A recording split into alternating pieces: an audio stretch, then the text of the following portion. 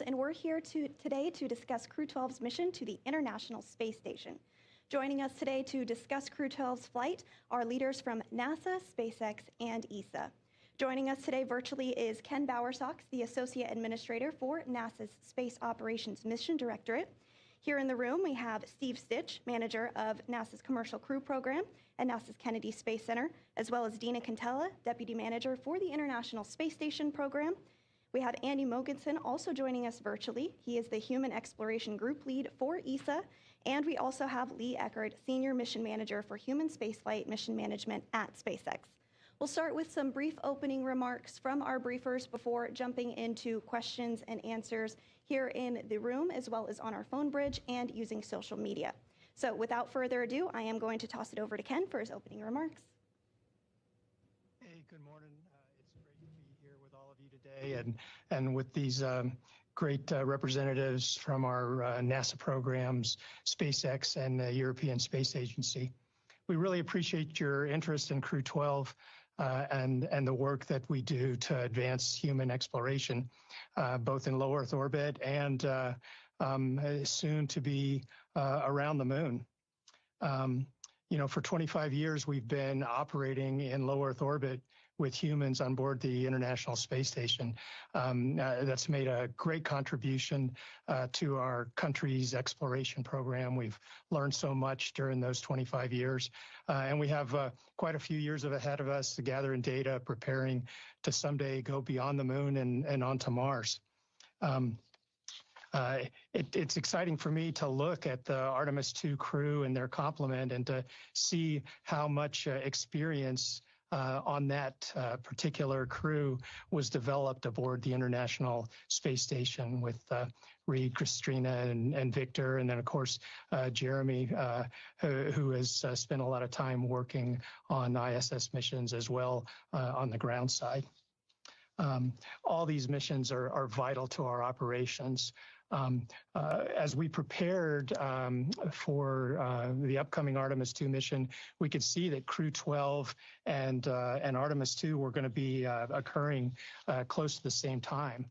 And so our teams have worked very carefully to see how we can keep moving towards launch for both missions, while at the same time making sure we avoid any major conflicts and keep the team focused so that we'll be ready to launch Crew-12 at the earliest opportunity after Artemis II either launches or moves to a later launch window.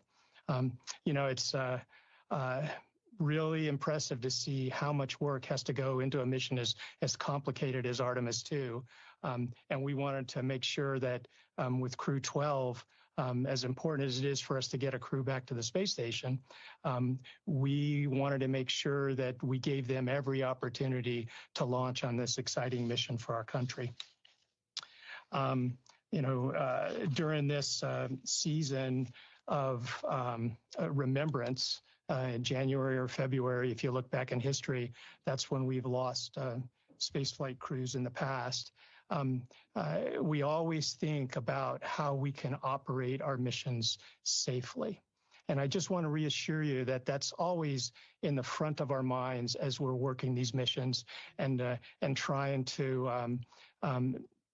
maximize the capabilities of our crews and maximize our opportunities to launch into space.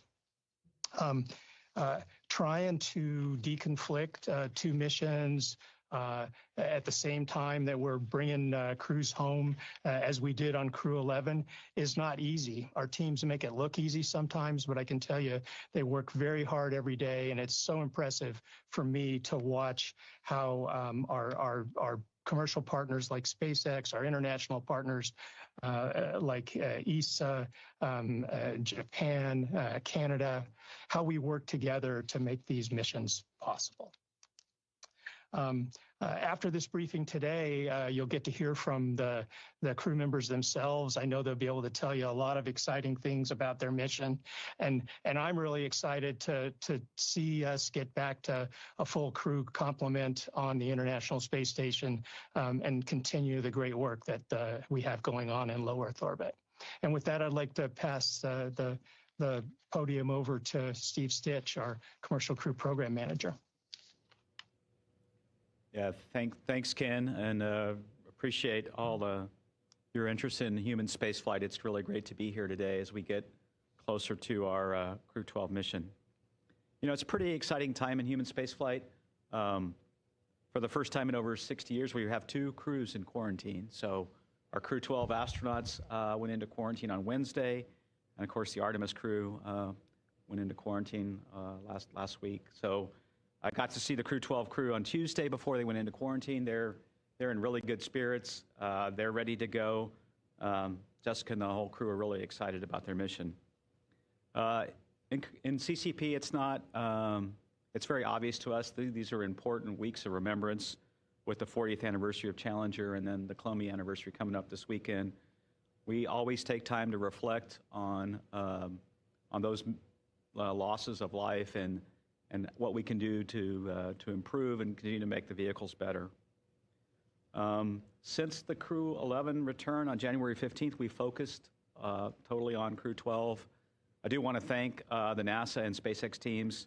Remarkable job returning Crew-11. We decided about a week before the return date to bring them home, and well, a remarkable feat to make that happen.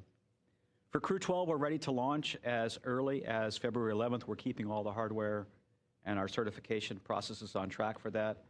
For February 11th launch, it would be a launch at 6 Eastern on the 11th, and then docking would be the next day at about 2 p.m. Eastern in the afternoon. As Ken said, we work hand in hand with the Artemis team, in contact with Lori every single day as they work through their wet dress operations and proceed toward launch. We have a good plan laid out for how to deconflict those operations all the way through launch, and so I'm really confident that we'll have a good plan to execute those flights safely. Let's see, we continue to improve the vehicles and continue to make changes. Lee will talk more about this. We'll have a new launch and entry suit, an R2 suit on this flight that the crew is trained in and worked in. And we'll also have some Dragon structural upgrades that Lee will talk more about relative to around the parachute door. We beefed up some of that structure. Of course, Crew-12 will fly on Dragon Freedom. This will be the 5th flight. Last flight was Crew-9. And then the hardware is in great shape. On Falcon 9, all that hardware is also at the Cape and ready to be assembled for flight. We'll have an upgrade on the Falcon 9 second stage on the flight computer and avionics system for this flight. First time flying on Crew, but SpaceX has been flying that for some time. To support a 211 launch, we'll go through a series of flight readiness reviews next week, a SpaceX review on Monday and a commercial crew program review on Tuesday, and leading to an agency FR toward the end of the week if we stay on 211. And then we'll have to roll to the pad around the weekend, around Saturday the 7th. That'll give us time to complete the dry dress and static fire operations. We've moved those dry dress and static fire a little bit. We've separated those. If you remember on Crew-9 at pad 40, we had the plume from the static fire come back over Dragon, and we've separated those operations. So we're excited to be here, excited for Artemis. I got to work exploration before coming to commercial crew about a decade ago, and so I'm really excited for them, and I'll turn it over to Dina. All right, thank you, Steve. And thank you all for being here today. Again, we all do really appreciate your interest in Crew-12. Yesterday we had our ISS program internal readiness review, and we're not tracking any major issues, so we're looking forward to getting the Crew-12 guys on board. You know, Steve mentioned the launch at 6 a.m. On the 11th. If it happens then, again, it will be a docking to our Zenith port on Node 2 at around 2 p.m. or so Eastern time on the following day, the 12th. So the crew, we're excited to welcome back 2 veterans. We've got Jessica Meir. This will be her 2nd space flight. She was on Expedition 61, 62. And also we have Andrey Fedyaev, and he also flew on 68, 69. This is his 2nd space flight. And our 2 new flyers, we're excited to have Jack Hathaway, the NASA astronaut, as well as Sophie Adenot, and an ESA astronaut. So we, of course, we'll welcome them. They're really, all 4 of them are outstanding individuals. They're going to be a great asset to us on board. So on board currently, we have 3 crew with the early departure of Crew-11. And so that's Chris and Sergey. Chris is the only U.S. operating segment crew member right now. This is not our first time at all that we've had one single U.S. crew member on board, and the last time was 2020, but we've had this several times. So what it means is really there's just fewer hands on board to do some of the work, so we are continuing to do research, and we're doing maintenance, and we're doing stowage. We have 2 cargo vehicles on board, and so there's a lot of work to be done, and so that's one of the reasons we like to have more than 3 crew on board, is just to get more work done. That, and then on the U.S. operating segment, if we were to have a major failure, then we would like to have a second USOS crew member to be able to go out and perform a complex spacewalk. It just has to do with the amount of specialty training that they've had. And so right now, no issues on board ISS, like I said. And we are, when the Crew-12 guys get there, bring us up to our full complement to be able to react to those types of contingencies faster. But we're not tracking anything urgent at the time. So everything is really actually going very well with, I did talk to Chris on Wednesday, and he's in great spirits, and as well as the Crew-12 guys coming up. So everybody's looking forward to joining up on ISS very soon. So sometimes, as you know, we would have 2 Dragon crews that would hand over the intricate details on board ISS. They'd both be there at the same time, so we'd have up to 11 crew on board. In this case, we'll not be having that direct handover, is what we call it. But we have Chris on board, and he knows all those intricacies. So between that and some videos that the crews have recorded in advance, we don't see any issues. We're not tracking any problems whatsoever with not having that direct handover. So we don't see any problem with this indirect handover. From a science perspective, this crew is going to be given a lot of science, the Crew-12 guys, along with Chris. And so I'll just highlight some of our experiments that they'll have while they're on board. One of them is an IV fluid experiment. And so, medically, an IV bag, you've seen them all. They're, of course, a medical grade type of fluid. And so when we go on a Mars mission, an IV fluid bag like that will expire before the entire mission has transpired. And furthermore, if you were to launch a bunch of IV bags in case of some medical contingency, then that takes up mass and volume. So what we're going to do on board during the Crew-12 timeframe is see if we can use potable water from the ISS system and put it through a filtration system that will take out the bacteria and the other contaminants and give us medical grade IV fluid. So we'll bring a bag of IV fluid home, test it out, and see if it meets the mark. So you can imagine that in both for space applications and on the ground that this could be an incredibly useful experiment. So another couple of examples, we have a plant experiment looking at microbe interaction with the plants, and that will help us grow plants in future missions, as well as looking at astronauts' body and microgravity, specifically their blood flow. So we have different types of instrumentation and trying to understand geometries and how that could impact crew members' health long-term in microgravity.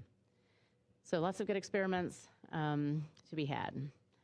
And then just our near-term flight plan, I wanted to mention that SpaceX 33 is on board right now. And so Chris, is like I said, is doing some research and some stowage associated with that mission.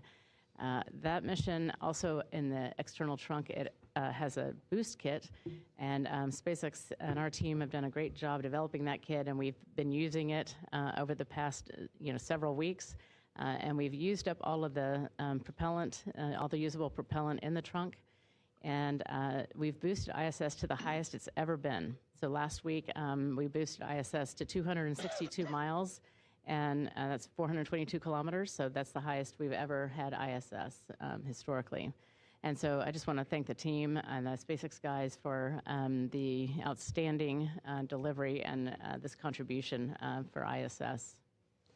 So that mission is going to complete on or about February 26th. So we're looking to undock it at that time. That'll be after the Crew-12 guys get on board and we can get everything wrapped up associated with the stowage there and the science. And we also have got the HTVX vehicle, X1 vehicle on board. I'm super happy to have that. It's the maiden voyage of that particular spacecraft. And we are looking right now for an unberth date around the first week of March. And we have a small navigation sensor demonstration as well associated with that. So we'll unberth it in March, and then, sometime in early March, we'll take the robotic arm and maneuver the HTV so that its sensors have a line of sight to the front docking port, allow it to just do a quick test, and then we'll release it the following day. And additionally, so in March, currently planning for March 22nd, we have the next Progress launch. So a couple of days prior to that launch, we'll undock the existing Progress that's on board that same port on the Zenith side. And of course, as you're aware, the Russian launch pad for Soyuz and Progress out at Baikonur, it's under repairs right now.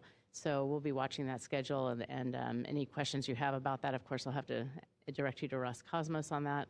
But it's looking pretty good in that time frame for that vehicle to arrive. So we're looking forward to that. Our partnership is very strong, and so when they have a small delay in their cargo vehicle, of course, we've been assisting with some amount of cargo, but it has not been a big tax or any big problem on our side at all whatsoever. And then lastly, I'll just mention the 2 EVAs that we were going to have in January, but were deferred due to the Crew-11 departure. They're not urgent, and we're looking for a home. We'll let you guys know where those will fall, but we're looking at the spring, summer time frame, and we have not yet determined which dates. So I lastly just want to thank all the ISS program people, but also our military and our other government agencies, the commercial crew program, the flight operations guys, the engineering team, and the list goes on, but everyone that has assisted with bringing Crew-11 home and trying to prepare for this Crew-12 mission. We're looking really good. Excited to get the Crew-12 guys here. And that's all I have, so I'm going to hand it over to Andy. Well, thank you, Dina. It's a pleasure to be part of the briefing today, even if it's only remotely from the European Astronaut Center. And I hope you can hear me all right. NASA is and has always been one of the closest partners of the European Space Agency. And a couple months ago, we celebrated together 25 years of continuous human presence on board the International Space Station. It's an impressive milestone and a testimony of the successful collaboration which has been tying our space agencies together. Now we have ESA astronaut Sophie Adenot as part of Crew-12, about to embark on her first journey to space. She will be the 22nd ESA astronaut working on the ISS and conducting research and advancing science, notably thanks to our European Columbus module, which is our European laboratory, and which recently completed its 100,000th orbit around the Earth. I think that was last September, if we calculated correctly. Sophie was selected in 2022. It was the first time that ESA selected a new class of astronauts since 2008. It was a European-wide astronaut selection, and it attracted more than 22,500 candidates. And out of those, we selected 5 talented individuals to join our astronaut corps. And Sophie will be the first from this new class to embark on a long-duration mission. Together with 4 other members of her class and a colleague from the Australian Space Agency, she went through basic training at the European Astronaut Center and was assigned to a mission less than 1 month later. Teams have since then worked tirelessly to ensure the preparation of this mission and support to Sophie on her upcoming adventure. And I'd like to thank all of those teams for preparing Sophie so well. Astronauts' missions, operations, and training are at the heart of any exploration program, and they rely on a multitude of passionate people devoting their time and energy to ensure the success of our missions.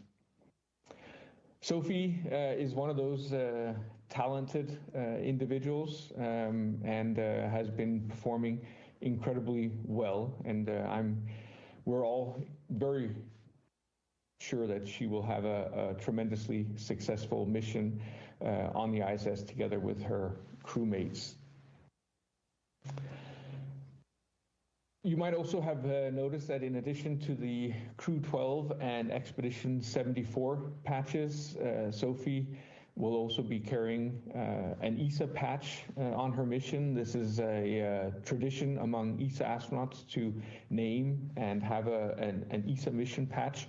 And Sophie has chosen a name for her mission, which she thinks reflects the mission. The name is Epsilon, meaning or symbolizing the power of the small yet impactful contributions, and also symbolizing how multiple parts unite to create a whole. And I think this is a very nice message that underlies how an astronaut is a part of a much larger and wider group, or in other words, a small piece of a larger and more complex puzzle. From the support teams to the engineers working on the launcher and the technologies, from the scientific community supporting the development and implementation of advanced experiments, and to the countless institutions involved in one way or the other, it takes thousands of people to support this collective endeavor. We all know it. Space exploration activities are developing worldwide at a pace unparalleled, with ambitious initiatives put in place by a high number of countries and private actors. In such a context, a coherent and well-coordinated strategy is essential, and Europe is proud to have developed a substantial human spaceflight program as well. With a bold vision of establishing continuous, sustainable, and responsible human and robotic exploration of the solar system by providing unique contributions and returning benefits to society, lies at the core of this overarching strategy. And our high-level destination goals are to maintain a human presence in and utilization of low Earth orbit, to allow Europeans to explore the moon in the 2030s, and to prepare to take Europeans to explore Mars at the end of the 2040s. With that, we're also ensuring our long-term participation in key programs such as the International Space Station and Artemis, as well as ensuring our common ability to act towards any future projects involving human spaceflight. And thus, everyone at ESA is very proud and excited to support not just Sophie, but all of Crew-12 and Expedition 74. And we look forward to an exciting future within human spaceflight, not only in low Earth orbit, but also in the coming years to the moon. And with that, I'd like to pass it over to Lee. Hi, thank you, Andy. Hello, everyone. Excited to be here and get to talk to you about our preparations for the launch of Dragon and the Crew-12 mission in 2 weeks. It's been a busy month with Crew-11 Dragon departure and safe return a couple weeks ago. Crew-11 safely splashed down off the coast of San Diego, California, which was our fifth Dragon return since moving back to the West Coast last year. And then last week, the Sirius-33 Dragon, currently docked to the ISS, completed our final boost burn, helping maintain ISS orbital altitude over the last 5 months. In parallel, our teams have been working towards Crew-12 launch, which will be our 12th long-duration human spaceflight mission to the ISS, supporting NASA's Commercial Crew program. We're excited to fly Jessica, Jack, Sophie, and Andrey, along with Critical Science, to the ISS, and particularly excited about our return, our frequent flyer, Andrey, for his second Dragon mission, and to be a part of Jack and Sophie's first spaceflight as well. Our teams are currently finishing up closeout of the Dragon spacecraft, with expectation to transport to the hangar at Pad 40 early next week. And the Falcon 9 booster that's supporting this mission will be on its second flight after completing a successful launch of a Starlink mission earlier this month. And then Crew-12 will be launching off of Space Launch Complex 40. This will be our second human spaceflight launch off of that pad. And first for this mission, the Falcon booster will perform a return to launch site to our new landing zone at Slick 40. As Steve mentioned, we're working towards a no later than February 11th, 6 a.m. as our first launch opportunity, and all of our hardware and pad systems are on track to support. As always, NASA and SpaceX work closely together in partnership to make sure our teams and hardware are ready to fly. This mission includes a few notable upgrades, including a new Falcon 9 Stage 2 flight controller, an upgraded Dragon parachute bay and closeout structure, and the full crew will don upgraded flight suits, similar to the version that Crew-11 pilot Mike Fink wore for his mission. We still have multiple reviews and final checkouts prior to launch. This gives us an opportunity to step back, double and triple check all of our data, and make sure that we're safe to fly. Crew safety is always our joint highest priority. We're very proud of our partnership with ISS and the international community that helps sustain, operate, and execute incredible science on the ISS. And I want to say a special thank you to our friends at NASA, ESA, Roscosmos, and the 45th for your continued trust as we proceed towards another crew mission together. And go Crew-12. Mm-hmm. Great. Thank you to our briefers for those opening remarks. We will now open it up for questions here in the room as well as on the phone bridge. If you are on the phone bridge, you can press *1 to submit your question. And if your question has already been asked and answered, please press *2 to withdraw it. We do have quite a bit of media interest today, so please try to limit your question to one each. Once your name is called, please state your name, affiliation, and to whom you'd like to direct your question. It looks like we do have a question here. Go ahead, Eric. Eric Berger, Ars Technica. Thanks for doing this. I guess my question concerns the turnaround time between Artemis 2 and Crew-12. Like, what's the minimum amount of time you need to transition from one launch to the other? And specifically, I understand that, you know, one of the issues is repositioning Navy recovery forces in case of an ascent abort. So maybe just talk about sort of that scenario and explain to us kind of the timing. Yeah, I can start and see if Ken or Dina have anything to add. So, you know, the timing in between missions sort of depends a little bit as to what happens. For example, if Artemis were to launch, have a great wet dress, proceed into their FRR and launch on the 8th, we think we could be ready to go launch Crew-11 around the 13th. So, and the things that we have to... If they launch the 19th. Oh, I'm saying if they launch successfully, yeah. If they launch or in an orbit, then we would defer all the way to the 19th, right? We would then stand down, let them have their operations. If they get into a countdown and they attempt on the 8th and then have an issue where they stand down, then we could go a few days later as early as the 13th. And so the things that we're looking to deconflict are operations relative to the suit-up room. Right now, we tend to use the dual suit-up room in the ONC where the crew stays. And then we have an option to go use a SpaceX suit-up room if we need to at Pad 39A. SpaceX has been gracious enough to let us use that, which they've used for many of their flights. The rescue assets are common between the two missions, so that's something that Detachment 3 and the Department of Defense Forces, right, the Air Force, we use common forces for that. Recovery is separate, right? We have a Navy ship that Artemis uses for recovery. We use the SpaceX recovery. It's a common landing site off San Diego, and then the northern sites for Artemis are kind of overlap our northern sites. So that's why we would deconflict operations in flight. And then, you know, we have different scenarios. If they get into a wet dress and they need another wet dress, but then didn't proceed in this window, we could go on as early as the 11th or 12th. So we have all these different scenarios just depending on what happens. Hopefully that answers your question. Thank you. And we do have another question here in the room. Go ahead. Okay, Mark, go ahead.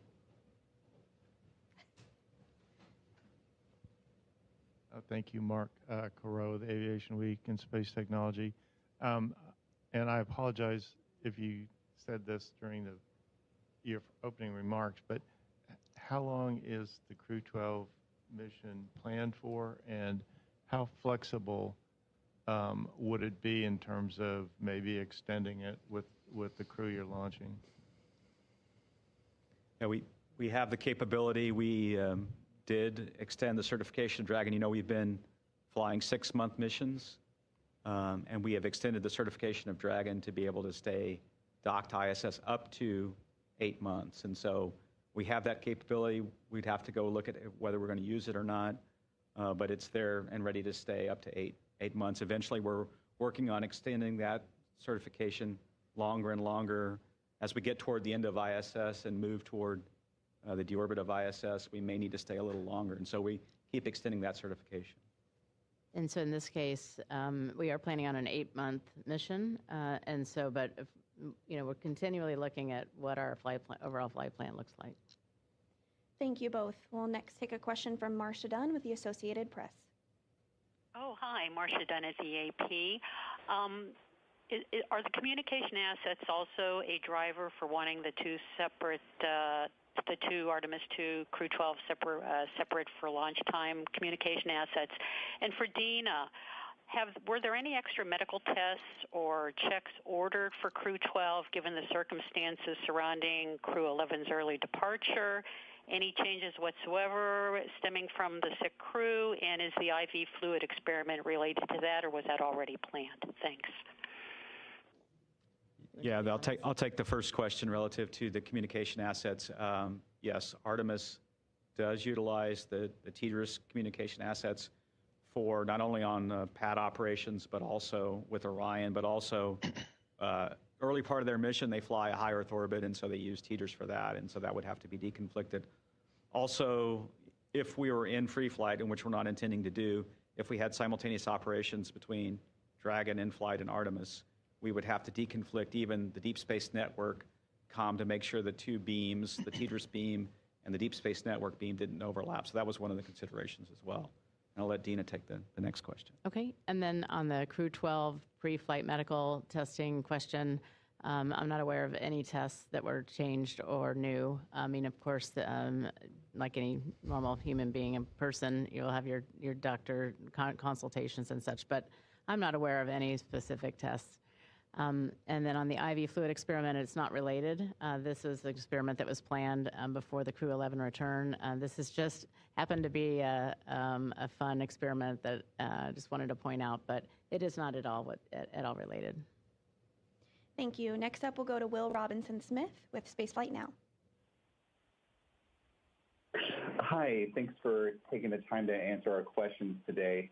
Wonder if you could expand a little bit more. This is going towards Mr. Eckert from SpaceX. A little bit more on the upgraded flight suits that the crew will be flying. What did you learn from the test out with Mike Fink on that initial flight with Crew-11? Thanks. Yeah, thank you for your question. Yeah, I think we're constantly learning and trying to improve our hardware to make it as reliable and safe as possible. We did have a few lessons learned from the version that Mike Fink flew for his Crew-11 mission and applied those with the build and production of the Crew-12 flight suits. But predominantly, it's very similar design as what Mike flew.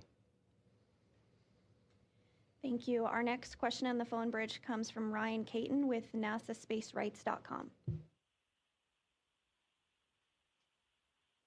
Hi, thanks for doing this. I'm just wondering, following the postponement of the EVAs from Crew-11, has there been any extra or kind of specialized training or procedures being provided to Crew-12 to prepare for those? I know you said they were going to be taking place as early as the springtime, so yeah, I'm just curious about that. Thank you.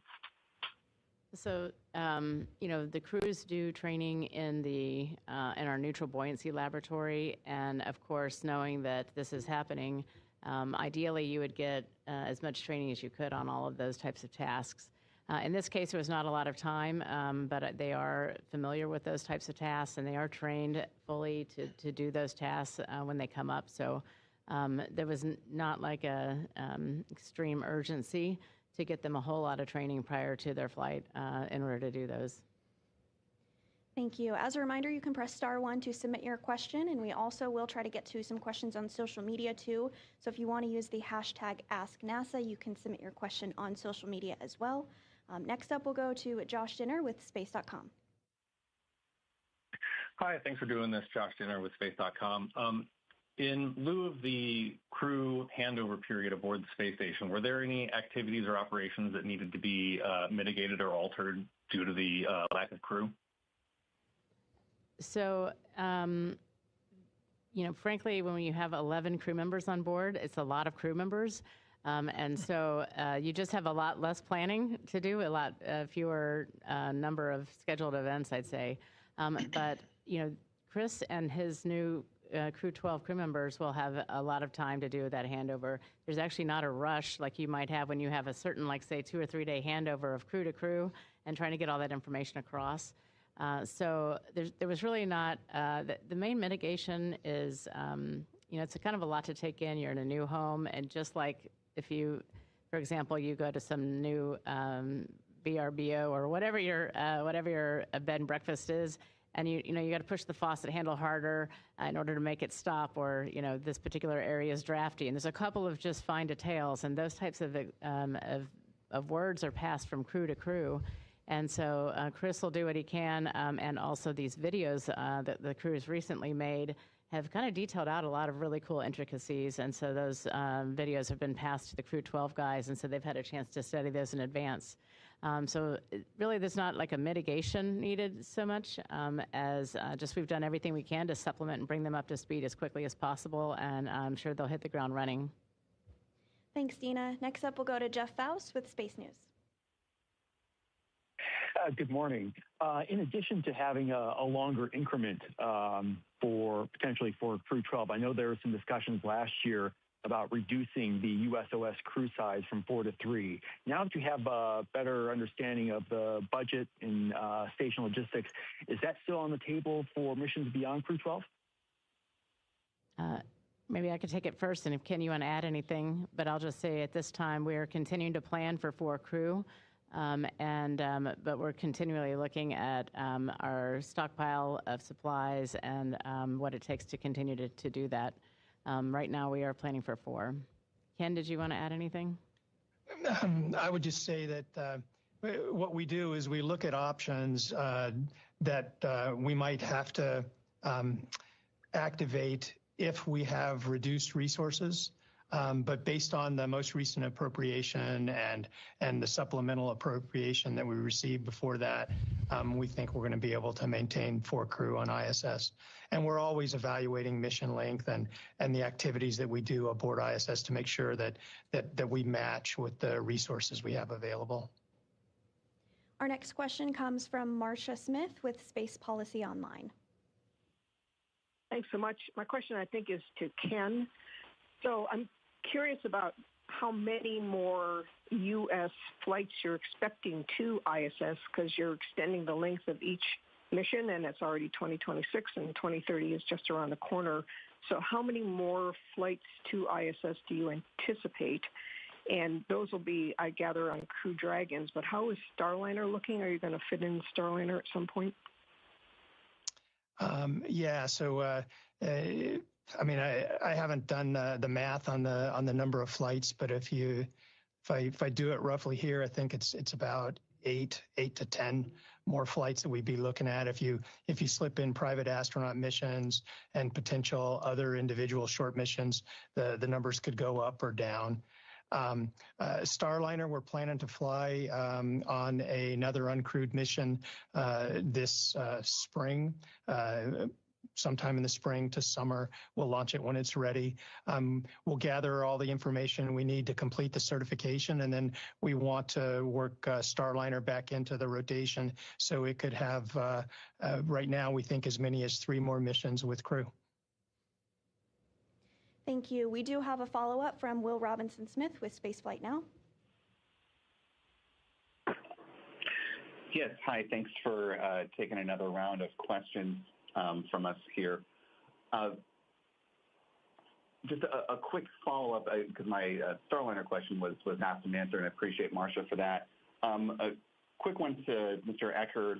With the use of landing zone 40, first of all, is that the name of it, LZ40?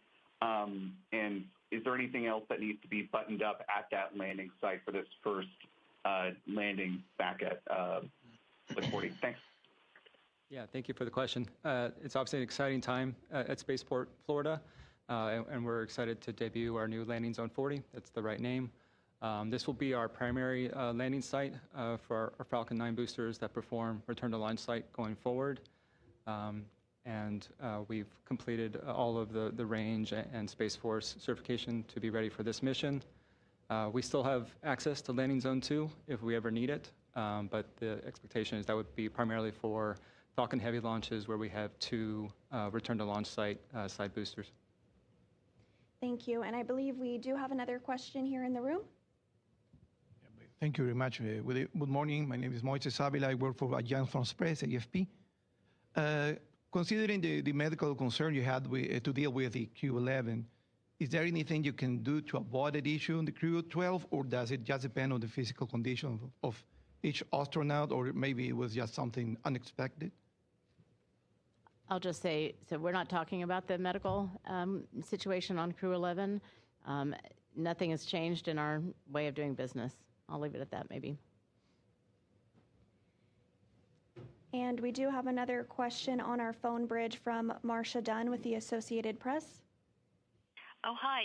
Yes, Steve, could you run through the dates again versus when you could launch, depending on the scenarios? You said maybe 13th, and then you switched to the 19th. I'm not sure what, I followed what the difference there is in when you could launch either.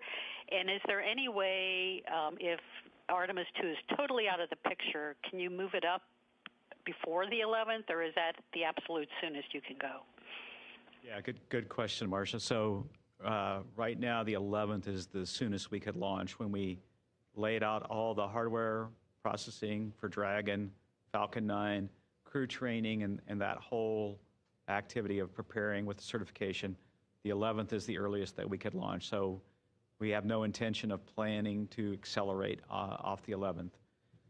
There's a couple different scenarios with Artemis. The one would be they go to wet dress and they have a successful wet dress and they launch, and they've said right now no earlier than the 8th. If that happens, they would be in free flight and land roughly 10 days later.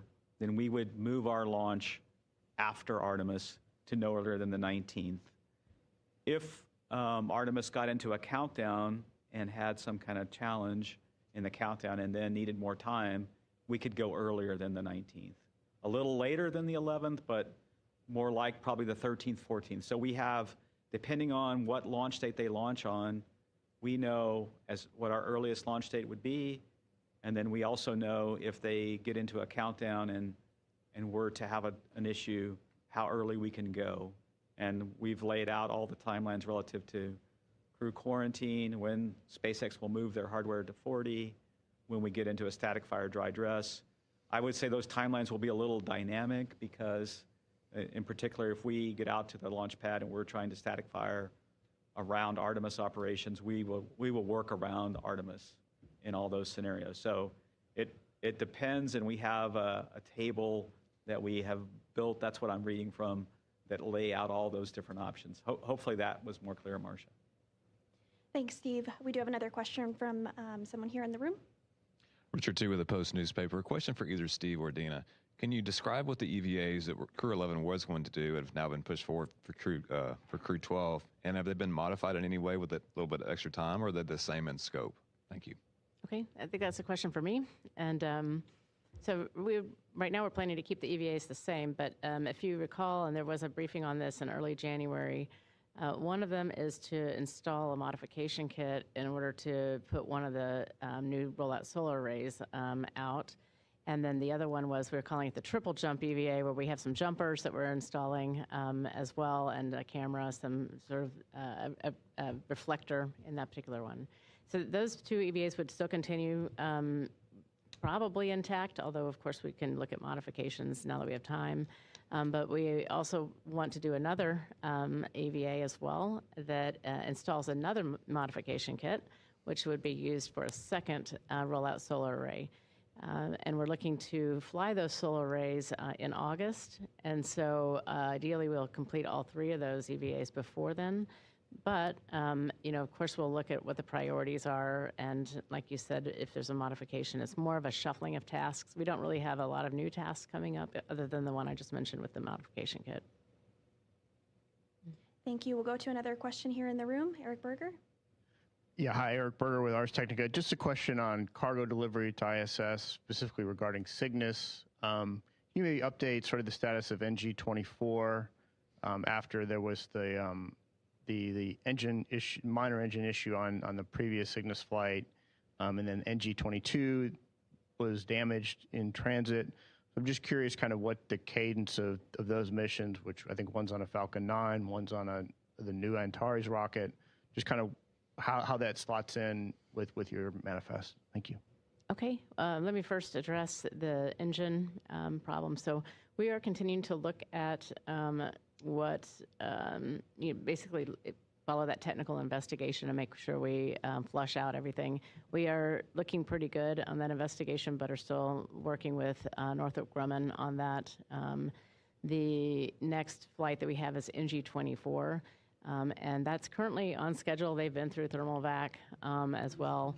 And that particular mission's launch date is, it looks like, I think it's it's April 3rd.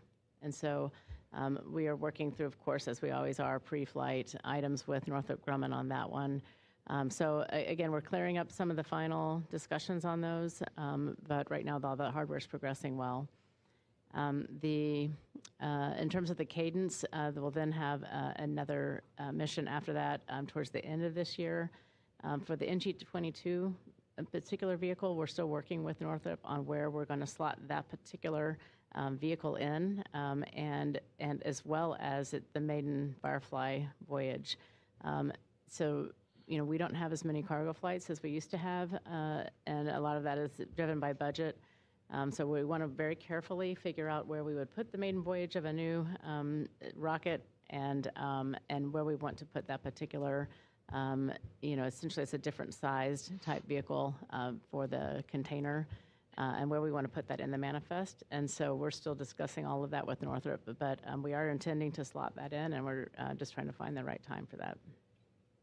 Thank you. We'll go back to the phone bridge for our next question. This question is from Rebecca Helwell.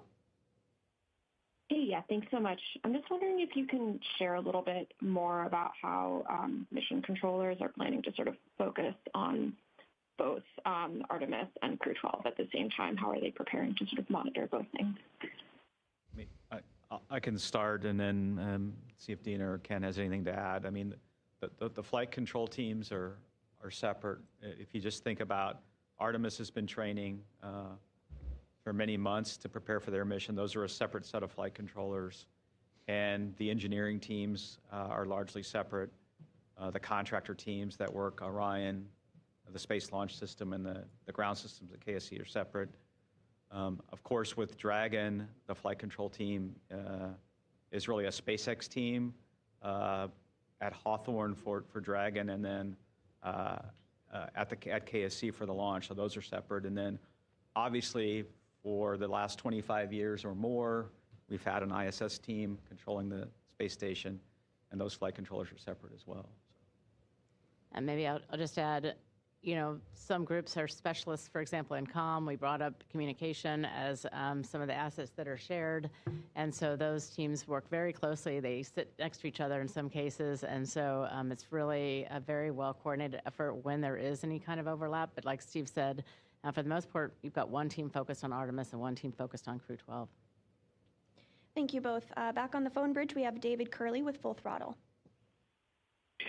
For Lee Eckert, can you get into a little more details about the lessons learned with Think's suit? And could you give us, if there's one bit of comfort that the astronauts would really notice, would it be the joints under pressurization or a different modification? What would somebody who's flown with the previous suit say about the new suit? Yeah, thank you for the question. I think we talked about the suit redesign a little bit prior to Crew-11.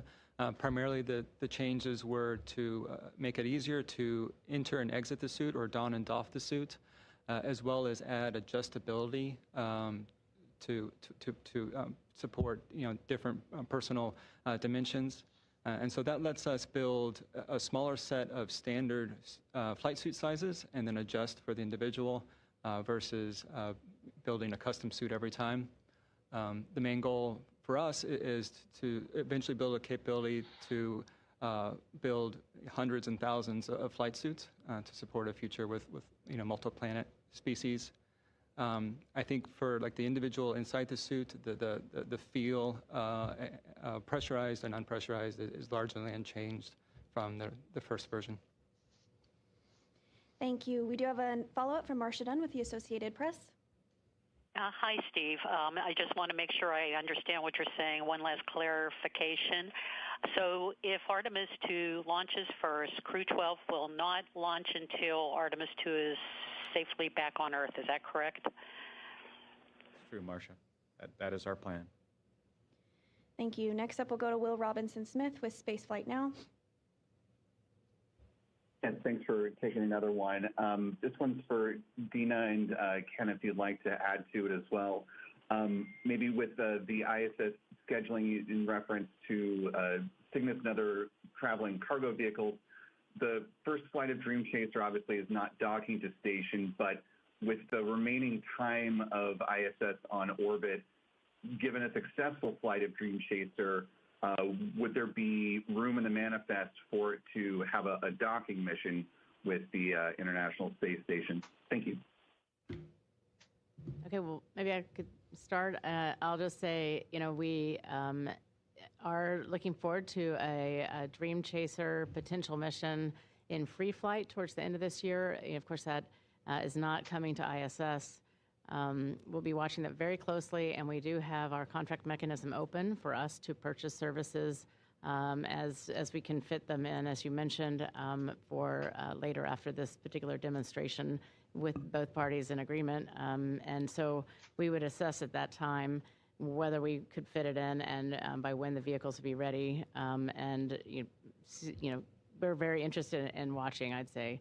Of course, we could probably fit it in if the turnaround time between that last landing and the next launch gives us that time, but we'll have to assess that later once we kind of understand what their turnaround time will be. We'll next go to Ryan Caton with NASASpacerights.com. Thanks for allowing the follow-up. My question's for Lee.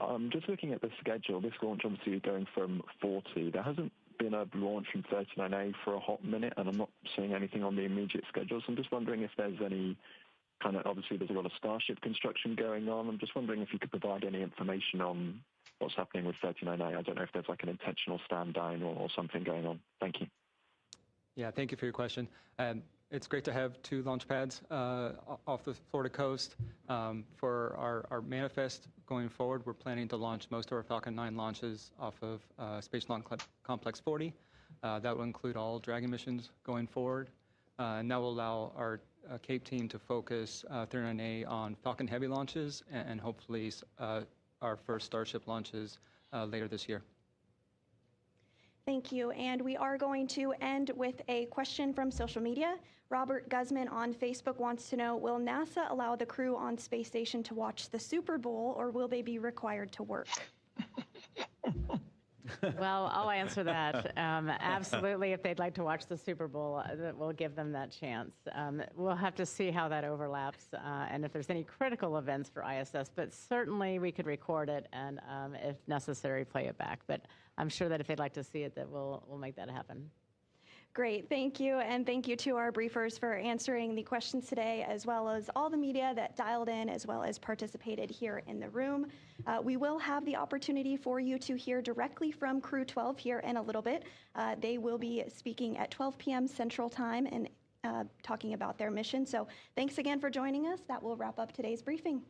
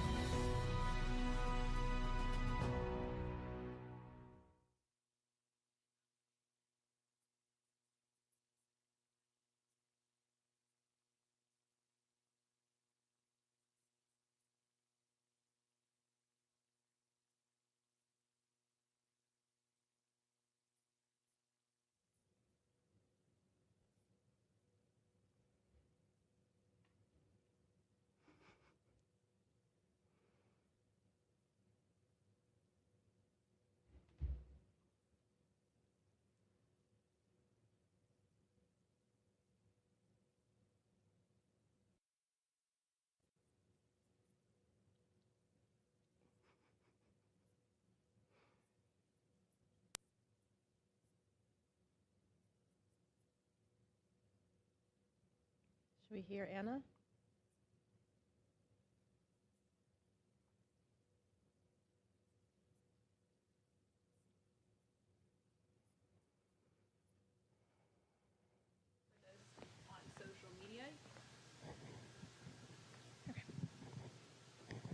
Good afternoon and welcome to NASA's Johnson Space Center. My name is Anna Schneider with NASA Communications, and today I am joined by the crew of NASA's SpaceX Crew-12 mission.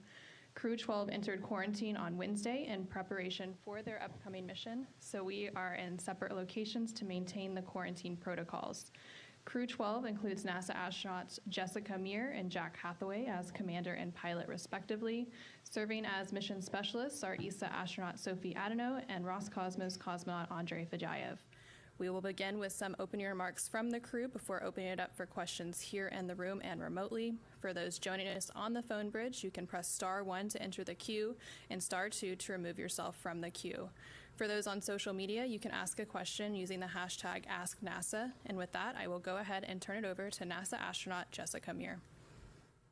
Thank you so much, Anna. It is my absolute privilege to be here today to speak to all of you, and especially to serve as the commander for this very exceptional crew. This is, of course, my second trip back to the International Space Station. I'm very excited to be returning. We have another veteran space station flyer here as well on our crew, Roscosmos cosmonaut Andrey Fedyaev.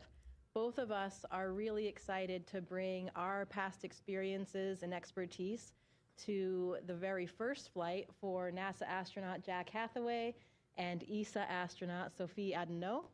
We love this kind of balance that we have of 2 veterans and 2 rookies to hit the ground running when we get aboard the International Space Station.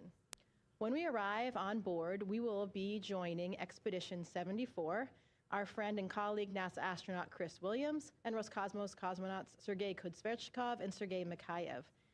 The 7 of us will comprise Expedition 74, and then partway through the mission for the 4 of us, the Soyuz crew with Chris, Sergei, and Sergei will actually depart, and we will be joined by a new Soyuz crew, Pyotr Dubrov, Anya Kikina, and also NASA astronaut Anil Menon. So we're very excited to be up there with different personalities, all our friends and colleagues working together on board the ISS. As I'm sure you're aware, we will be doing a multitude of different scientific experiments and technology demonstrations and tests on board our orbiting laboratory of the International Space Station.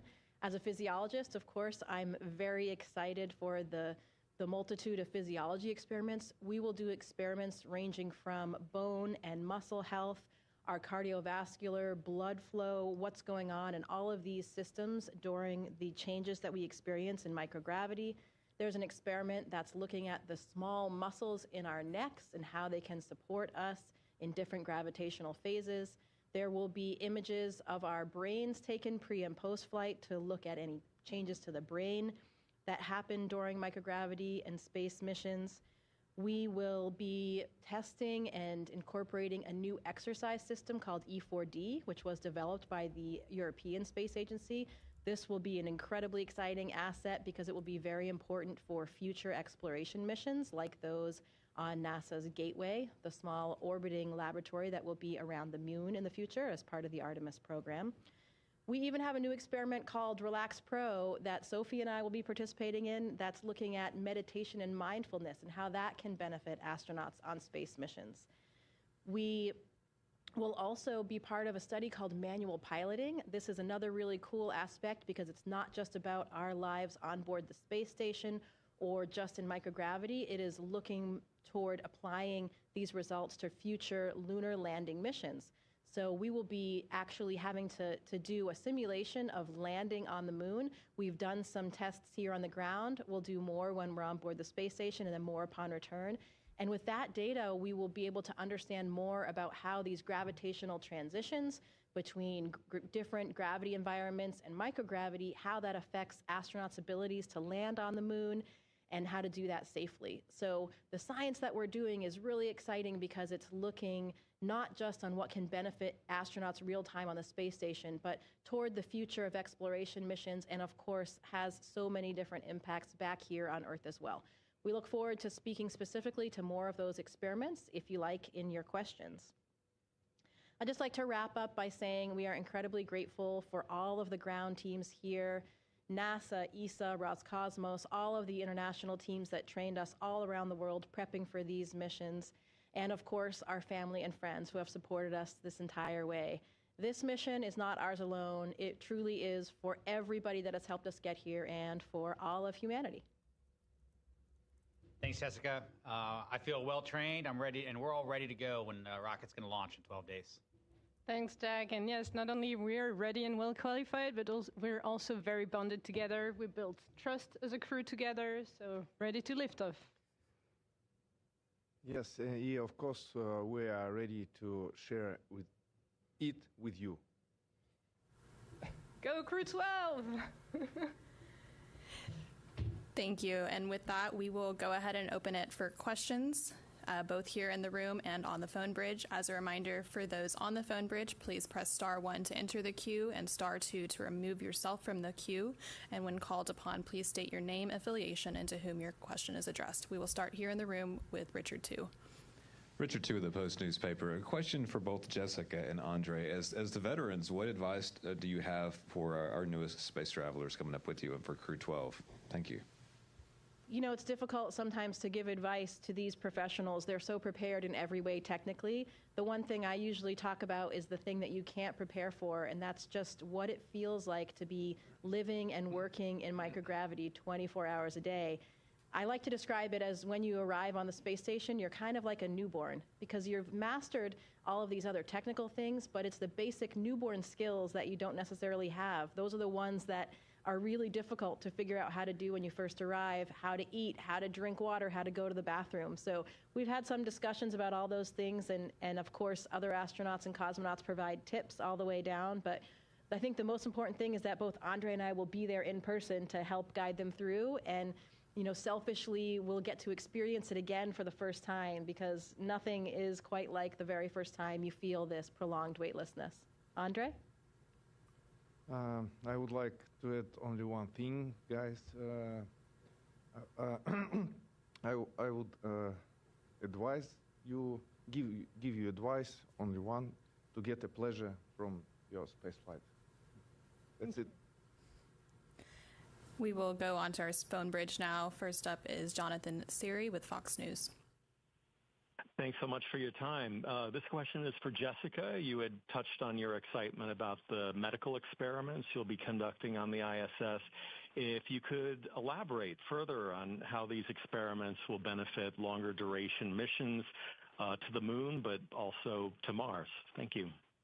Yeah, certainly. I mean, I think it's different for every individual experiment, but overall, when you're talking about the physiology and medical experiments, it's understanding how the body adapts to microgravity for long periods of time. Now, we have a wealth of data already from the decades past that we've done research with all of our international partners. So we have a very, very solid foundation of these systems, but there still are some unanswered questions and things that are poorly understood. I'll use one example to illustrate that, and that's an experiment called B-complex. As I'm sure you're aware, it's been kind of a hot topic in the media for several years now. One of the things that happens to astronauts when they're in space is called a new phenomenon, a new syndrome called SANS, Spaceflight Associated Neuroocular Syndrome. And what that means, it's characterized by a set of changes that happen to the eyes and to some astronauts' vision, where some astronauts will experience deficits to their vision after spending a long time in weightlessness. They will have some swelling of the optic disc in the eye. They'll have some changes to the choroid, the layer that in the eye that actually provides blood flow, and to the retina itself, where those areas can get thicker and they can have some folds in them.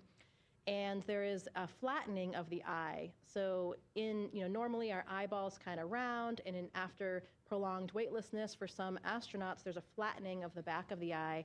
I actually experienced a pretty strong case of this on my first flight, so it was pretty interesting. I didn't have any symptoms aside from the fact that I now have perfect vision. So I actually used corrective lenses on my first mission before I went up, and now I have 20/15, and that's persisted for the last 6 years. So pretty interesting for me. It actually turned out to be quite advantageous. But of course, we're studying this really thoroughly because we want to make sure that we don't have any long-term damage to astronauts' vision or to the eye themselves. The good thing is we haven't seen any deficits long-term that exist beyond the missions, but we need to collect more data. We need to really understand this problem thoroughly when we think about returning to the moon and even longer missions going to Mars. So that's just one example that will help us for future exploration. And then we can talk more if there are specific questions about experiments that help benefit patients and people right back down here on Earth as well. All right, next up we have Will Robinson-Smith with Spaceflight Now. Yes, hi. Thank you so much for taking the time to speak with us today. Question as well for Jessica Meir. Assuming, obviously, things are quite fluid right now, but if Crew-12 launches before Artemis 2, the opportunity would present itself for both you and your spacewalking colleague, Christina Cook, to be in space simultaneously once again. Have you thought about what communication opportunities might present themselves in that scenario? And then just briefly on the manual landing experiment that you're going to be conducting on the ISS, how far into the mission will that happen? And is it agnostic to, the HLS provider, or are you working with specifically a SpaceX model for their Starship or Blue Origin's Blue Moon lander? Thanks. Yeah, sure. Of course, we are all thrilled about the launch of Artemis. We are very excited to see how this will all play out so we can watch our friends and colleagues go to the moon. The really cool part of it is that if we do launch before Artemis, we'll be on board the International Space Station, and part of their flight plan actually involves a call to the ISS. So would be really excited to be able to talk to Christina, as you mentioned, and also my classmate, Victor Glover, and kind of my astronaut uncles, Reed Wiseman and Jeremy Hansen. So hopefully we'll have the opportunity to do that connection. I don't think we'll have another kind of during the flight event during their mission, but of course we would welcome that if anyone can come up with anything. But I know that there is that scheduled event, and we're all very excited to be all in space at the same time. It's really interesting how things work out. As far as a manual piloting study, it is agnostic to the provider. So we have undergone, I think all three of us have been subjects for that. So we've undergone several sessions already here on the ground. And it's a simulator that the science team put together. So it's not specific to any particular provider. It's kind of basic piloting skills and landing skills to look at the problem in general, not for either specific provider at this point. And that will occur at various time points throughout the mission. Normally for experiments, especially physiological ones, we want to gather data early in the mission, partway through, like midway through the mission, and then towards the end to see how the human body is changing and adapting. And then, of course, the most important will be getting a data point as quickly as we can when we return to gravity as soon as we land. So that's how, I'm not sure exactly which days of the mission, but it'll be roughly divided up between the early, mid, late, and then post-landing time points. All right, next up we have Marcia Dunn with the Associated Press. Yes, hi, for Jessica, anyone else who would like to chime in. How hard is it for you and your crew not to be distracted by the Artemis 2 launch campaign, flying to the moon, astronauts flying to the moon for the first time in half a century, et cetera, et cetera?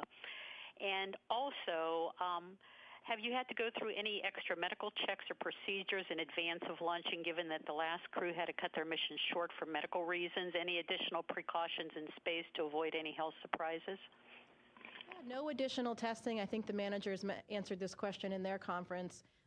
We are already do a very thorough screening for us pre-flight, so nothing has come up additional. There's a lot of confidence where we are right now, and I'll hand off to Jack for the first part of the question. Yeah, thanks for the question. It's not a question about distraction. It's more about excitement, really. Like, these are our friends and colleagues that we watch train and work really hard to get qualified and ready to go to operate this vehicle on their mission to the moon. And we're just all really excited to see what they're going to be able to do. We're excited to be part of it, part of the NASA mission with our international partners to achieve these exploration goals. And so it couldn't be cooler that they're in quarantine and we're in quarantine. We're trying to launch 2 rockets roughly around the same time. It's a pretty exciting time to be part of NASA and part of this expanding mission as we go to the moon and beyond. Thank you. We will go over to social media for a quick question. As a reminder, for those on social media, you can ask a question to the crew using the hashtag AskNASA. So Monica Lynn Fisher on Facebook asks, what are ways you guys prepared for this flight? She says, I've always admired astronauts and always wondered what you guys have to do in order to be mentally and physically ready. Yeah, thank you for the question. Actually, the training is quite a long journey. It's actually already a mission in itself. So training is gaining a lot of skills that are very unique to spaceflight. So first, we get to learn what is the ISS system composed of, and so that we can understand what acronyms are used and what systems are here to operate. We need to learn how to repair them, because it's exactly the same as in a house. At some point, you might have to repair the toilets, to fix some, I don't know, some hot water thing, or, you know, we need to take care of this house. It's not only a very high-tech laboratory orbiting, but it's also our home, so we need to be able to repair this. We also gain a lot of skills in emergency training, and for this, we need to be able to take the hat of a firefighter, the hat of a emergency room doctor, the hat of, I don't know, whatever plumbing repair work. So there are a whole set of skills that we need to train for. And especially for emergency situations, we not only train the crew together, the 4 of us together, we also train with Russian Soyuz crews that, as Jessica mentioned, Sergei, and Chris are already there. So we trained with them the whole expedition together in the Scale 1 mock-up of the ISS here at NASA Houston. We also train with the ground control teams, because in the end, all this works because there is a ton of people working on the ground helping us and supporting us and maintaining the systems. And so we need to be able to be sure that communication goes well in case of an emergency in particular, but also for nominal everyday tasks. So we train with them as well. And yeah, so these are the technical skills. Now we also become a crew together. We spend a lot of time.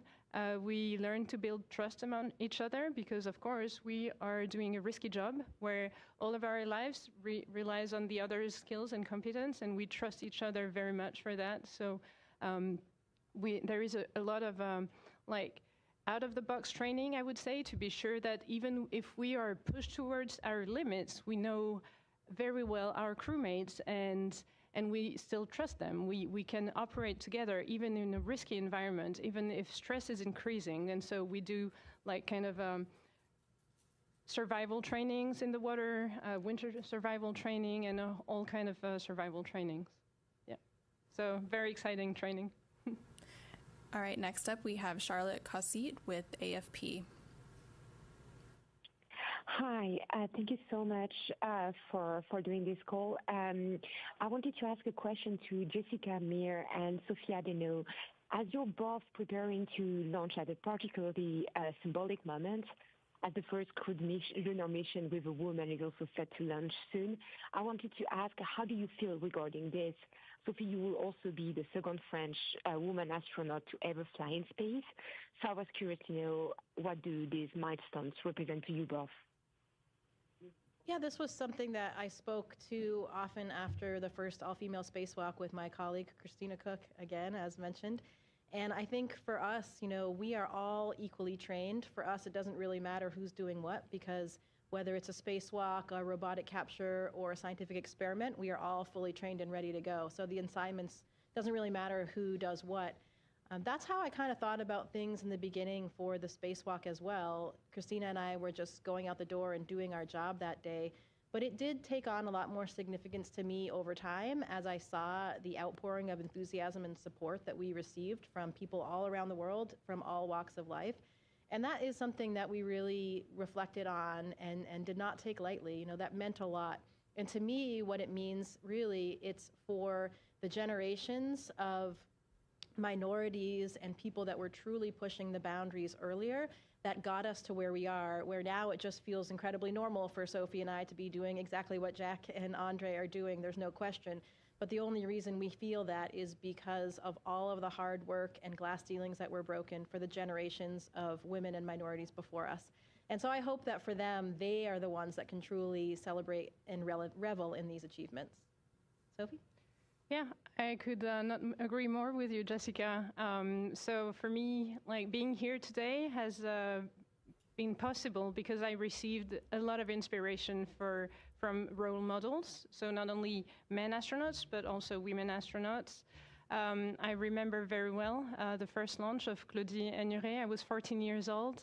And that day, it kind of clicked in my mind. She was the first French woman astronaut flying to space. And before, only men. And you know, when you're a teenager, you're just looking for inspiration. And if someone has done it already, then it clicks in your mind, say, hey, yeah, if a woman has done it already, then why not me? And so if like any of us can give some inspiration to whoever needs it, I think inspiration doesn't have a genre.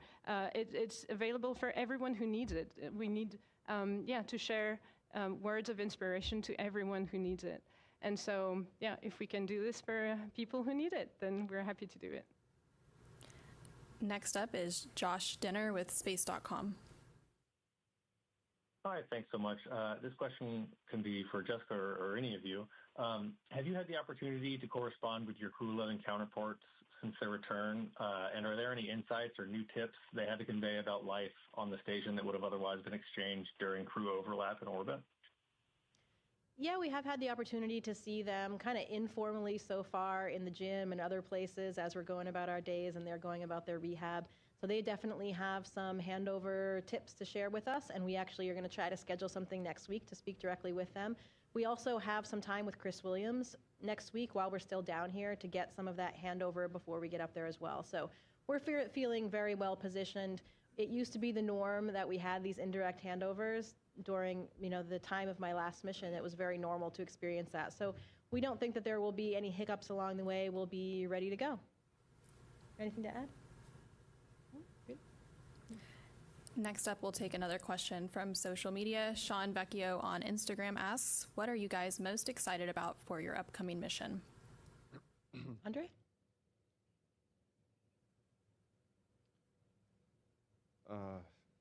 Если позволите, я по-русски отвечу. Чего ждем? В первую очередь, конечно же, успешного старта, затем выполнить всю работу, которая нам запланирована нашему экипажу на борту станции, выполнить ее качественно, и успешно вернуться домой. И особенно, лично мне, я уже, и Джессика, я думаю, тоже видела, точно видела Землю с высоты орбиты. И мне, конечно же, хотелось бы еще раз посмотреть и насладиться теми видами, которые открываются с этой высоты на нашу Землю. Восходы, закаты, и многое другое, что мы можем увидеть с этой высоты. So basically, he said he's looking forward to all of it. A successful launch, all of his work on board the space station, and a safe return, and especially the incredible views that we're all so fortunate to have from the International Space Station. He said it much more eloquently than that, I promise you. So, Jack, Sophie? Да. Jack, Sophie, anything? I think it's one of the things I look forward to is the small things that exist in just a completely unbelievable environment. Like one of the favorite parts of my day normally is getting up, it's quiet in the house, I'm having a cup of coffee, and I'm reading the news and just kind of getting ready for my day. And in a few weeks, I'm going to be able to do that same thing, but I'll be looking out the cupola while I'm doing it. And I'm going to be surrounded by friends. We're going to be floating around in microgravity. And it's just going to be this normal part of my day in this completely incredible environment. And that's a pretty exciting kind of thing for me to look forward to. So I'm pretty excited about that. I think also we are very happy among the crew to be able to share it with everyone, because it's a lot of excitement for us, of course, but it's also a lot of excitement from people who stay on the ground. We've received a ton of support from people we're working with, we have been trained by, but also from people we don't even know. Sometimes we receive postcards or drawings from kids that say, hey, go for it, go Crew-12. And so we're very excited to share our enthusiasm with everyone. Yeah. All right, next up we have TJ Mascaro with the Epoch Times. Hi, TJ Mascara with the Epoch Times. Thank you so much. My question is for Jessica and really any other crewmates who want to chime in. The International Space Station expeditions have always been about learning how to live and work in space and go on these long duration missions. But while you guys are up there, there's a chance that one going around the moon will be happening at the exact same time. Does that add any new sense of immediacy or more direct, like more of an obvious sense of a direct correlation, especially when it comes to the new exercise equipment or the lunar landing simulations? Do you feel like there's a more obvious direct correlation or a sense of immediacy compared to your last flight? Yeah, certainly. I think that it does make it all feel much more real. Everything that we do at NASA is incremental. We build upon the previous steps and successes and lessons that we learned from previous missions.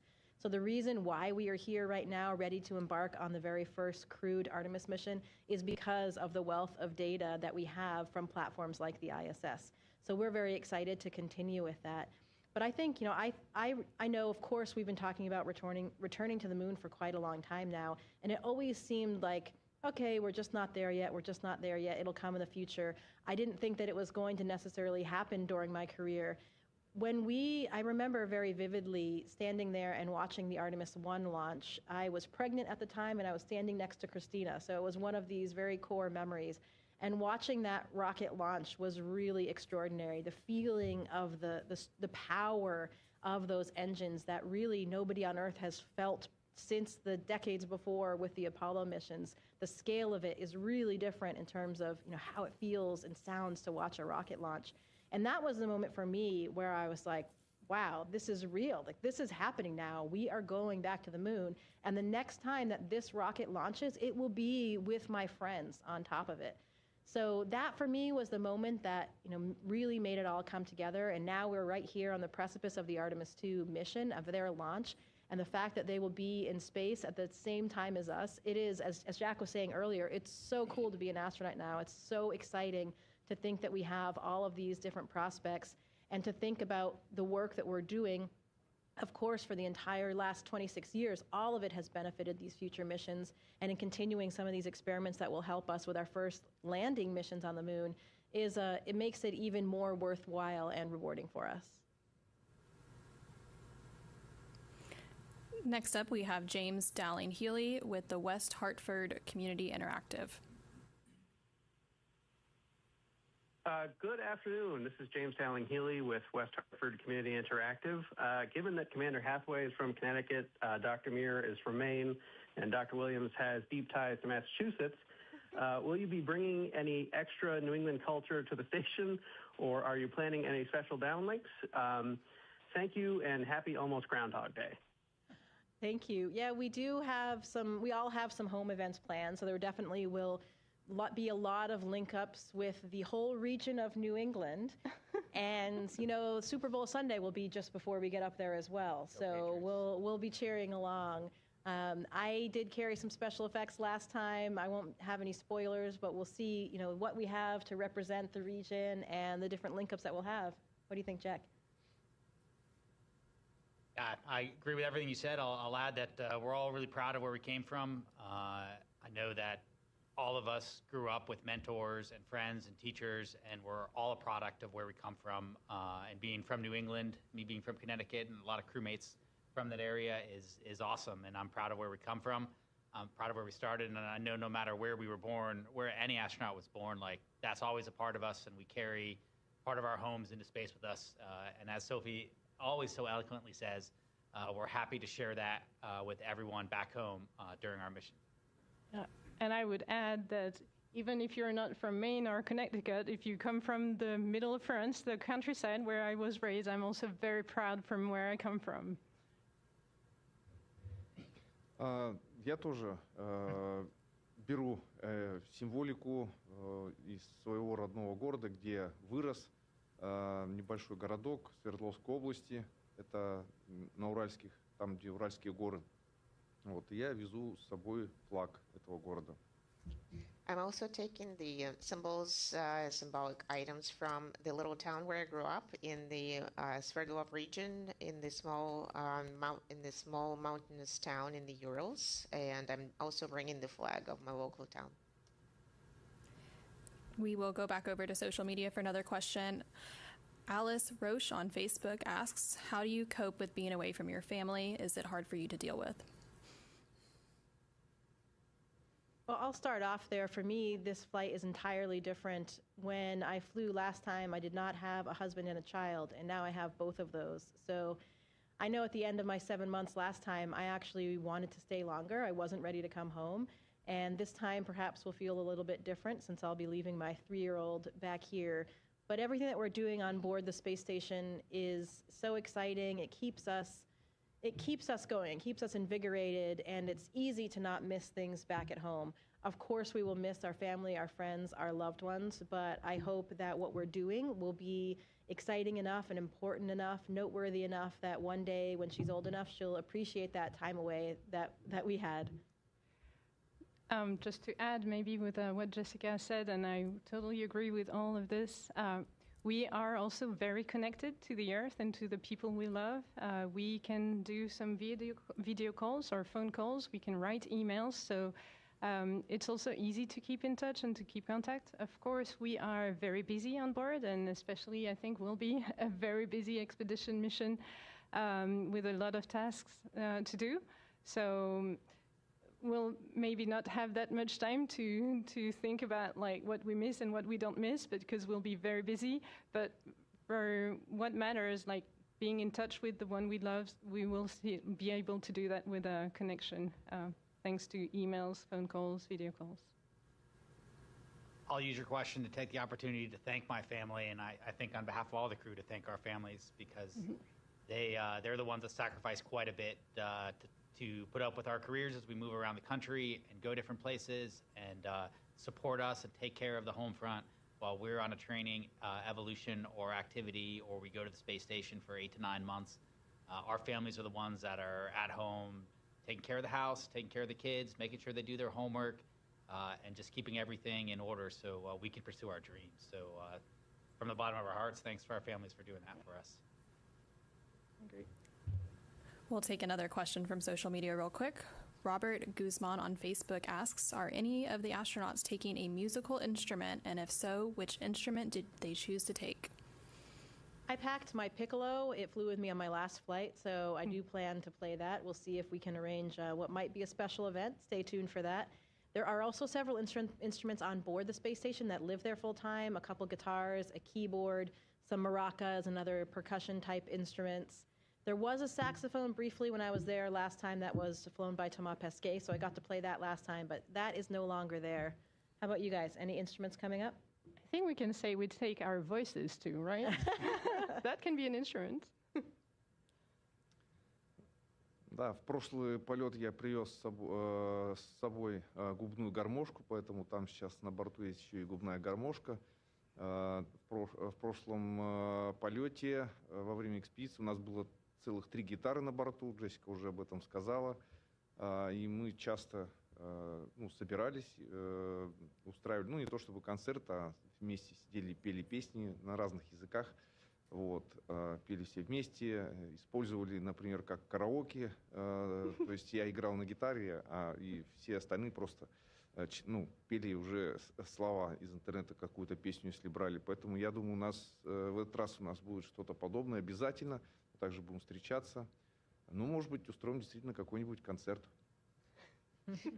Yes, I am going to bring, I actually brought a harmonica on board, so there is one already there. And as Jessica mentioned, there were 3 guitars during our previous mission on board. We used to sing together, and it was like karaoke. We sang different languages, or I would play the guitar, and everybody would sing the words from the song they looked up online. So we will probably meet and play our musical instruments and maybe actually give a concert. We will go back to the phone bridge for a couple more questions. As a reminder for those joining us on the phone, you can press *1 to enter the queue to ask a question and *2 to remove yourself from the queue. We will go over to Will Robinson-Smith with Spaceflight Now. Hey, everyone. Thanks for allowing a second question. you kind of hit on it with the musical instruments, but maybe beyond that to all 4 of the crew members, what's an important personal memento that you're bringing aboard with you to station, and why that item? Thank you. Well, if you want, I can start with. I mean, the things we bring on space station, there are different categories. There are some things that help us stay connected with our families, our beloved ones, our friends. And so generally for people, it's like kind of small souvenirs, pictures, or, everyone has its own or his or her own choices. There's a second category, I would say, is usually the thank you gifts that were given to us and that we want to fly with us and give back to the people, from people who really supported us, like mentors, people who gave us a ton of inspiration, or people who worked hours and hours to make this mission become possible and successful. And then there would be a third category, but for this one, I would say no spoiler. You will see along the way of those 8 months missions, because some things will happen on Earth, and we also want to celebrate and stay connected with everyone on Earth. So there will be some little surprises. And maybe a fourth category, because from the culture where I come from, food is very important, gastronomy. So actually the European Space Agency partnered with a chef whose name is Sophie Pic. And Sophie Pic prepared for us some meals to celebrate with the crew for things that we will want to celebrate, among others.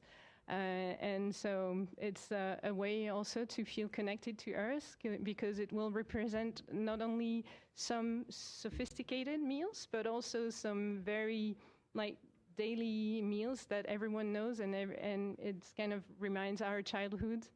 So it will be nice to reconnect and build bonds again with each other during meals.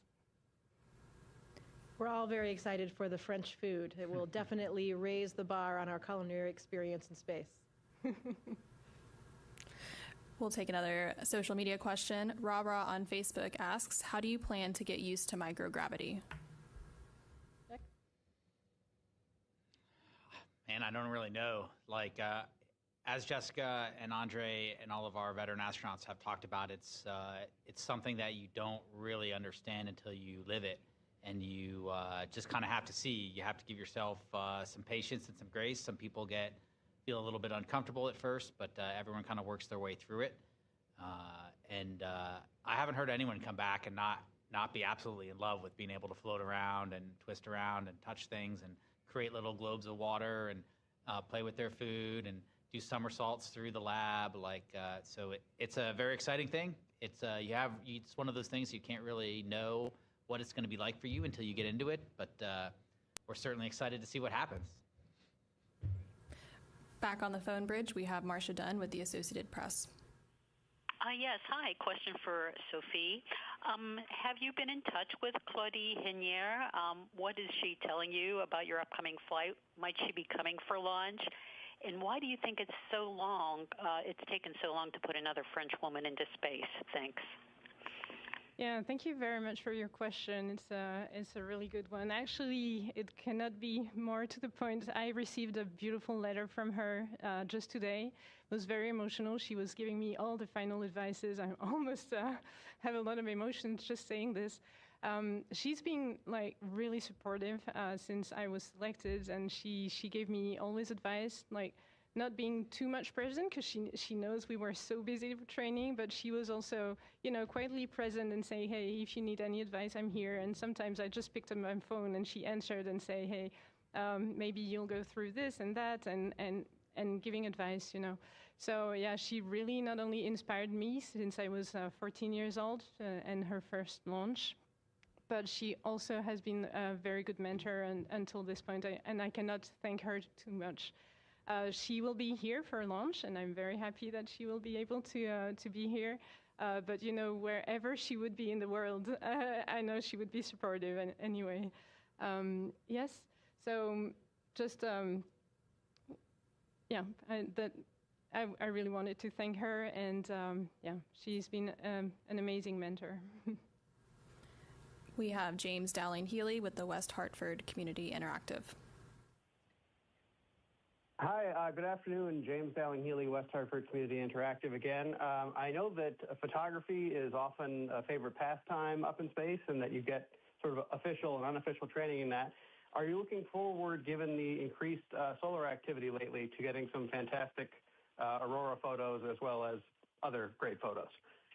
Oh, absolutely. The solar activity is far beyond what it was during my last mission, so I'm really excited for that. I know that everybody in the world has seen the beautiful, breathtaking photos and time lapses that astronauts have been sending down lately thanks to that. We also have some newer cameras on board the space station than when I flew, so helps us capture those images even more easily. So very much looking forward to the photography. Space photography is quite difficult. You know, the way the lighting is constantly changing when you have all of the light, coming onto the Earth, it can be quite challenging. So there's a lot to learn up there, and I'm very much looking forward to a lot of photos. How about you guys? Yeah, photography is kind of a key piece of the astronaut training we get. In addition to all of the awesome Earth photography that we get to do of the environment and our hometowns and places we visited and weather, we also do quite a bit of photography inside the station as a way to document what's happening to hardware or document what's going on during an experiment. So thanks to the photography training team here at Johnson Space Center that have walked us through all of the settings on all of the cameras and the video recorders, so we're prepared to use that equipment to further the mission. We will take our final question from social media. It comes from _rnixl.7e on Instagram, who asks, what did you love about space when you were a student like me?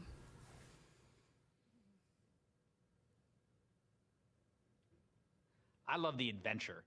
I've always been attracted to things that are hard to do and things that there's a little bit of you have to be pretty good at them in order to do them well, and there's challenge and there's a little bit of risk, and space is all of those things. It's someplace that we haven't really fully explored yet. We've taken a lot of great steps, and as Jessica's mentioned, we rely heavily on the people that have gone before us, but there's so much more out there in space. It's another frontier. It's another adventure to have, and that part is really exciting. It's been exciting for me my whole life, and I don't think that will stop. Like Artemis is going to the moon. Our friends are going to circle the moon in the next month or two. We're going to go up and spend 8 or 9 months on the space station, living in microgravity, learning about things, getting to go out the door in a spacesuit. There's a lot of adventure to have, and all of that was inspiring to me as a child and still is to this day. Yeah, I could not agree more with you, Jack, and I would say that it's the adventure, yes, for me too, but also the scientific part of the adventure. I think something that unites us as astronauts in general is that we love challenges, and it can be mental challenge or physical challenge, and the job of an astronaut has them all. So every time there's a new challenge, we're all ready to go and tackle this challenge.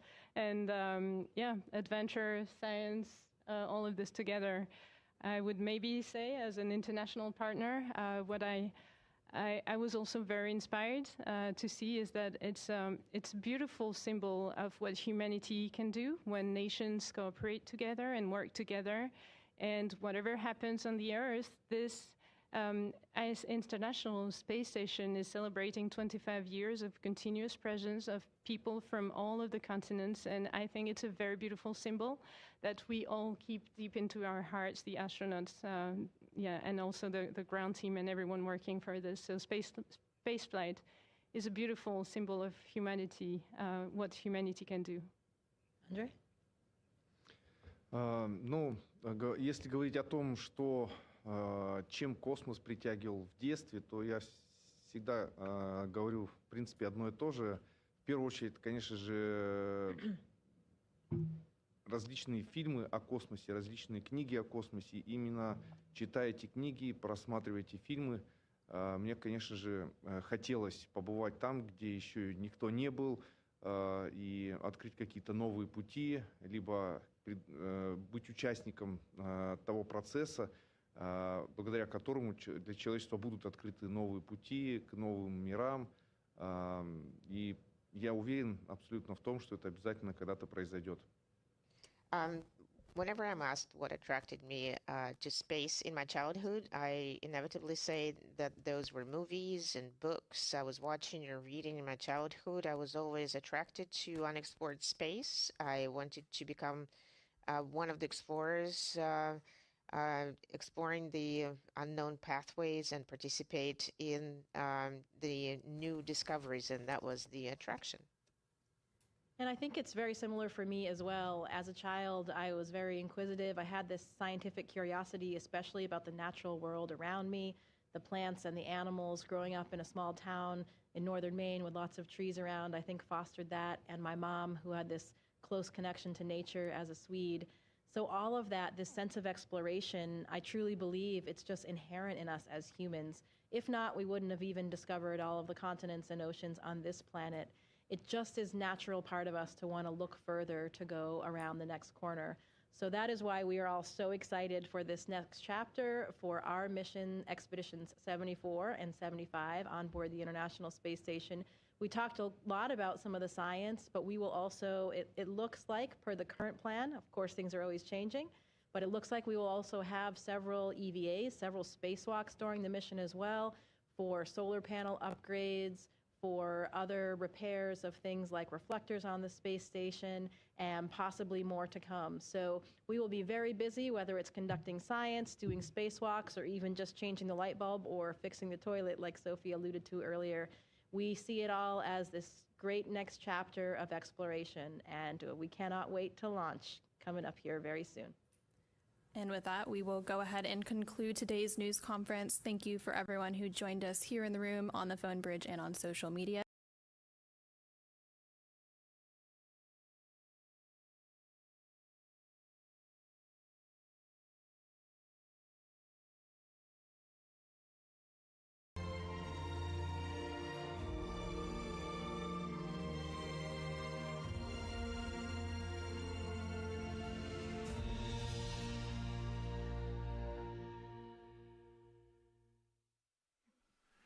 You're looking live inside the Dragon Freedom spacecraft. We are ready to go. Crew-12 is inside just 2 hours from the liftoff to the International Space Station. We think about the challenges, come up with the technologies, and push the bounds of the science. The more ways that we can send humans into space, the better it is for our country and for the planet. Ready to get to work. What an amazing view. From the International Space Station. Wow. Liftoff. Look at them go. Spaceflight is a beautiful symbol of humanity. America has launched. Reach for these lofty goals, work hard, and look what you can accomplish. Good morning and welcome to America's Spaceport here in Florida. This is a live look at Space Launch Complex 40 at the Cape Canaveral Space Force Station. Today's T0 is 5:15 and 55 seconds a.m. Eastern Time. That's when Dragon Freedom, sitting on top of a SpaceX Falcon 9 rocket, will launch 4 crew members, including 2 NASA astronauts, to the International Space Station. And that is our new home for our commercial crew missions. Welcome, everyone. I'm NASA's Daryl Dale, and this is the official launch broadcast for Crew-12. With me this morning is NASA astronaut and retired Army Colonel Doug Wheelock, a.k.a. Wheels. That's right. That's the nickname. So great to have you here, Wheels. And you're giving us your insight into this launch and Crew-12's mission. You work in the astronaut corps. These are your friends and your coworkers who are going up today. We're happy to have you here. Well, we're very excited. It's a beautiful evening, early morning, perfect time for a launch, and we're very excited to get our crew up to the space station and get working on our science. Absolutely. And as we look out at this beautiful overnight picture of our launch pad, we've been here early in the morning, the entire SpaceX and NASA teams getting ready for this moment and getting ready for tanking, which starts at T-minus 35 minutes. We have a crew on board as well, and the crew flying today is the following. NASA astronaut Jessica Meir, she is our commander, and she is in the seat second from the right. There's her putting the arms up. We have NASA astronaut Jack Hathaway, who is seated to her right, your left. got the mustache, and we see his knees and boots clearly in frame. And then we also have ESA astronaut Sophie Adenot. She is the mission specialist today, and she is on the far right of your picture. And then lastly, Roscosmos cosmonaut Andrey Fedyaev. He is our mission specialist, and he's all the way to the far left of your screen there in the corner. You'll hear much more from them in a moment. But first, here's a little more about Wheels. Let me tell the audience about you a little bit, because you do have quite the resume. Colonel Doug Wheelock joined NASA in 1998. He's a native of New York. He holds degrees in applied science and engineering from the U.S. Military Academy in West Point. He also has a master's in aerospace engineering from Georgia Tech. And there you see Colonel Wheelock. He's a dual-rated aviator and logged more than 7,000 flight hours on the space shuttle, as you see him launching right there with his friends. The retired Army colonel has spent more than 178 days in space. He flew on STS-120 back in 2007, and then here you see him on Soyuz as a flight engineer for Expedition 24, and then he was ISS commander for Expedition 25. Here he is walking out in space, conducting 6 total spacewalks, more than 43 hours out in space. Colonel Wheelock currently serves as the co-chair of the Joint Test Panel for NASA's Human Landing System. We're going to get into that later in the broadcast. He's also responsible for building the Artemis crew, training strategy for returning astronauts to the moon and safely back to Earth, and as you just saw, getting his haircut in space and showing us all. So it's so good to have you here, Doug. I mean, clearly your resume is impressive. You've been to space, you've walked in space, and now you're training our future astronauts to land on the moon. Today now, we're focused on Crew-12, and these are your fellow astronauts who you know well. What are they feeling in this moment? This is sort of the culmination of years and years of hard work for them, and of course decades of dreams for them to fly in space. They've been training for this moment, and we have 2 veteran astronauts that are flying and 2 rookies. So it's a great mix, and it's a truly international crew as well. And we got an astronaut from ESA and 2 NASA astronauts, and of course a Roscosmos Russian cosmonaut as well. Absolutely, and I think I've heard other astronauts say, and you would know this, once you've flown in space, you've got the 2 veterans, they like to see the rookies experiencing their first space flight. Right, there's real joy in witnessing others experience this magic of going to space. And so it's just a thrill for me to see these, I call them the youngsters now. They call me Papa Wheels. Some of these guys call me Papa Wheels. So it's just great to see them experience this euphoria of flying in space. And we're also excited to watch them through this broadcast. So now let's get you caught up with everything that's happened so far this morning as the crew prepared for launch. We have a little video reel that recaps everything. It began inside the historic astronaut crew quarters, where SpaceX teams helped each crew member into their custom pressure suits. Before heading out, the crew paused for a final pre-launch tradition. You see it there, the card game, gathering around the table.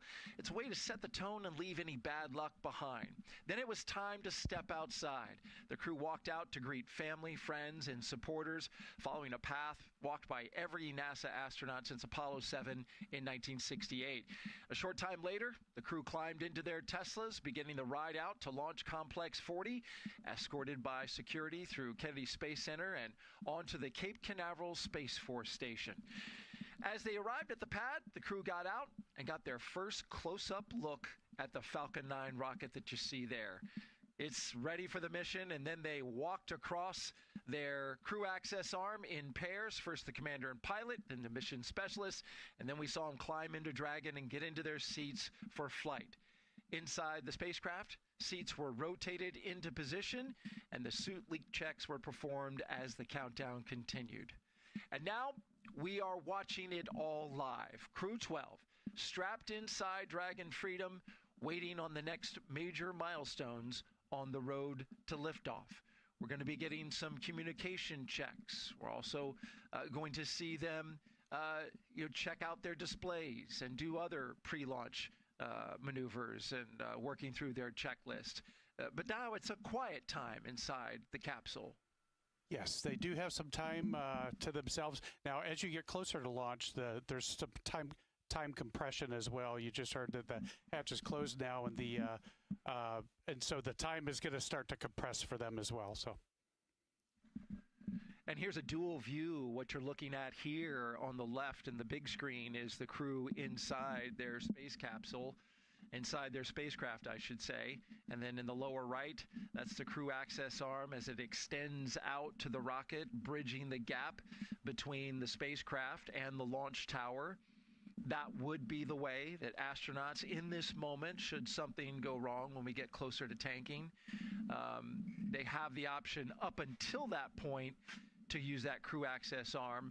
But then once we get to tanking, then that crew access arm retracts away, and they have to have an emergency egress if something were to happen.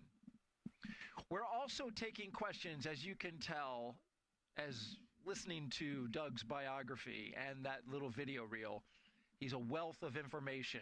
So if you'd like to tap in and get a question into our astronaut, just look there at the bottom of the screen, hashtag #AskNASA. We'd love to hear from you. We're taking your questions live using that hashtag #AskNASA. So if you're watching on YouTube and X, just drop us a question, join the conversation. We'd love to have your question. We'll answer them live right here on the air. I say we, Doug will.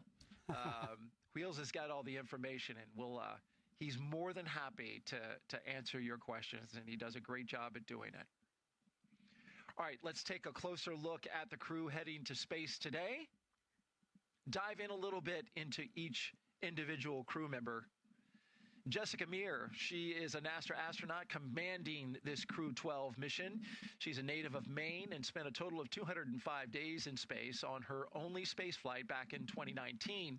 Meir launched on a Soyuz rocket, and she was part of the first all-female spacewalks with fellow NASA astronaut Christina Cook, totaling nearly 22 hours in space. Jessica earned a biology degree from Brown University.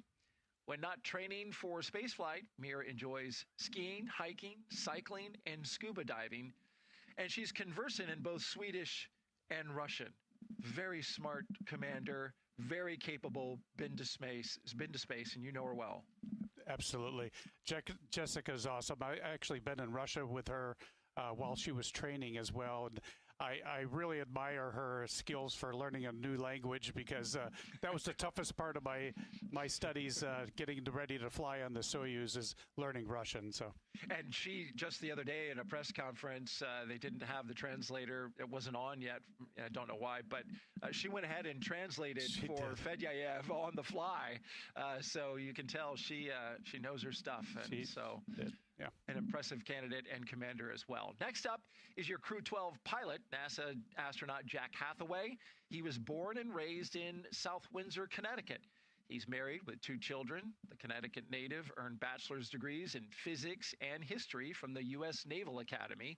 Hathaway completed an operational tour aboard the USS Nimitz in support of Operation Enduring Freedom, as well as Operation Inherent Resolve while aboard the USS Truman. He has more than 2,500 flight hours in 30 types of aircraft and flown 39 combat missions. This will be his first spaceflight. Very excited about Jack going.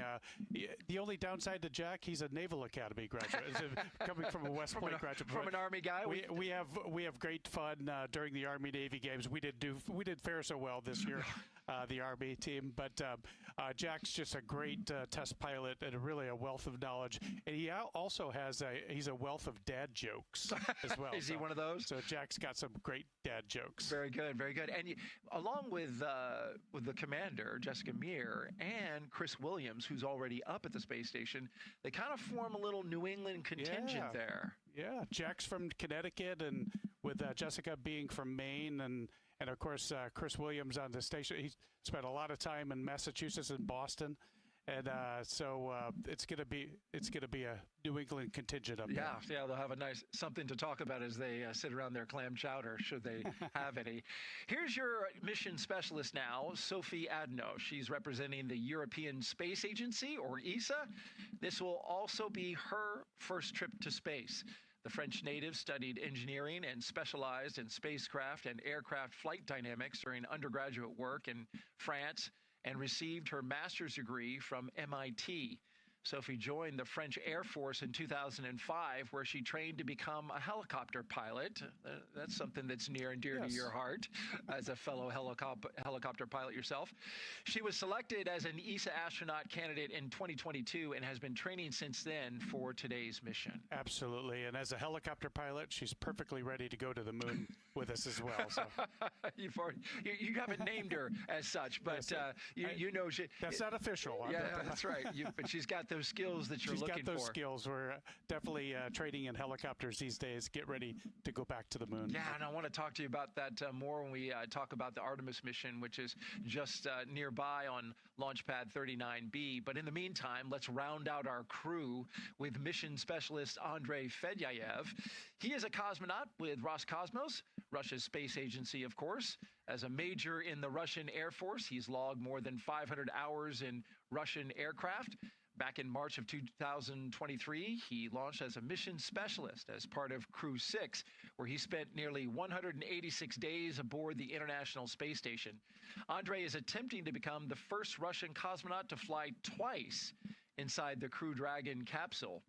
And that is your Crew-12. In fact, I think he'd be just the first astronaut in general to fly twice. So. Yeah, I think so. I'm pretty confident in that. Yeah, and Andrey is just an incredible human, just a great guy, and a lot of fun to be around. He's already flown in space, and he's very, very competent and on orbit as well. And apparently we'll be playing some harmonica once he gets on board. He was mentioning he's taking that as his musical instrument. I hear that Jessica's bringing a piccolo. She is. And Andrey's bringing a harmonica, and there's a couple of guitars on board as well. So I think we're going to have some concerts. Yes. They could put on a performance. I don't know if we'll get to hear it, but if it's good, I hope we do. Well, Crew-12 trained extensively for this mission. Let's take a look now at their training. And as you look at this, Wheels, this is all very familiar to you. Talk us through what they're doing here. So what you're seeing here is this is the mock-up of the space station that we have in Houston, and it's a full-scale, high-fidelity mock-up, and we can practice stowage. We can practice all of our translation and maintenance. Maintenance of equipment and things in here. So it's a great mock-up facility for us for training. And then, of course, the training in the SpaceX simulator. Right. And this is a full-scale simulation of the spacecraft, the Dragon spacecraft. And then emergency training, of course. We do emergency training as well. We do medical training, medical emergencies, and reaction to that. We also, you can see Jack suiting up to get in the water, go underneath the water. We train in the neutral buoyancy lab in Houston. This is where we practice our spacewalks. We're in the water. We could pull ourselves to neutral buoyancy as we work on the outside of the space station mock-up that's underwater. You spend a lot of time in that pool, right? Absolutely. Preparing for your own EVAs. Absolutely. We also do water survival. As you know, the SpaceX Dragon capsule splashes down in the water at the end of the mission. Right. And as we approach the liftoff of Crew-12, normally when a new crew arrives at the International Space Station, there's a brief overlap, a direct handover between the outgoing crew and the incoming one, which includes a formal change of command ceremony on orbit. But this time, it's going to be a little different. That ceremony already took place just before Crew-11's earlier return due to a medical issue involving one of its crew members. So Crew-11 had to come down just a little early. They safely splashed down in the Pacific Ocean off the coast of San Diego on January 15th, clearing the way for Crew-12's arrival today. Absolutely. And we were able to do some of that handover in Houston before the crew came into quarantine. So a lot of that has been accomplished already, and we're getting ready to do a handover with Chris Williams once they get to space. Absolutely. And as Crew-12 gets ready to launch, here's a pre-launch tradition that we would like to share with you, the signing around the mission patch inside the operations and checkout building. Of course, this is inside crew quarters where the astronauts are there, and there they got their patch front and center, but they get to put one on the side and then sign it. That's awesome. Yeah. This is a tradition that we do, and it's just a fun way to leave our mark. And their mark is left indeed as they just passed by this area. It's in the hallway there at astronaut crew quarters, the elevator just to the side. They passed that area just a couple hours ago or so, and now we see them live inside the spacecraft. So we introduced you to each of the crew members, talked a little bit about them, but now we want to hear directly from them. So let's hear now, starting with the commander of Crew-12, Jessica Meir. We're going to hear her in her own words. She is one of Time Magazine's 100 most influential people of 2020. Space exploration is important to me because it was my dream from the time that I was a child, but more so, it is about exploration, it is about science, it is about all of these spin-offs and potential applications that we can bring back to everybody on Earth. It's not my mission or Crew-12's mission, it's really a mission for all of humanity and civilization for our entire planet. My name is Jessica Meir, and I'm the commander for NASA's SpaceX Crew-12 mission to the International Space Station. I grew up in a small town in northern Maine called Caribou. My mom tells me that I started saying I wanted to be an astronaut when I was 5 years old. From the time that I was young, biology was always my favorite subject, but still trying to participate in any type of space-related activity that I could get my hands on. I had always wanted to fly, so I started taking flying lessons at Brown as well. So I got to come here to the NASA Johnson Space Center and fly in NASA's Vomit Comet. Something that I found that is carried true into this job as well, that for me, when I have something that's both a mental and a physical challenge, that's really when I feel most complete. And so I had that in the Antarctic, I have that in this job as well. It certainly is this dream come true in being an astronaut, having had the incredible opportunity to fly to the International Space Station one time already and to be returning back there. Every experiment that we've ever done here on Earth has this omnipresent factor, this gravitational vector that we have all had from the beginning of the evolution of humans. So you can imagine if you remove a really large variable like that, there might be a wealth of anticipated outcomes, but there also may be some things that we don't know about. And that's the aspect of basic science that appeals to me so much, because the joy of science is these unexpected outcomes. A lot of our greatest scientific discoveries have not been from the hypothesis that the scientists went in on, but some completely unexpected result. And that's when things get really exciting. So to me, the basic science that we're conducting on the International Space Station has a lot of potential. Both Jack and Sophie are rookies. They haven't been in space before. So for me, mentally, it's been a lot different because this is the first time that I'm serving as a commander. I'll be commander of the spacecraft and also of the International Space Station for part of our stay. Flying with these two rookies is so rewarding because I hope that I can help shape their experience and make it an extremely positive one. And watching them, the excitement and doing things for the first time has been so rewarding. And seeing that positive impact, hopefully, that I can have on them has been something that's very special. Speaking of the very rookies she mentioned, up next is Crew-12 pilot Jack Hathaway, who's counting down the minutes till his first journey to space. No matter what happens in the next couple years, it's not going to slow down. We're not going to go backwards. We're not going to sit on our heels and say that, hey, we've already done this. We can just wait and go slowly. There's a lot of motivation around the world to explore the moon and beyond. It's only going to get faster and more exciting, and more opportunities are going to open up and present themselves. My name is Jack Hathaway, and I'm the pilot for NASA's SpaceX Crew-12 mission to the International Space Station. I grew up in South Windsor, Connecticut. It's kind of a small, not quite rural town on the outskirts of Hartford. I ran cross country, I played a little bit of soccer, went to the public schools in South Windsor. I was an Eagle Scout with Pac 186. It was kind of a nice, relaxed, kind of normal American childhood. I think like most kids, I was interested in all sorts of things when I was young. Being an astronaut was one of them. As I grew up, I became interested in flying, becoming a pilot. Out of that grew out becoming a military pilot. I never really lost the bug. I was kind of always interested in space, but I fell in love with flying for the Navy for a bunch of years. I remember what it was like as a child wanting to be an astronaut and all that sort of inspiration, and it never really left me. And I found it again, and then I found myself here. My crew and I, we're going to climb into the Dragon capsule aboard a Falcon 9 rocket, and we're going to ride that beautiful rocket up into orbit of Earth, and then we're scheduled with Expedition 74 and 75 aboard the International Space Station. Our goal is to integrate with the crew that's already up there and be able to operate and maintain the space station. I'm excited about the opportunity to participate in some of the 3D printing experiments that are going on in low Earth orbit. I think as we get further away from Earth, it's going to be unpredictable what breaks and what type of equipment we're going to need, and it's going to be harder and harder to produce it on Earth and then launch it into space. So our ability to create tools, build hardware, or even whole habitats with 3D printers is going to be key to our development moving out towards the Moon and Mars. As you visit the different sites that construct the hardware, construct the rocket, or components and science experiments for the space station, when you get to meet those people and you see the passion and excitement in their eyes that they really want to be there, that they're not there by accident. They want to be part of that team that develops that piece of hardware, that piece of software, or that science experiment that's going to go to the space station. There's so many people around the world that are excited, passionate, and motivated to be part of human spaceflight. We have a short time on this Earth, short time in orbit, and someone else is going to have to pick up the reins after we move on to the next place.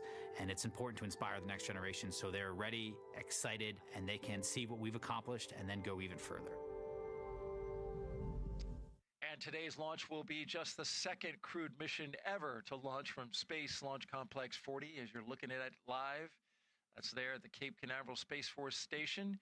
Crew 9 launched in September 2024, carrying NASA astronaut Nick Hague and Russian cosmonaut Alexander Gorbanov, marking the first time humans had lifted off from Slick 40. And now we're back. The pad's inaugural launch was a Titan 3C back in June of 1965. Let's hear now from ESA astronaut Sophie Adenot on her first trip to the space station.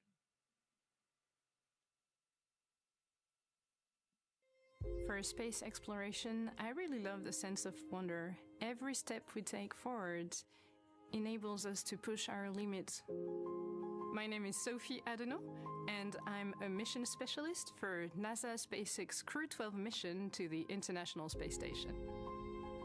I was born in the countryside in the middle of France, in Burgundy, and out there was not a ton of technology, but there were beautiful skies and beautiful stars. So during my childhood, I spent many, many hours stargazing. I just read a lot about spaceflight, but to be honest, I had no idea how I could make this dream come true.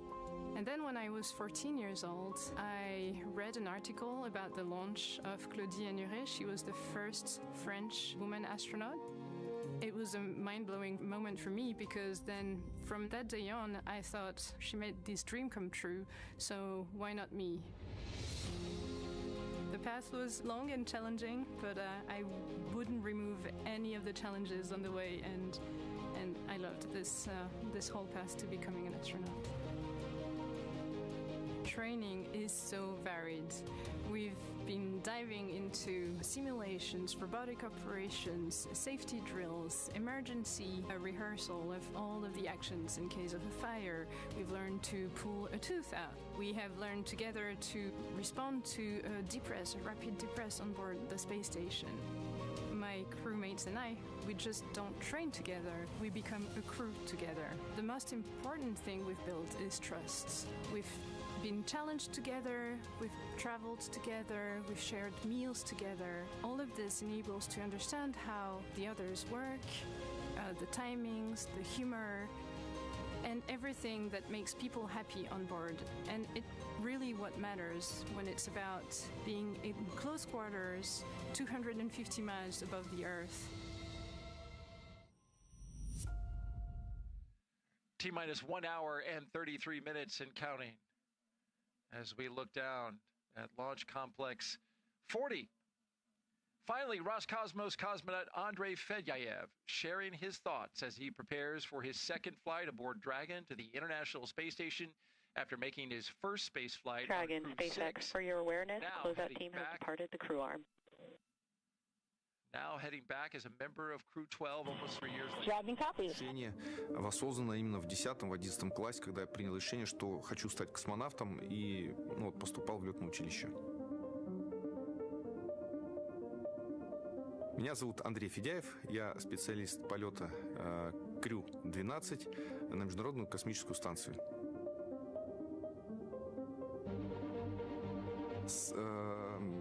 Колоссальный объект, и я знаю, что это самый дорогой объект, который человечество построило за всю свою историю именно совместно.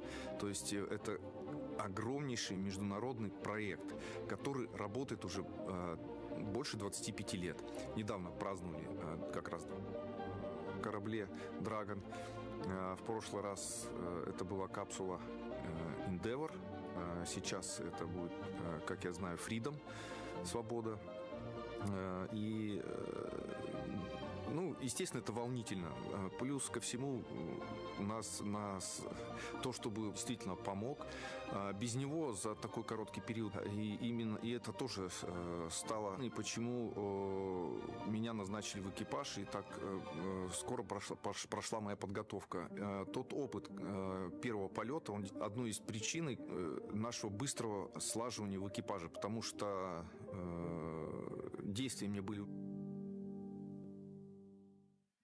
Currently, T-minus 1 hour, 31 minutes and counting until Dragon Freedom flies Crew-12 to the International Space Station. And we've got the crew inside the spacecraft as we look out at the evening sky. It's early here in Florida, 3:44 a.m. Eastern Time. And there inside the capsule, inside the spacecraft, Commander Jessica Meir. She's the second from the right. We have pilot Jack Hathaway. He is the third from the right. And we've got ESA astronaut and mission specialist Sophie Adenot. She's at the far right. And then all the way to the far left, Roscosmos cosmonaut and mission specialist Andrey Fedyaev. All right, coming up around 1 hour and 30 minutes, we will check the launch escape system. It basically doing a health check on this system. And so, Wheels, this is something you experienced inside Space Shuttle, inside Soyuz. There's a moment where you want to make sure that whatever system you're going to be using, it was very different on Shuttle from Soyuz, is good to go. Absolutely. There a possibility we could do a pad abort. We want to be ready for that. The crew is trained for that, and we have the option to exercise that system if needed. So we'll do a checkout of the automated system, and then we'll hand over to the crew later in the flow when they activate the system from on board as well. So it's a very choreographed sequence, and they'll following those pad checkouts here in the moments to come. We've got just a few seconds before that kicks off. Let's stand by.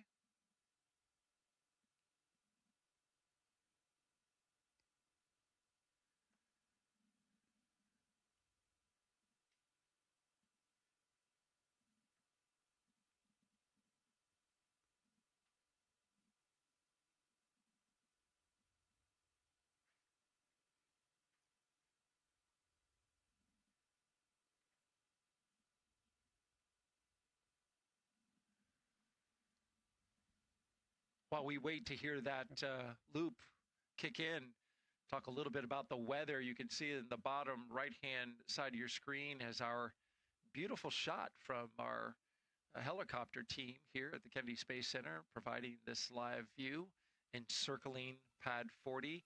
Beautiful weather outside, especially for launch. We are now, according to Launch Weather Officer Brian Sizik, who's working this launch, we are now 95% go. That's up from 90. I'll take those odds. Those are great ones. A nice overnight launch. There was a weather discussion, about a front that just recently came through. We do have a few showers off in the Atlantic, but they're 50 to 60 miles away. The only mild, very mild concern would be a possibility of a cumulus cloud rule or flight through precipitation violation. But now that it's down to a 5% chance, I mean, that just, as you said, bodes extremely well for our launch today. Those are great odds. And so I think we're going to see a beautiful nighttime launch, and it's going to light up the night, and we're very excited about our crew getting ready to go. That's right, T0, 5:15 and 55 seconds a.m. Eastern Time. And what a beautiful launch it will be. We've got questions coming in already. Folks up at this hour, but we've got people all around the world, and it different time zones. It could be, one of those good hours. So let's go ahead and take a few questions now and see what's on folks' mind as they probe the mind of wheels. Leroy Jones asks, what is the first thing astronauts like to do when they get released from quarantine? When they get released from quarantine? I don't suppose they're released from quarantine until they come back from space. So that's true. That's true. So when they get out of quarantine, they're heading to their rocket. But coming back from space, it takes a few days of testing once you get back on the ground, and then you're released to see your families. Now, there's certain things they don't want us to do. They don't want us to drive for 45 to 60 days because of just sort of motion parallax and things, some other things that could be confusing to your brain once you get on the ground. So, and they're very reticent to let us run outside as well because your balance system is a little bit topsy-turvy when you first get back to Earth. It's like a toddler. I told my son, don't run, don't run. Is that something you have to tell yourself? True. Like, That's don't true. run. That's very true. And actually, when you get to space too, there are very basic things you have to sort of relearn in zero-G or micro-G. You have to learn how to brush your teeth, how to drink water, how to eat food, how to go to the bathroom, all these things you sort of have to relearn once you get to space. Maybe you don't feel like running either, right? I mean, you're aware of what you're capable of doing? Yes, absolutely. And there are some, obviously some muscle atrophy and some bone loss and things like that we experience on long duration flight. And so those things can play havoc on us in rehabilitation as well. All right, great question. Thank you for that, and keep them coming. Just use the hashtag AskNASA on YouTube and X, and we may feature your question live. Let's talk ISS research now. Crew-12 is headed to the International Space Station where they will be doing their research, and here's a closer look now at how some of the great science work is happening up there in low Earth orbit to improve life for us here on Earth. The International Space Station isn't just a symbol. It's a powerhouse of cutting-edge science, constantly revealing secrets that defy Earth's limitations and drive us farther into the cosmos. Our mission is research and science. We have experiments mounted on the outside of the station that are looking at Earth. We study our own bodies and how they react to space, to weightlessness, to radiation, and that helps not only us go on further in future missions, but also helps for medical research back home. And then we study lots of different things as well, like materials, combustion, all sorts of things that help us understand life back on Earth. Yeah!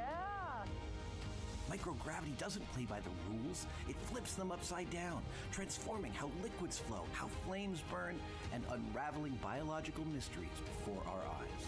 I saw some heart tissues beating in space, and it was incredible. Photon, we see that top one beating. Looks like happy heart cells. But we're not just along for the ride. We're explorers, diving headfirst into the challenge and harnessing the power of this unparalleled platform, just as we have been for decades.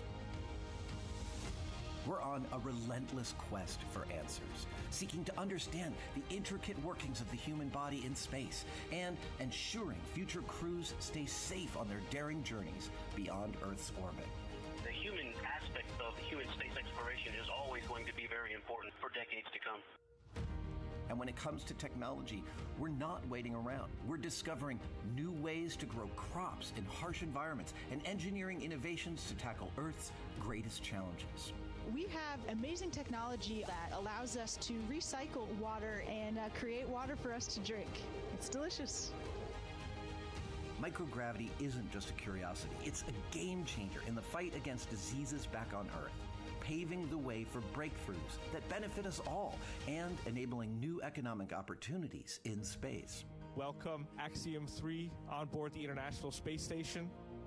From our vantage point more than 200 miles above Earth, we are not just spectators. We're gaining unprecedented insights into the world we call home, and we're sharing our findings openly. We're not just achieving results today. We're sparking inspiration in future generations of explorers and embracing the power of global collaboration as we reach for the stars. What was your favorite experiment on the International Space Station? Toby, great question. My favorite experiment was the one that I got to eat. It was us growing hatch chili peppers in our plant habitat. Station Huntsville on 2. We have video in Node 1. Look at those chili peppers. And as we soar through space at 17,500 miles per hour, each moment is a step closer to unlocking the mysteries of our Earth, our universe, and propelling our pioneering spirit even farther into space. So come along for the ride aboard the International Space Station. T-minus 1 hour, 22 minutes and counting. Let's take you inside Mission Control now in Houston, where flight controllers are continuously monitoring the International Space Station and the people on board. NASA's Anna Schneider is there live in Houston at Johnson Space Center. Anna, good early morning to you. Good morning, Daryl. Yes, I am joining you live from Mission Control Houston inside the International Space Station Flight Control Room at NASA's Johnson Space Center here in Houston, Texas. Currently on console, the Orbit 1 team of flight controllers continue to prepare for today's launch, led by Flight Director Garrett Hain. Today, we will be launching the 12th rotational crew mission to the International Space Station under the agency's Commercial Crew Program. Following Crew-12's arrival to the space station, targeted for Saturday at 2:15 p.m. Central, 3:15 p.m. Eastern, the space station will have a total of 7 crew members representing 3 different space agencies, including NASA, the European Space Agency, and Roscosmos. After tomorrow's docking and hatch opening, Crew-12 will join Expedition 74, including NASA astronaut Chris Williams and Roscosmos cosmonauts Sergei Kuzviershkov and Sergei Mikhaev. This trio arrived at the space station aboard the Soyuz MS-28 spacecraft in November, and once on board, Crew-12 will complete a safety briefing and orientation before jumping right in to continue the science and technology demonstrations taking place in the orbiting lab's unique microgravity environment. Expedition 74 began in December following the departure of the Soyuz MS-27 spacecraft and will continue into July of this year. Following the departure of the Soyuz MS-28 spacecraft in July, which will carry NASA astronaut Chris Williams and his Roscosmos crewmates back to Earth, Expedition 75 will officially commence, led by Commander Jessica Meir, who is also commander of the Crew-12 spacecraft today. All of this, of course, coming up after today's launch, so for now we will continue with the countdown, and with under 2 hours before launch, we'll send it back to the Space Coast to Daryl and Doug. That's right, and we are here at the Kennedy Space Center in Florida, looking out at Launch Complex 40 at the Cape Canaveral Space Force Station. Right now, Crew-12 is inside Dragon Freedom, and so far Crew-12 has completed their comms checks, make sure they can communicate. They're working on those with the teams on the ground. Their seats have rotated from their upright to reclined launch position, which allows them to see and access, of course, those display panels in front of them. They have also completed their suit leak checks to make sure their spacesuits are working properly. And they do that twice, Wheels, both before as they're suiting up, and then they check it again once they're in the spacecraft. It's kind of a critical component. Absolutely. The integrity of that suit is so important. So we do a couple of checks of those suits to make sure we have no leaks. If you lose pressure inside the spacecraft, that's where the suits come in. The suit will inflate automatically connected to the system, so it protects us from a rapid decompression of the cabin. And that's critical, as you mentioned. Of course, the spacecraft is well sealed, especially at the hatch, but because spaceflight is such a risky endeavor, you never know what will happen, and so having a spacesuit that can act as your little Earth, provide the oxygen and the pressure, is critical. Absolutely, and I think all the crew is wearing the new R2 upgraded suits, which is a different enclosure, and so we'll be checking those new enclosures as well. So this is an upgrade to our suit to allow for adjustability. And that is really key, because we were learning about these new suits. Mike Fink, of course, flew one on the last mission for the first time. Now all 4 crew members will have it. Correct. But expandability, and you can get in it easier. Absolutely, yeah. The donning and doffing in space, because you actually your spine sort of elongates in space as well. So when you get suited to come back home, you're a little bit bigger than when you are taller when you went up, and so sometimes it's a tight squeeze into those suits, and so helps with donning and doffing of the suit. All right. Well, you know they've got to like that if you actually get taller in space. Coming up in a few minutes, we will expand our live coverage with teams in Hawthorne, California, to help us walk through today's launch and ascent. And of course, we have been asking you to submit your social questions and hashtag Ask NASA. And we've got another question now for you, Wheels. So let's answer some of those that came in.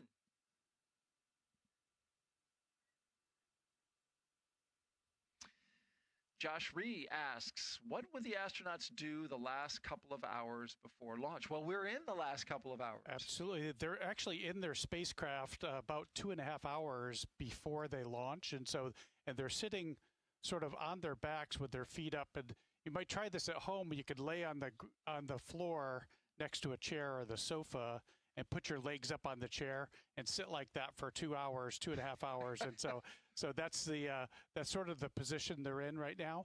And so it can be get a little uncomfortable. And so, but you can move around just a little bit to kind of, now other spacecraft that I flew with the Soyuz, and it was kind of a tight squeeze for me. And so your knees are up closer to your chest in that one. So, and the space shuttle was very similar to the SpaceX Dragon capsule as well.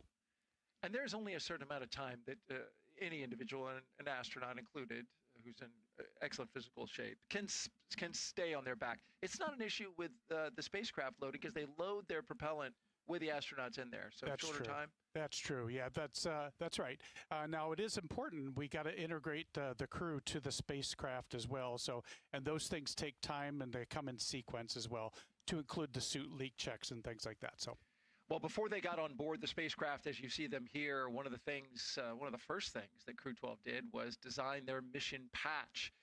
Take a look at this. The enchanted forest that you see kind of encircling in the middle there, that reflects the crew's shared love of 4 bright stars. I'm sorry, the shared love of nature, their shared love of nature, and their optimism for the future. Then you also see 4 bright stars throughout the patch there. Those light the night sky, one for each crew member, with the smaller stars nearby around them representing the children who inspire them. At the center, you see the dragon breathing fire, symbolizing the energy and determination driving this crew's journey to the International Space Station. And along the curve of the Earth below, you see the flags of the crew's home nations that remind us that this mission is built on strong global partnerships. And of course, they have the support that carried them, with the Roman numeral 12 at the bottom. That's a nice patch. I love it. The symbology is incredible. And actually, as Jack and I think it was Andrey and Sophie had mentioned, they came from small towns. And so they were, nature was their playground. So the dark skies and the beautiful stars at night, that allowed them to dream about things that could be. It's great to see that inspiration and that passion molded into the patch. And, they all seem to have a little bit of artistic flair to them with the musical instruments and whatnot. So it is a beautiful thing to see. As they are settled into their seats there, every crew member, we talked about this earlier, who goes up into orbit takes some reminders of home with them. Here's what Crew-12 is taking up. Jessica Meir is bringing her piccolo as you mentioned. Yeah. That should be interesting. She teased that maybe we might get to hear that in some form or fashion, so we'll have to stay tuned for that. Of course, she's also bringing different mementos from different institutions, organizations, universities. She's bringing a small stuffed rabbit that belongs to her 3-year-old daughter. There are actually 2 of them. One will stay on Earth with her daughter, and then the other one will go up into space, and they will share photos back and forth during the mission with that rabbit, and that's precious. Jack Hathaway is bringing something that he's flown as a personal gift that he's going to give back when he gets back on Earth. Sophie Adenot is bringing the mission patch of Claudie Hagnier, the first French woman astronaut who flew to space on August 17, 1996, aboard the Soyuz TM-24 mission. Hagnier inspired Adenot and so many people in France to do what she wanted to do in order to honor her. And so that, of course, inspiring her as an astronaut. And then Andrey Fedyaev is bringing a small thing, like some gifts that he's going to take up into space, then bring back and give them to friends. Absolutely. And you'll see the crew will reveal their zero-G indicator as well once they get to space. And so we'll leave that for the crew to tell us all about that when they release that zero-G indicator. Looking forward to that. Every single crew since going all the way back to the very first Demo 2 mission in 2020 brought a zero-G gravity indicator. So yes, we will await to see what this crew has in store for us.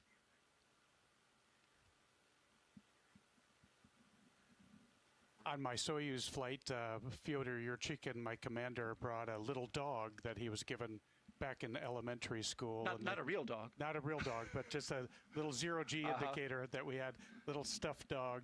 And his teacher said to take this everywhere where you go and share your journey. His teacher from his earlier elementary school years. How about that? That's beautiful. Well, the Dragon spacecraft Freedom will take Crew-12 to space today, and when it does so, it will be the Freedom's 5th space flight. A veteran spacecraft with a lot of miles already on the clock. Its first flight, Crew-4. Since then, Freedom has flown a mix of NASA and private missions, including a couple of Axiom flights. It's already spent more than a year in space. The name Freedom, as you can see there, was chosen by Crew-4 Commander Kjell Lindgren on the left there. It's a nod to the basic human right and what's possible when curiosity, innovation, and the human spirit are left unrestricted. And there is Freedom docked to the International Space Station. A beautiful sight. Here it is on the ground, awaiting its ride into space. If we launch at 5:15 and 55 seconds a.m., it'll take roughly a day and about 10 hours to get to the space station. Absolutely. It'll take about 8 or 9 minutes to get to space from the launch pad. Quick ride to space, and then we'll do the phasing to dock with the International Space Station.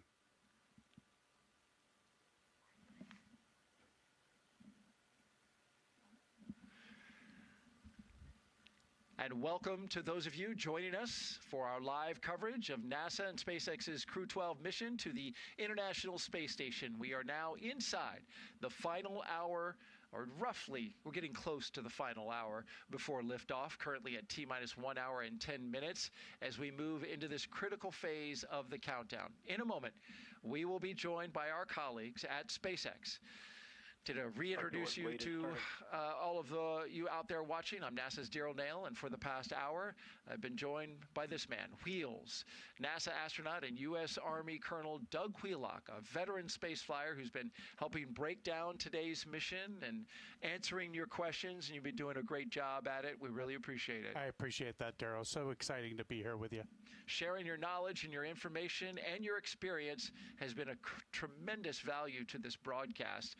Crew-12 is launching from Space Launch Complex 40 at the Cape Canaveral Space Force Station. We're lifting off at 5:15 and 55 seconds a.m. Eastern Time. And as we mentioned, it's just a little more than an hour away. Once this crew arrives at the station, they will join Expedition 74.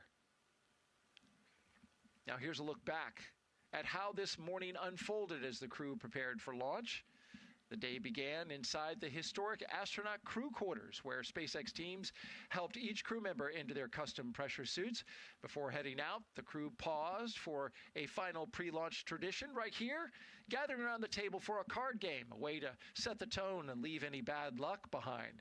Then it was time to step outside. There they are, walking the path walked by every NASA astronaut since Apollo 7 in 1968.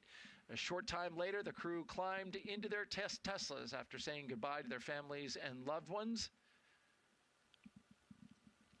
Then in pairs, after they arrived to the launch pad, they checked out their rocket, got their close-up look at the Falcon 9. There you see them walking right next to the rocket, which is right there before they climbed the launch tower. And then in pairs, they walked across the crew access arm. First the commander and pilot, then the two mission specialists, and then we saw them climb into their Dragon and get into their seats for flight. As you see here, they articulated their seats, basically rotating them into position. They did their suit leak checks and their comm checks as the countdown continued. And now we are back live, watching them live, both on the pad and inside the spacecraft, strapped inside Dragon Freedom, waiting on the next major milestone on the road to liftoff. It's been a good journey, and we've been tracking it the whole way. Wheels? Absolutely, yep. And now things are going to start to pick up once we get inside of an hour. You'll hear some things on the loops that will be sequence tests that go on as we get ready for launch as well. And with that hatch closed, I imagine there's a very specific type of quiet inside that capsule, inside the spacecraft. There's a little bit of nervousness that goes on. I'm sure that Jack will provide some dad jokes to sort of lighten the atmosphere a little bit. But yeah, it's game time. So it's the crew is getting into the zone. They're probably talking about maybe reviewing in their mind their initial steps, and so they're ready to go. All right, speaking of ready to go, at this time, we're expanding our coverage to include our partners at SpaceX. So let's welcome in our team joining us live from Hawthorne, California. Good morning. Or in your case, good evening. Are you still on yesterday? Yeah, I think so. Well, no, it looks like you're with us. You're today. It's good morning. Thanks, Daryl. I'm Jessie Anderson, a senior production and engineering manager here at SpaceX. And I'm Sandra Jones with NASA Communications. We are excited to be joining you once again from Hawthorne. It is always a pleasure to be here, especially today as we count down to liftoff of Crew-12 just over an hour from now. As the name suggests, Crew-12 is our 12th operational mission with SpaceX, flying astronauts for long-duration missions to the International Space Station, and the 13th as a part of NASA's Commercial Crew Program with SpaceX. Today's crew will fly aboard Dragon Freedom, which first supported NASA's Crew-4 mission in 2022, and since then has flown several missions, including Axiom missions 2 and 3 and NASA's Crew-9. Crew-12 will be Dragon's 17th visit to the space station with crew on board and its 20th human spaceflight mission overall. So let's meet today's crew. In the commander seat is NASA astronaut Jessica Meir, who spent a total of 205 days in space on her first spaceflight back in 2019 and was part of the first all-female spacewalks. She holds a biology degree from Brown University. Next to Meir is pilot Jack Hathaway, making his very first flight to space. The Connecticut native earned bachelor's degrees in physics and history from the U.S. Naval Academy, and he has more than 2,500 flight hours in 30 types of aircraft and has flown 39 combat missions during several military operations. Serving as a mission specialist is Sophie Adenot, representing the European Space Agency, or ESA. The French native studied engineering and specialized in spacecraft and aircraft flight dynamics during undergraduate work in France and received her master's degree from MIT. This will also be her first trip to space. And rounding out this crew is Roscosmos cosmonaut and mission specialist Andrey Fedyaev. As a major in the Russian Air Force, he's logged more than 500 hours in Russian aircraft. Back in 2023, he launched as a mission specialist as part of Crew-6, where he spent nearly 186 days aboard the International Space Station. Once on board the International Space Station, Crew-12 will become members of Expedition 74 and add to the milestone of over 25 years of humans living and working aboard the International Space Station.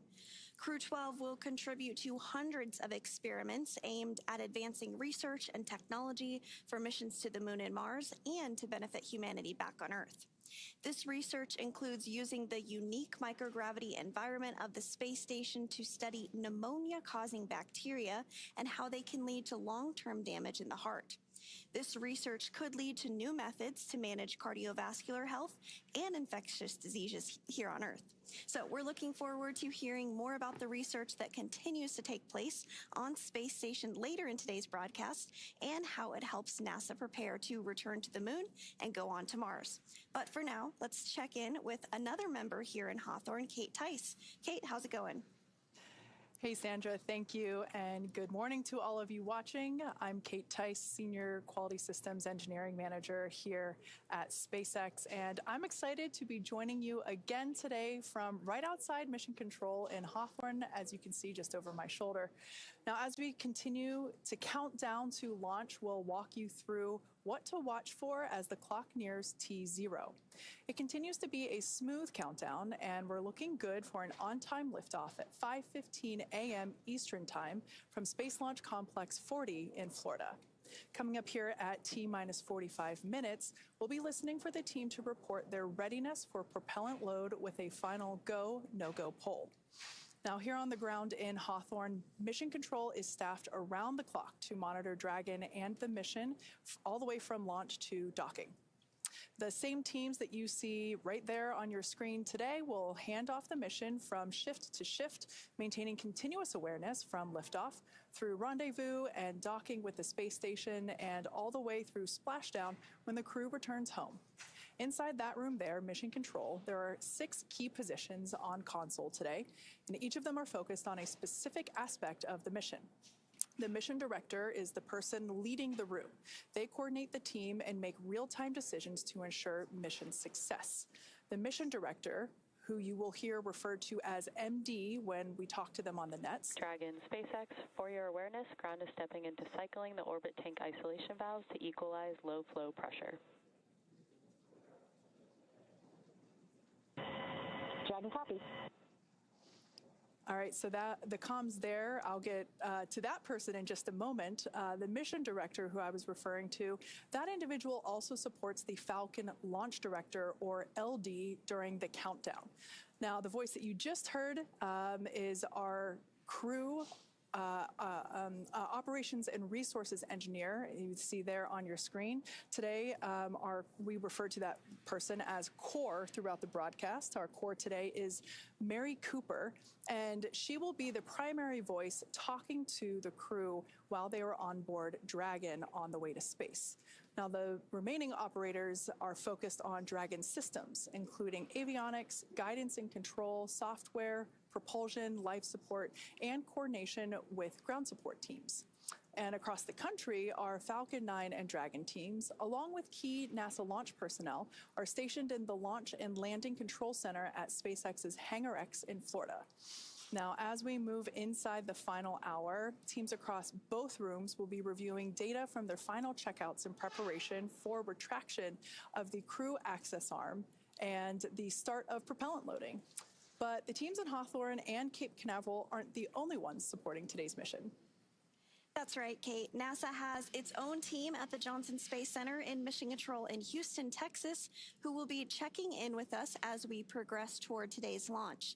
This is where NASA's Anna Schneider is located, who will share the latest updates from Mission Control as they have been busy preparing the International Space Station for Dragon's arrival. The team over in Houston recently gave their go for launch, confirming the station and its systems are ready to receive the Dragon, Freedom, and the new crew.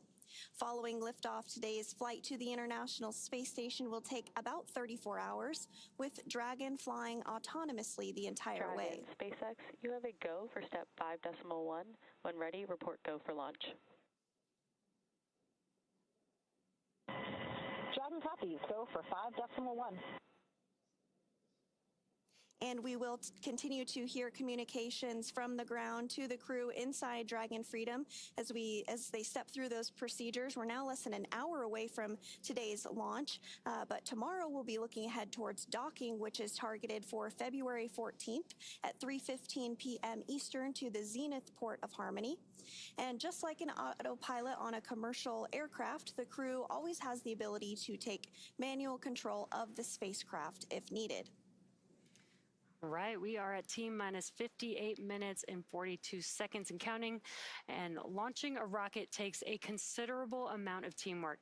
During launch, SpaceX is monitoring the health of the vehicles from here in Hawthorne and Kennedy, and our recovery team is supporting out at sea. NASA teams at Johnson Space Center in Texas are monitoring crew and mission rules. Once Dragon makes it to orbit, SpaceX and Johnson will work in tandem during Dragon's approach to station. Johnson then takes the lead for station operations. So let's check in with NASA's Anna Schneider at the Johnson Space Center to see how things are shaping up in Mission Control Houston. How's it going, Anna? Hey, thanks, Jesse, and welcome back to Mission Control Houston inside the International Space Station Flight Control Room at the Johnson Space Center here in Houston, Texas. We are, of course, here in the hub of human spaceflight for NASA. Currently on console is the Orbit 1 team of flight controllers being led by Flight Director Garrett Hayne, and this team of flight directors recently pulled a go for launch, which means the International Space Station is ready for Crew-12 to lift off and begin their journey to the orbiting laboratory. At the time of launch, the space station will be traveling 260 miles over the South Pacific east of New Zealand. Docking is targeted for tomorrow at 2:15 p.m. Central, 3:15 p.m. Eastern, and in the home stretch of the rendezvous tomorrow, NASA and SpaceX flight controllers will enter into integrated operations. During integrated operations, both flight control teams will conduct a series of go, no-go polls for Dragon Freedom as it closes in to docking to the zenith or space-facing port of the station's Harmony module. Rotational missions like Crew-12 help NASA to continue to maximize the important research and technology demonstrations made possible only in the International Space Station's unique microgravity environment.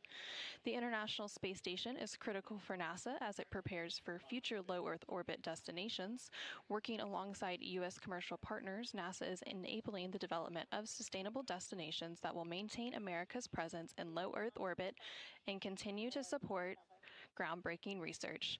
The space station also helps us to better understand and overcome the challenges of long-duration spaceflight, which will be necessary for a long-term presence on the moon and crewed missions to deeper into the solar system, including Mars. That's all for me here in Mission Control Houston for now, and with that, we will hand it back to the Kennedy Space Center with Steve Seiseloff. Good morning, everyone. I am here with NASA Administrator Jared Isaacman. And Mr. Administrator, you've talked a lot about low Earth orbit research and its value, both in terms of research and in terms of crew training. What do you see for the International Space Station during your term?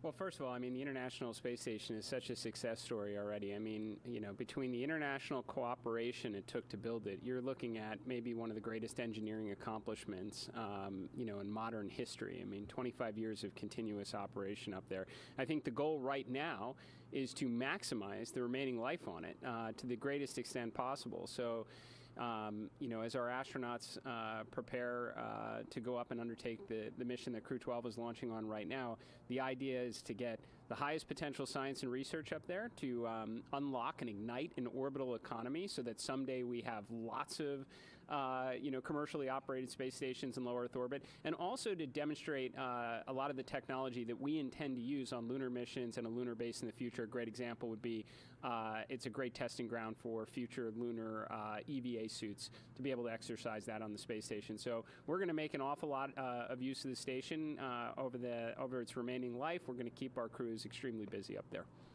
And also, we're preparing this morning to launch Crew-12 to low Earth orbit to the International Space Station, and then going to send another crew around the moon in just a few weeks. The space agencies don't typically do those kind of missions right on top of each other. What does that say about NASA? I'd say we're just getting started right now, but you're certainly seeing American space capabilities being showcased. We were able to bring Crew-11 home early while pulling forward Crew-12, which is obviously getting ready to launch in less than an hour right now, while we have crews out there testing for Artemis 2. We're doing a series of kind of mini wet dress rehearsal tests today. Make sure we give that vehicle the highest probability of success to get off the pad in early March. What a great problem to have. Multiple crew-rated vehicles out on the pad right now. I hope this becomes more commonplace to such an extent that maybe in the years ahead, having 2 vehicles ready to go to space with astronauts seems like an easy day. Excellent. Well, there you have it. Words from our new NASA Administrator, Jared Isaacman. And we're going to go back to Daryl Nail. All right, thank you very much, Stephen and Administrator Isaacman. Great to hear from him as we see this shot orbiting Launch Complex 40. This is something that our administrator was zipping around in his own F5 just recently with an employee, and we're going to have an interview with that employee coming up later in the broadcast. But in the meantime, here's a closer look at the mission and what Crew-12 will have to look forward to during their long-duration stay aboard the International Space Station. The purpose of commercial crew missions is to have an opportunity to launch astronauts to low Earth orbit and beyond from American soil. We want to have multiple ways of getting to and from the space station. The whole idea of launching on a commercial spacecraft is so that NASA, ESA, and the others can focus on further exploration. When Crew-12 launches to the International Space Station, our goal is to integrate with the crew that's already up there and be able to operate and maintain the space station. While we're there, we're going to do all sorts of upgrades to the space station. We're going to maintain current experiments, start new experiments. We do research on the International Space Station because it provides a very unique and novel environment that we cannot replicate here on Earth. Every experiment that we've ever done here on Earth has this omnipresent factor, this gravitational vector. So you can imagine if you remove a really large variable like that, there might be a wealth of anticipated outcomes, but there also may be some things that we don't know about. And that's the aspect of basic science that appeals to me so much, because the joy of science is these unexpected outcomes. The ultimate goal is to really understand how human body works in space and how to build technologies that are more sustainable and more reliable for future exploration. All of the results from this research that we have can now be applied to an even more challenging environment to understand more of what it's going to be like to live and work around the moon and hopefully soon on the surface of the moon. The same is true for Mars. International cooperation is so important because space is really challenging. I think one of the great parts of the International Space Station is that we do it all together as a human race, as humanity pushing forward out into the stars. It's like the ultimate potluck dinner. Everyone brings its signature dish, its own expertise, and then we're sharing and gathering, sharing resources, sharing knowledge, sharing scientific experiments. I think it's part of human nature that we use this exploration to make our lives better here at home and then also satisfy that natural human curiosity to see what's over that next hill. If we didn't have this within us, this inherent capacity to look around the corner, to go further, we never would have even uncovered all of the continents or oceans on this planet. It pushes us to imagine more, to find solutions. It is about exploration. It is about science. It is about all of these spin-offs and potential applications that we can bring back to everybody on Earth. Pushing the boundaries is kind of natural for me and natural, I think, for a lot of people to want to see where we can go next and what is the next thing that we can develop. And for me, it's all about sharing this mission. It's not my mission or Crew-12's mission. It's really a mission for all of humanity and civilization, for our entire planet.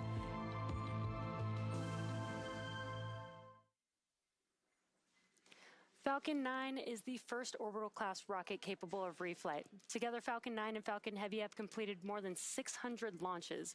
And we can't have reflights without landings. Today's mission will actually be our first landing at Landing Zone 40 in Cape Canaveral, which is our newest recovery site.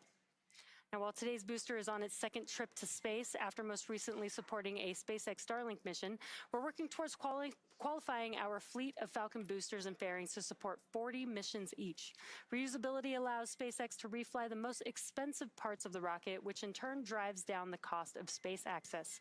Our current Falcon 9 flight leader has flown 32 flights, and across the fleet, we've completed more than 500 reflights. Another innovation SpaceX has been working on is the intravehicular spacesuits, or IVA suits, that astronauts wear during Dragon missions. The new IVA suit debuted during the Crew-12 mission last year, worn by NASA astronaut Mike Fink. The design incorporates changes developed for the Polaris Dawn mission's extravehicular activity, or EVA suit, and will ultimately help us scale suit production and aid our ability to manufacture IVA suits in the numbers needed to make life multiplanetary. And for today's mission, all astronauts on board are wearing the new IVA suit.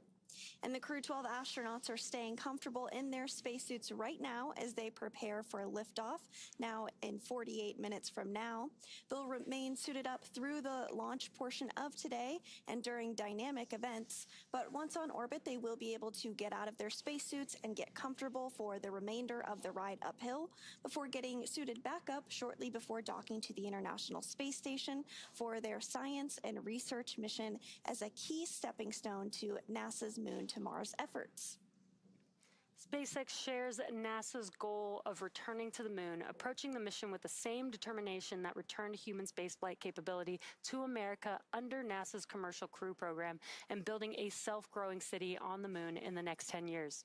To unlock that future, SpaceX's HLS team has completed dozens of milestones tied to developing systems, infrastructure, and operations needed to safely land astronauts on the moon. While many of SpaceX's remaining HLS milestones are tied to flight tests, such as ship-to-ship propellant transfer demonstration, SpaceX is fabricating a flight-capable Starship HLS cabin that will demonstrate high design maturity for the system supporting humans on the moon and provide a highly realistic training experience for future astronauts. With NASA's Artemis campaign, we are exploring the moon for scientific discovery, technology, advancement, and to learn how to live and work on another world as we prepare for sending humans to missions to Mars. The upcoming Artemis II mission will carry NASA astronauts Reed Wiseman, Victor Glover, Christina Cook, and CSA astronaut Jeremy Hansen on a 10-day test flight mission around the moon to prove out key systems on the Orion spacecraft ahead of a future lunar landing mission. By leveraging NASA's unique and historic experience in lunar exploration, paired with the speed and innovation of industry, the HLS program is providing the key lunar landing capability for Artemis to achieve a long-term human presence in deep space. NASA is working with SpaceX to develop the company's Starship human landing system for future missions. Cargo variants of the Starship lander will be capable of landing unparalleled capacity directly on the surface, including large pieces of equipment and infrastructure. SpaceX was founded to make life multiplanetary, and Starship has been designed from the very beginning to enable the exploration of other worlds. With it, and alongside NASA, we look forward to inspiring all of humanity as that first permanent foothold is placed among the stars.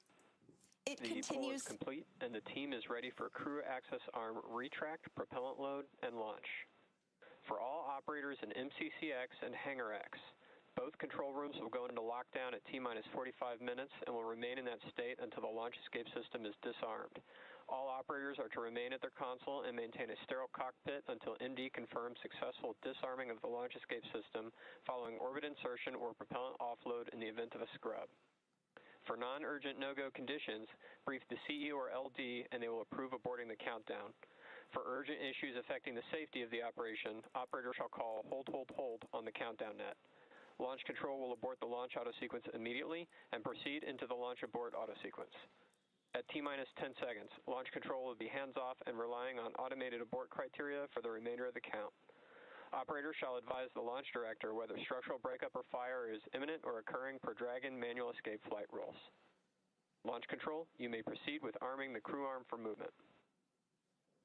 Cadet proceeding to arm the crew arm for movement. And we did just hear that call out that there is a go for a crew arm to retract. So we are going to be able to actually see that movement here on our screen Crew here arm shortly. retraction has started. So as you're watching that on your screen, we also got a call out for propellant load. This is a milestone that we're going to be following along throughout the next 44 minutes or so before launch, and we'll keep you apprised of updates as that moves on. And it continues to be an exciting time in human spaceflight, both for lunar missions and, of course, a little closer to home. Speaking of, let's get back to today's mission to the International Space Station and check in with Kate on the status of the countdown. Kate? Thanks, Sandra. So we're now just about 44 minutes from launch. And as we heard moments ago, the SpaceX launch director has pulled the team for their readiness on both propellant loading and launch. This is basically the final roll call for the teams. Both the NASA teams checked in, the launch director, the mission director. Each team confirmed that they are healthy and ready to proceed. Now, that poll is performed electronically, so we didn't actually hear any call outs from each person, but it was all done electronically. Now, like we mentioned earlier, Falcon 9 and Dragon teams, along with key NASA launch personnel, are stationed at the Launch and Landing Control Center at SpaceX's Hangar X in Florida. The launch director also checked in with Crew arm retraction is complete. All right, good news there, letting us know that that crew access arm is now stowed into the launch position. That is one of the final physical changes that we'll see to the pad. Now, the launch director also checked in with the Dragon mission director, who we hear referred to as MD, as well as the NASA operations manager, to confirm alignment across SpaceX and NASA before moving forward. So, right now, the crew continues to be seated comfortably inside Dragon. That crew access arm has been stowed. Next up will be arming the launch escape system to prepare the spacecraft's emergency systems before departure. Once the launch director gives or what we saw before was the launch director giving the go-ahead for that crew access arm. And so up next will Dragon, be that. SpaceX, you have a go for step 6.3, close visors and arm launch escape system.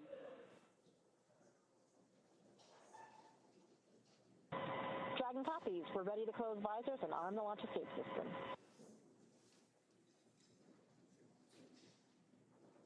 All right, words there letting us know that the crew is now putting their visors down, as we can see them doing. That's important as we move into more dynamic operations for the vehicles at the pad, and the launch escape system will be armed. After SpaceX Dragon, visors are closed. We're ready to send the command. SpaceX copies. You have a go to arm the launch escape system. So arming the launch escape system. Copy, go. Is an important step that we execute prior to starting propellant loading. That will begin in less than 10 minutes. That'll happen at T-minus 35 minutes here in about 6 minutes from now. So in the meantime, let's check back in with our friends at Kennedy. Daryl and Doug, how is it over in Florida? Beautiful here in Florida, Kate, and thank you. I'm here with Doug Wheelock, NASA astronaut, a.k.a. Wheels. He's been giving us is verified armed. Giving us the commentary, and we just heard a call out following up on what Kate was saying, that the launch escape system is armed. This is a very dynamic time as we prepare to load propellants aboard Falcon 9. Absolutely. This is a critical time in the flow, of course, and we want to make sure that launch escape system is armed, so the crew has a way to swiftly get off the pad if need be. And of course, you train for this, Wheels. This is not something that is, just an easy ride. I mean, if that thing were to need to pull off the top of that rocket, it's going to come up there with a lot of G-force. You had mentioned, like, what is the time when the crew really starts to tighten up, and when that access arm swings away, then it starts to get real. It's game time now, and so things get a little less jovial inside, and people have their game face on, and they're getting ready to march through these sequences. Talk us through kind of what you feel and experience in this moment. In your experience, you launched on STS-120, space shuttle, and then you also launched on a Soyuz. from Kazakhstan. What's the experience? What's the mood inside the capsule, inside the spacecraft? You can begin to see and hear and feel vibrations in the vehicle as valves open and close for tanking and things like that, gimbal checks and various pressurization of the Dracos on the side of the spacecraft as well. Right there, close to your head. Right, you can hear those. So yeah, you could hear those things. You could feel vibration, and so you could feel sort of the spacecraft is coming to life. You know, the rocket is coming to life, and so it gets real pretty quick. Our next major milestone that we're awaiting is the loading of propellant, and this is happening at T-minus 35 minutes. This is standard for SpaceX. This is when they begin a automated sequence that will tank both the first stage and the second stage with propellants. They use RP1 as their main fuel, and of course liquid oxygen as the oxidizer. And once that starts kicking into gear, that sets forth that automated system that takes us all the way to T0. Yes, you'll be able to see these are highly chilled propellants that will go into the rocket, and so you'll begin to see clouds forming around the rocket as it fills with fuel and propellant and oxidizer. And you'll be able to kind of tell how full the rocket is getting as it kind of marches up the stack. And so then you'll eventually see venting as well, and that's perfectly normal. That's the Dragon and the rocket, Falcon 9 rocket coming to life. And we can already see some of the venting of from the liquid oxygen tanks that are on the ground there as the wind swirls around. We've got great weather for launch today, 95% go from our launch weather officer, Brian Sizik, who is handling the mission weather-wise for today. And you're also looking at what is the new home for commercial crew launches, Launch Complex 40 at the Cape Canaveral Space Force Station. This will be the designated place for all commercial crew launches to go from, unless there's something, the pad is needed for something else and there's a conflict. They could go back to pad 39A where commercial crews started. Tanks will be venting for the start of propellant load. Expect loud venting. There's some of the noises you were talking about, sure. And so they're saying, hey, beware. But just to finish the thought there, 39A, it'll serve as now a backup launch pad for commercial crew. Absolutely. It's very exciting to bring these new pads to life, and we're getting very busy. And as Administrator Isaacman had said, it's a great time to be in the space business. That's right. Really wonderful to be here on the Space Coast and see these pads coming to life. Crew-12 strapped inside Dragon Freedom, currently getting ready for its 5th flight, following Crew-4, Axiom 2 and 3, and Crew-9. It'll be riding on booster Falcon 9, of course, 1101-2, its 2nd flight. Previously, this booster flew on a Starlink flight not too long ago, Doug, and this is something that SpaceX, champions well in their program, and that's the reuse of their boosters. It's so wonderful to see the reuse of these things. I heard them speak of they're trying to certify for 40 launches on these reusable pieces, which is just amazing. And just really the cost savings and also the reusability and just the time savings as well to turn around flights. It's really wonderful advancement in our technology. And quick turnaround as well, as that mission was launched in January of this year. So just on the 4th of January, just a month and a half ago. That's a pretty quick turnaround. It's pretty fast. Absolutely. And we are counting down, it feels like pretty quickly, down to the kickoff of the propellant load, T-minus 35 minutes. We're just a few seconds away from listening in to this critical milestone on our countdown to liftoff at 5:15 and 55 seconds a.m. Eastern Time.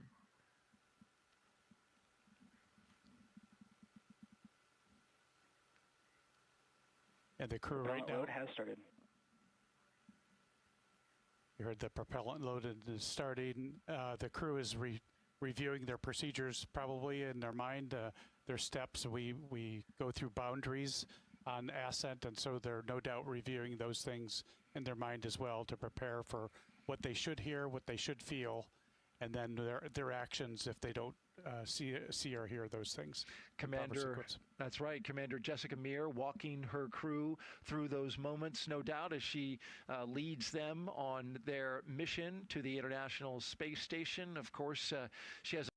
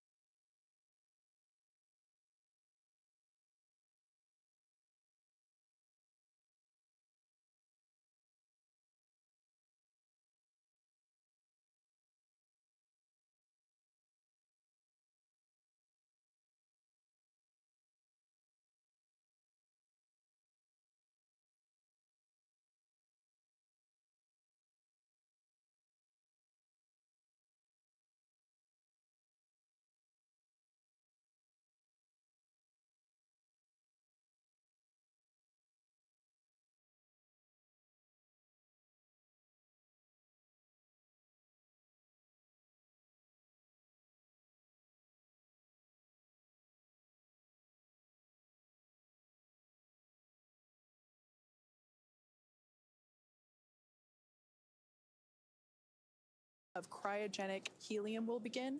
We'll first see that occur on stage 1 at T-minus 30 minutes, and then stage 2 will begin its cryogenic helium loading about 4 minutes later. Now, stage 2 RP loading should wrap up at T-minus 20 minutes and 30 seconds. And then as we approach T-minus 16 minutes and 30 seconds, we'll hear the call out that stage 2 liquid oxygen loading has begun. We do that as late as possible in the count to make sure that that liquid oxygen can stay as cold as possible. Now, by the time Falcon 9 is ready for liftoff, we will have loaded nearly 1 million pounds of propellant onto the vehicle. That's roughly the weight of a large commercial airliner at maximum takeoff weight. Today's mission has an instantaneous launch window, which means that there is 1 exact second when Falcon 9 must lift off to properly target the space station. That is different from many satellite missions where the launch window can last several minutes or hours and the spacecraft can adjust its orbit after launch. If a hold is called after this point, now that we've gotten into our propellant loading, we will have to scrub for today and target our next backup opportunity, which is most likely going to be Sunday around the same time. This is when the Earth's rotation will bring the launch site back into alignment with the station's orbit, while also having the correct weather rule following that we need. So for now, Jessie is going to preview West Coast recovery operations for us. Thanks, Kate. Now we are at T-minus 31 minutes and counting and getting closer to getting our Crew-12 crew astronauts out into space. Now once the mission is complete and it's time for the crew to return back to Earth, Dragon will target... Stage 1 cryo-helium loading. Dragon will target one of several Pacific splashdown zones supported by SpaceX. Those splashdown locations are off the coast of California near Los Angeles, Oceanside, and San Diego. The recovery vessel Shannon is staged out of Long Beach and ready to support operations when Dragon returns. Having multiple recovery sites gives teams flexibility, increasing the chances of landing on the planned day and reducing the likelihood of waving off a return due to weather. So that's a look way into the future when our crew returns back to Earth, but let's rewind a bit to when we had a chance to hear Crew-12's thoughts about the spacecraft taking them up to space today. When I first go into a cockpit, I first want to understand what language this cockpit speaks. I've spent a ton of hours in cockpits, and I can tell every cockpit has its own personality.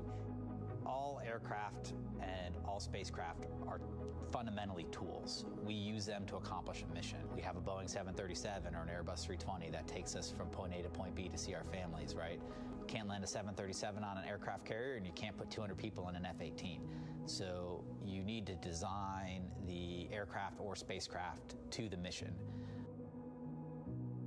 The Dragon model was really more for not completely autonomous vehicle with, the future implication of having non-professional astronauts flying in this vehicle. So really designed for a different type of outcome, and that makes this vehicle much more autonomous. There's less real kind of stick and rudder type action, in terms of flying an aircraft.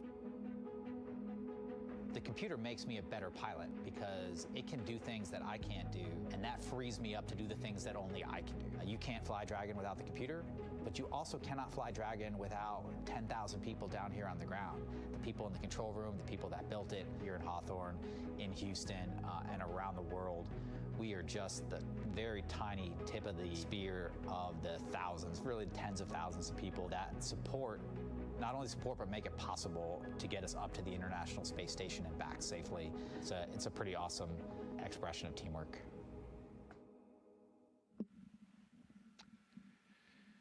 Since Administrator Jared Isaacman took over at NASA, he's been giving special flights to employees who stand out in their area and are exceptional in many ways in his own F-5. And so now, joining us is one of those employees. He's with NASA's Steven Seislov, who is with the Ground and Missions Operation Manager Daniel Forrestel. Steven.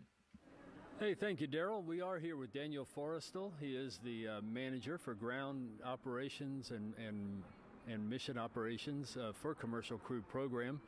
And Daniel, one of your tasks, this is the second crewed launch from Space Launch Complex 40 over on Cape Side. One of your tasks was getting Space Launch 40 ready for human-rated missions. What went into that work? Yeah, that's right. So SpaceX has been launching rockets from 40 for years before we man-rated it. And so we had to do a lot of hardware upgrades. We had to add a crew access tower, a crew access arm. We had to make sure we had emergency egress systems in place for the crew. And then not just the technical, we had to make sure that the operations were good. It looked similar launching from 39A and 40, but we had to make sure that the operations were seamless and that we had everything ready to go to get the crew up and down the tower and get the launch off. Excellent. And while you were doing that for Crew-12, you also had to keep in the back of your mind that Artemis II was making its mission preparations for its flight around the moon.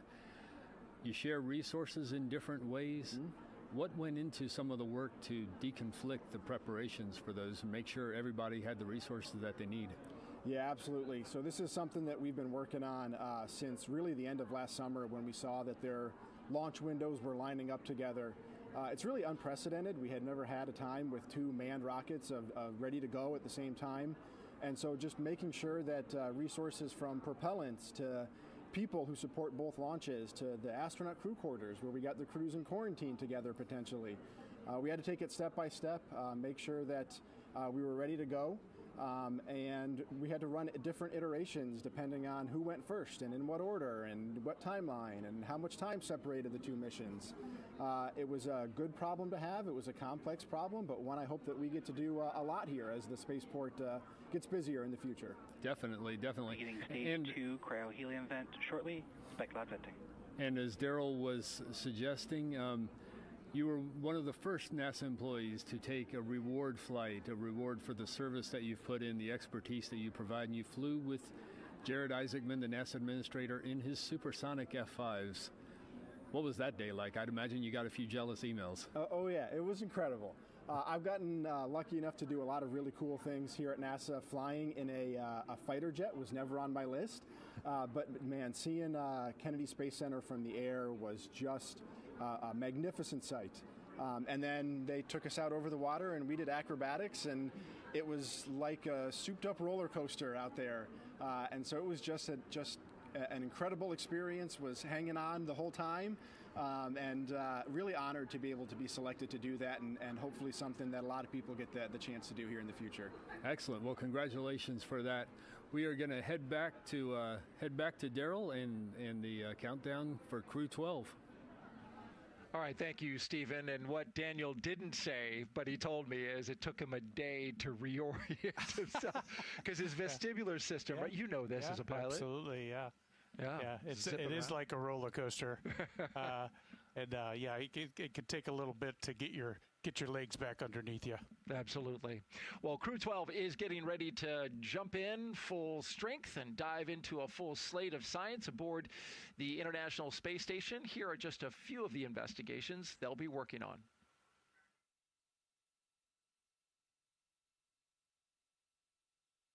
This is a compact system designed to produce intravenous saline from drinkable water. The goal, on-demand IV fluids for medical care, a critical capability for future long-duration missions far from Earth. And then there's VEG-06 that you see here. This research examines how spaceflight affects the relationship between plants and nitrogen-fixing microbes. What scientists learn here could help improve food production, not just in orbit, but also for future missions to the Moon and eventually Mars. And speaking of moon missions, over at nearby Launch Complex 39B, well, there it is. 4 astronauts are expected to lift off on NASA's Space Launch System rocket for a 10-day journey around the moon. Launch for Artemis II is currently scheduled for no earlier than March 6th. Launch window opens at 8:29 p.m. Eastern Time. Actually, we know this to be in early March. That date, of course, will depend on what happens with the latest wet dress. Last month, the Artemis II rocket made a major move, rolling from the Vehicle Assembly Building to Pad 39B for the first time. The 4.2-mile journey to the pad took about 12 hours as the moon rocket inched into position. There you see the Firing Room 1 and the team there conducting the operation. A few weeks ago, the teams conducted a wet dress rehearsal, a full practice countdown that loads the rocket with real cryogenic propellant, more than 700,000 gallons in all. The countdown moved through most of terminal count until a hydrogen leak around the 5-minute mark triggered a cutoff. The vehicle was safely detanked. The seals were replaced, those responsible for the leak, and another wet dress rehearsal will be scheduled soon. Orion will carry Reed Wiseman, Victor Glover, and Christina Cook, along with Canadian astronaut Jeremy Hansen, around the moon and back. And Wheels, you are intimately involved with where this Artemis program is going, of course, and that is landing on the moon as we're looking live at the rocket that will take those astronauts around the moon and in upcoming missions land on the moon. As we mentioned at the top of the broadcast, you're helping train the next generation of astronauts to be able to land on the moon. So what is going on? Talk about that challenge and where we're at right now. So, of course, our mission back to the moon is going to require, we went back to the Apollo archives and we talked to several Apollo astronauts, Charlie Duke and Harrison Schmitt, wow. the biggest help to our team so far, just trying to replicate what they did and build on that. So we're learning how to fly helicopters, and so we can do vertical landings and takeoffs.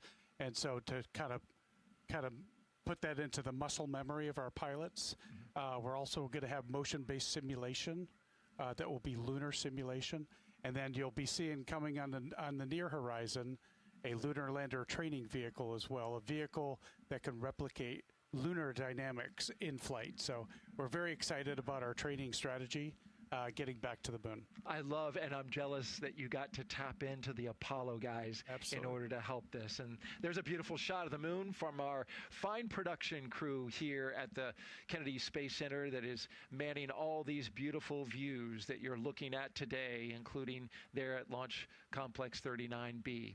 For more Artemis II updates, just scan the QR code that is now at the bottom of your screen.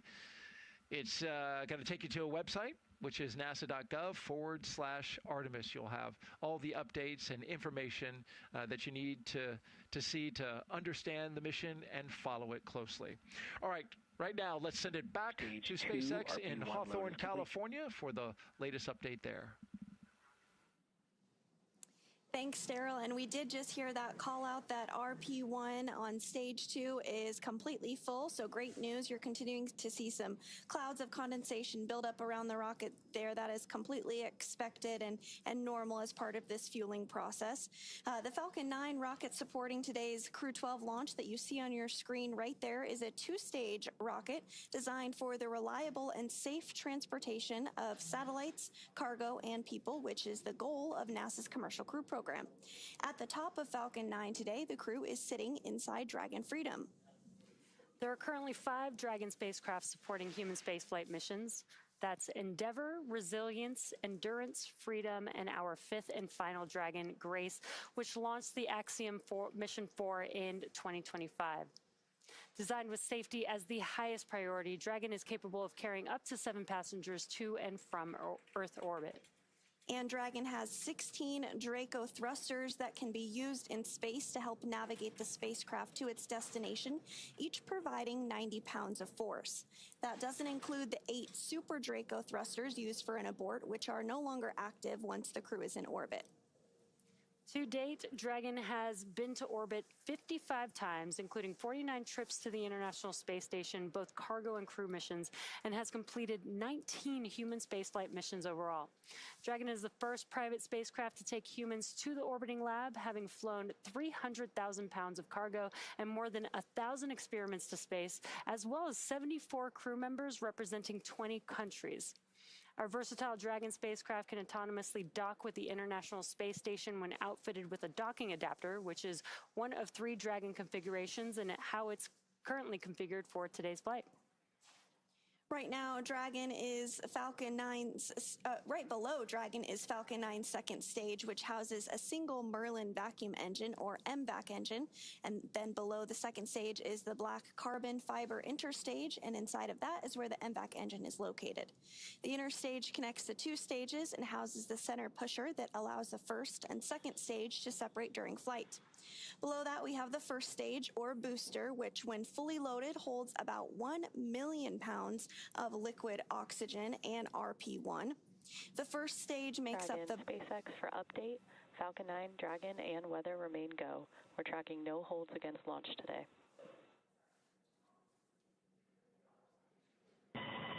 Dragon copies. That's great news.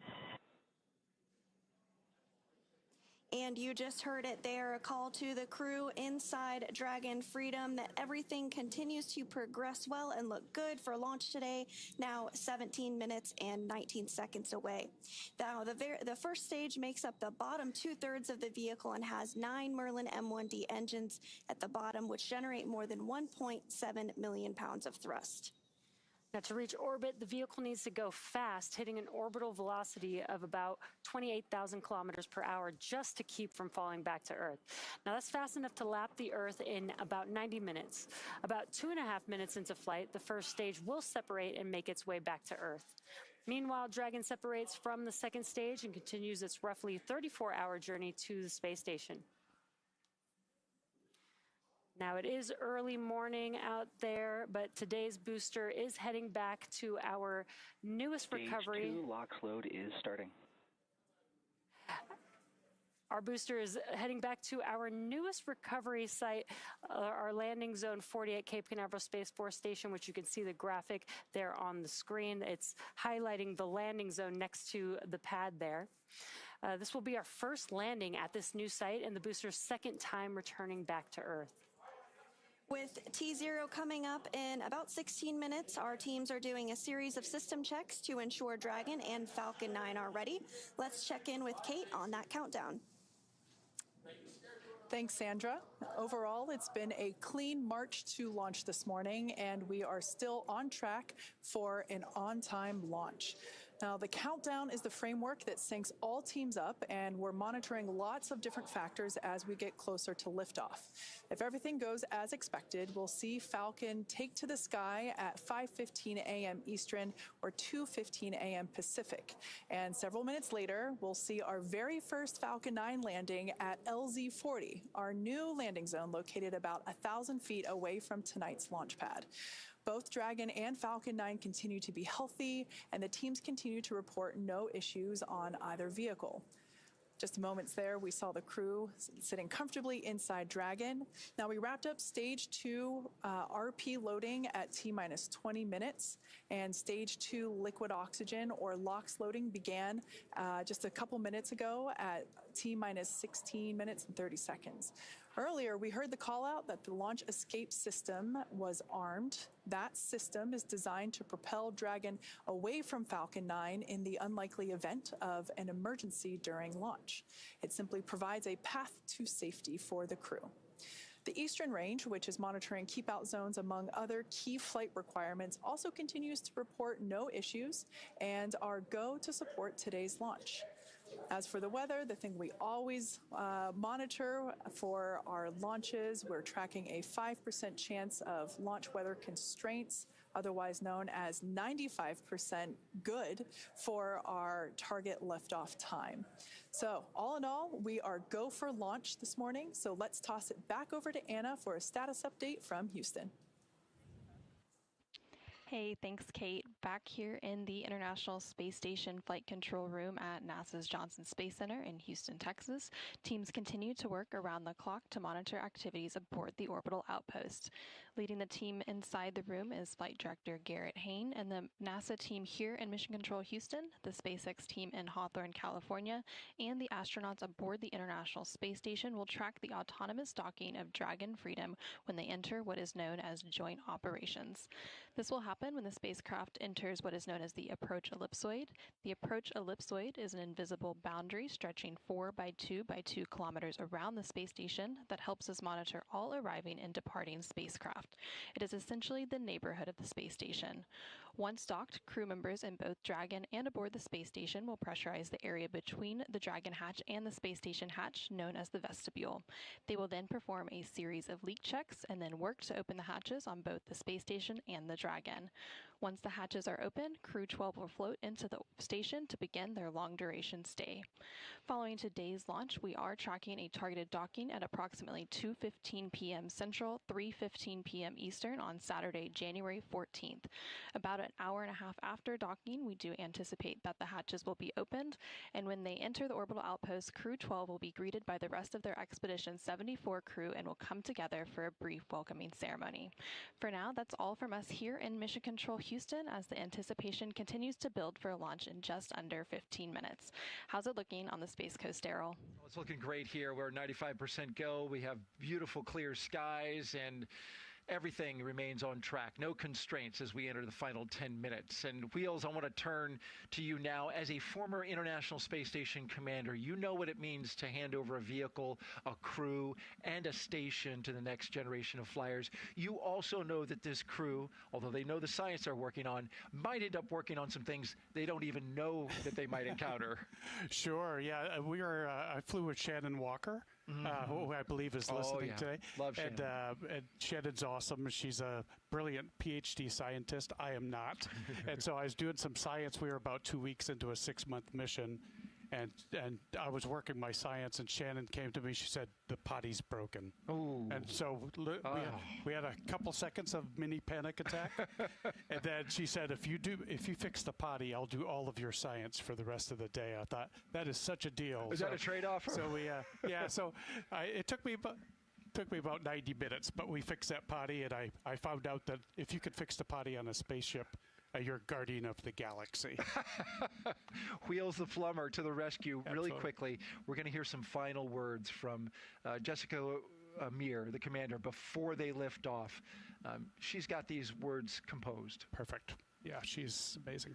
We're looking forward to hearing that. And so with just about 11 minutes to go, we'll send it back to Hawthorne for the final steps of today's countdown. Dragon, SpaceX, confirmed crew displays are configured for launch.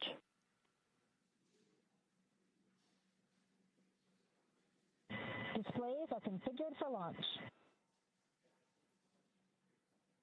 We copy. From the entire SpaceX team, it's been a pleasure working together. Good luck and Godspeed, Crew-12. Enjoy the ride.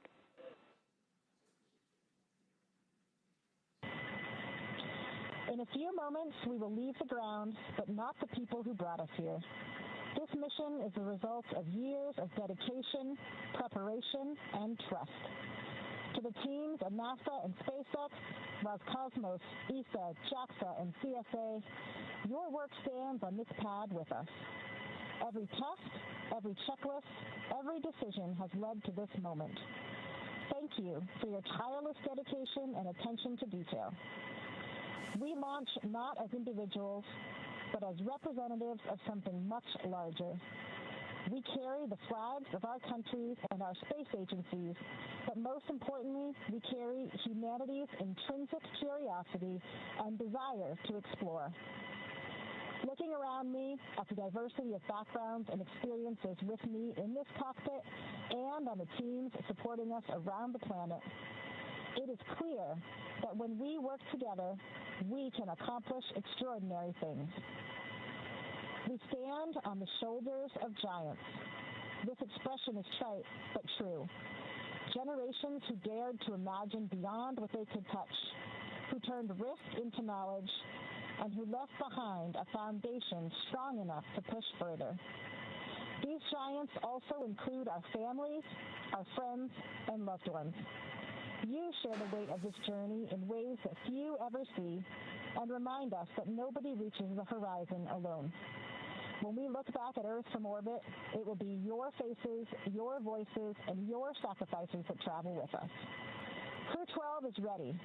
We are honored to represent our agencies, our nations, and the shared human desire to explore, to look up, to ask what lies beyond, and to go together.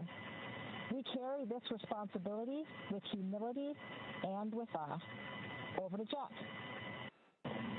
In human spaceflight, passion isn't a coincidence. It's a choice. Whether you're welding hardware, programming software, or piloting a spacecraft, every one of us chose the difficult path that got us here today in this moment. Interacting with such a dedicated team is the best part of my job, and I want to say a heartfelt thank you to the drive you bring to this program every single day. Over to Sophie. Thanks, Jack. As a compliment to what my crewmates said, I wanted to say how important international cooperation is. As humanity, we can achieve great things when nations are working together. The International Space Station is a good example of a huge international achievement that just celebrated 25 years of continuous presence. We, as humanity, can be proud of achieving this together. I'll hand it over to Andrey. So guys, engage. Поехали. Поехали. Поехали. Поехали.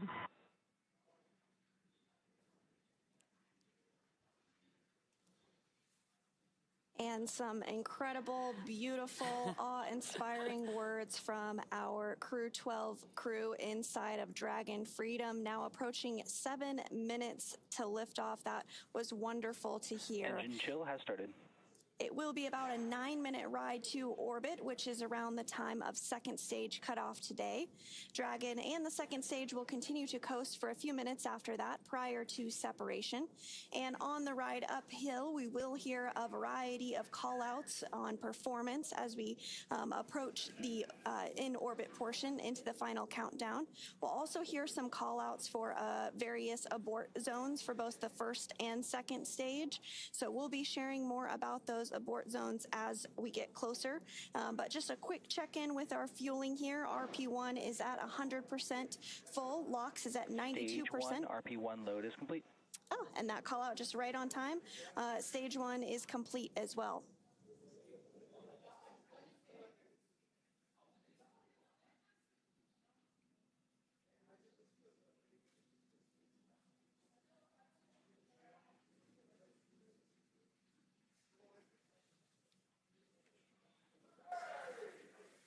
Yeah,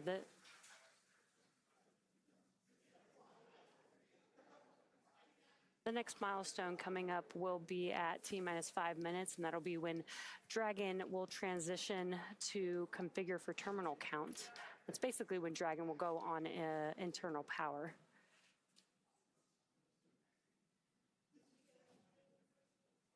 And we're coming up on that milestone in about 30 seconds from now.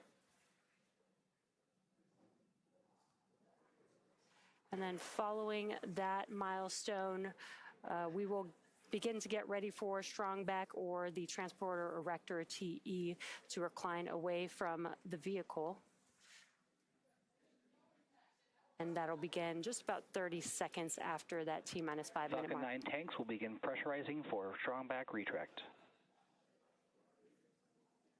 Dragon is in configure for terminal count.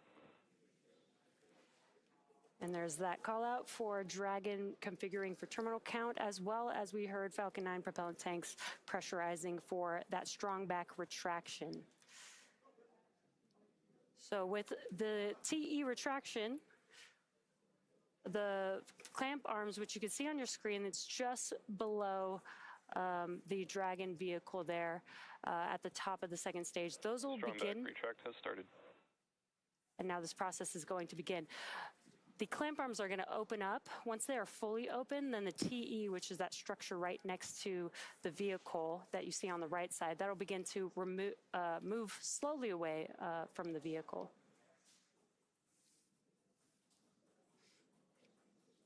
And there you can see on your screen that those clamp arms are starting to open up now. So it will reach full recline by T-minus 3 minutes and 40 seconds. And the TE rolls Falcon 9 out to the pad, raises it vertical, and stays connected through the final seconds before liftoff. It provides fuel, power, telemetry, and command connections between ground systems and the vehicle. And the next major milestone that we are awaiting this morning is that Stage 1 LOX load is complete. Propellant is loaded late in the countdown, which is intentional because that colder propellant is denser, and denser propellants mean more performance out of the same tanks. The colder it is, the more mass you can move. Before any of that propellant flows, though, the plumbing and engines are chilled down. This prevents thermal shock and boil off when the ultra-cold liquid starts moving.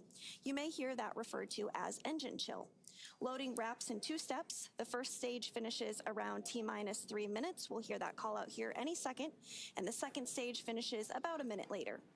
And you are seeing those white clouds of vapor on... Stage 1 LOX load is complete.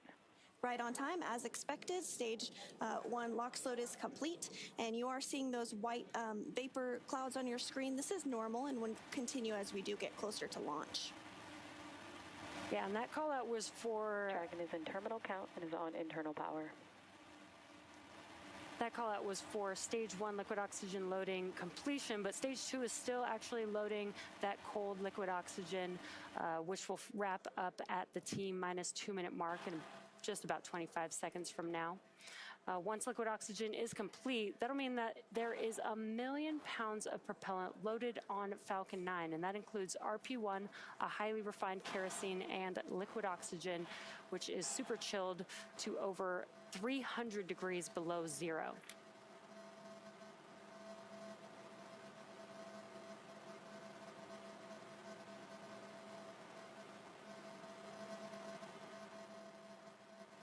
Stage 2 LOX load is complete.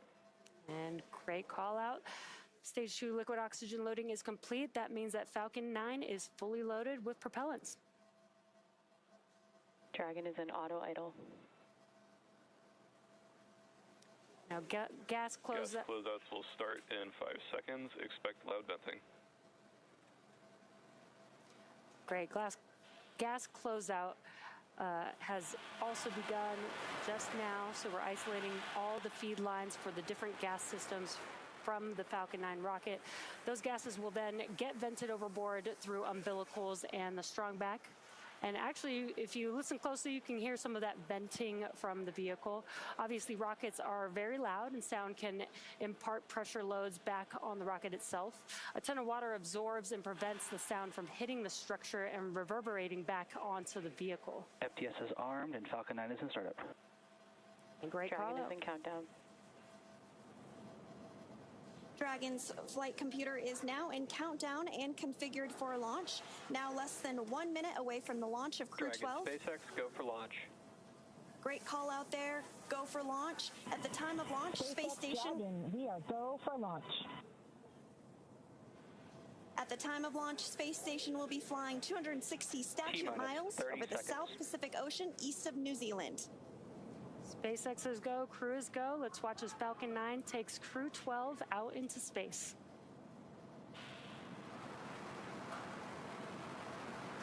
T-minus 15 seconds. T-minus 10, 9, 8, 7, 6, 5, 4, 3, 2, 1. Ignition and liftoff. Go Falcon, go Dragon, and Godspeed Crew-12. And liftoff. Freedom flies bound for the International Space Station. 1.7 million pounds of thrust now propelling Falcon 9 and Crew-12. Vehicle is pitching downrange and all 9 Merlin vehicles have lit. We're getting good call-outs on the first stage performance and propulsion so far.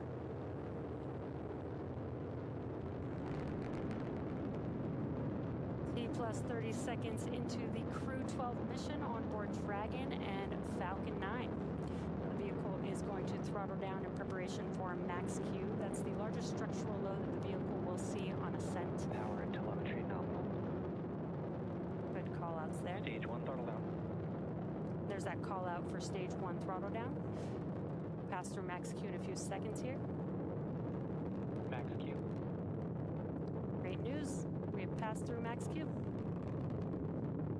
Vehicle is supersonic. That call out that the vehicle is supersonic means it's traveling faster than the speed of sound. Stage 1 throttle up. Stage 1 now throttling up. 1 Bravo.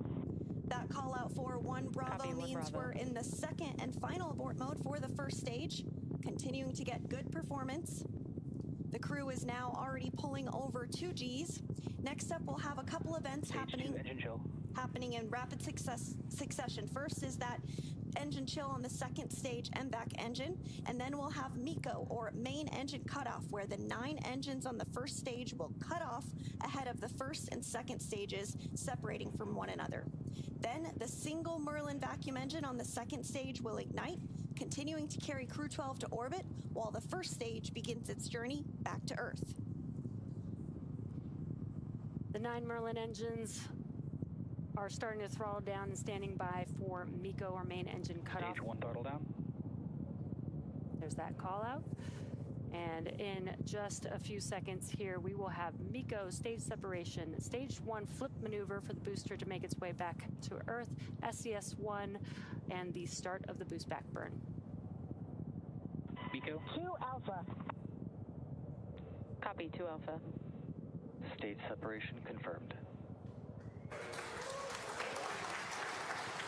And back ignition.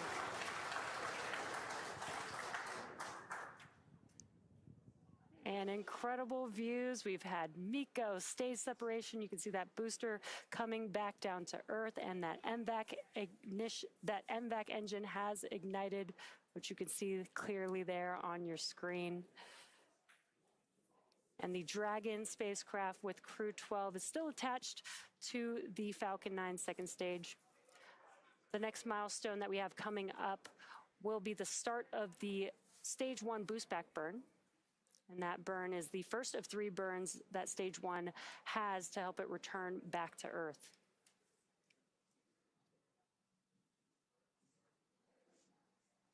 We are now 3 minutes and 30 seconds into today's flight of Crew-12. The second stage of the lone Merlin engine has lit and continues to burn, as you can see on your screen.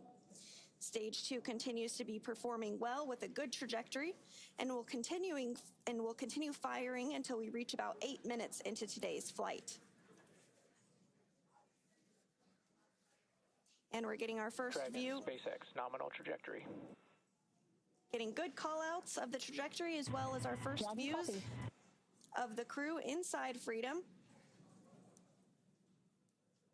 A few minutes remaining in this burn before a couple of these astronauts will experience weightlessness for the first time.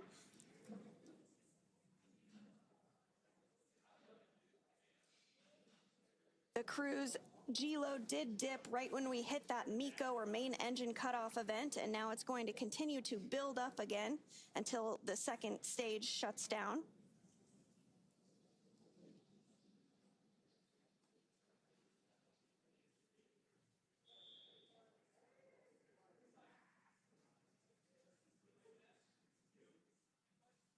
Everything still continuing to go well. Now 4 minutes and 45 seconds into today's launch of Crew-12. Dragon, SpaceX, nominal trajectory.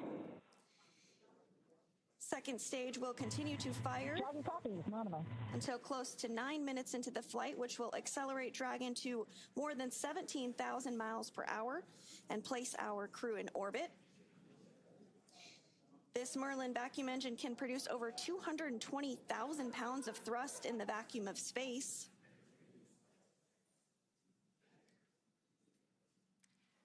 Meanwhile, the first stage booster is now on its way back to landing zone 40. Stage 1 is coasting, has already coasted to apogee, and the grid fins are helping to guide it back to Earth.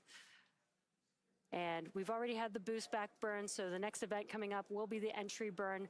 That will be 3 of those 9 M1D engines reigniting, and that helps slow the vehicle down as it's re-entering the Earth's atmosphere. Once that entry burn concludes, we use the drag. SpaceX, nominal trajectory. We use the drag from the atmosphere to help slow the vehicle down until landing. Dragon copy. And that entry burn is coming up in just about 20 seconds from now. Falcon 9 does have a heat shield that is designed to protect the engines in the vehicle from that combined thermal and aerodynamic loading during max entry Q, which is the moment of max stress on the vehicle during entry. Stage 1 entry burn startup. And you've heard that call out. The entry burn has begun. Stage 1 entry burn shut down.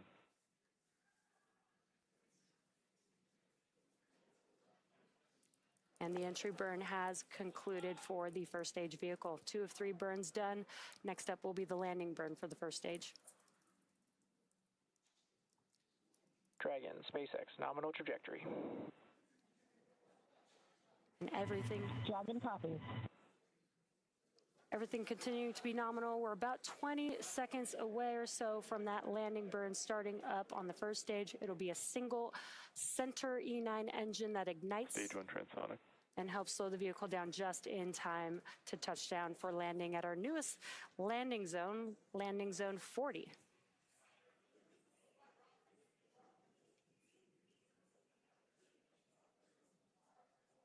We have just a couple minutes. Stage 2, FTS has saved. And landing burn has begun. Let's watch as Falcon 9 touches down.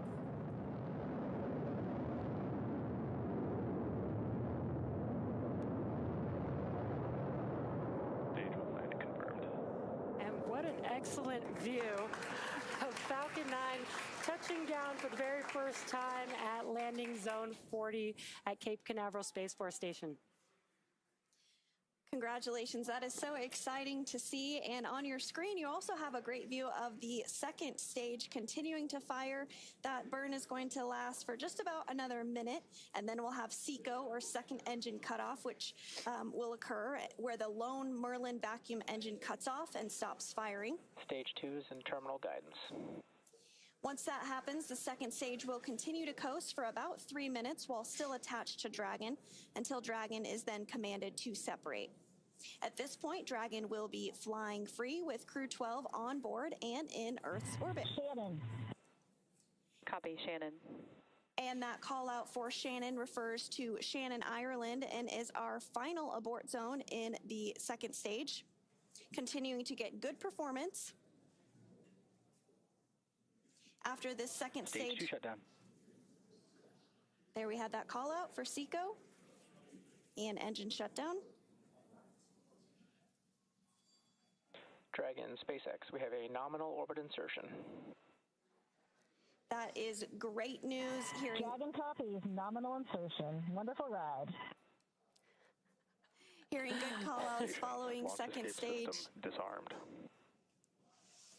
You heard that call-out that the crew is in a nominal or as expected orbit. So again, we're going to continue to coast for a few minutes after SECO to allow those rates in motion from the burn to settle out. There are some small reaction thrusters on the upper part of the second stage that can be used to counteract any residual motion, basically making sure that we're in a stable coast before Dragon separates from Falcon, which will happen, as you see on your screen, right on time. Dragon now flying free. Dragon separation confirmed.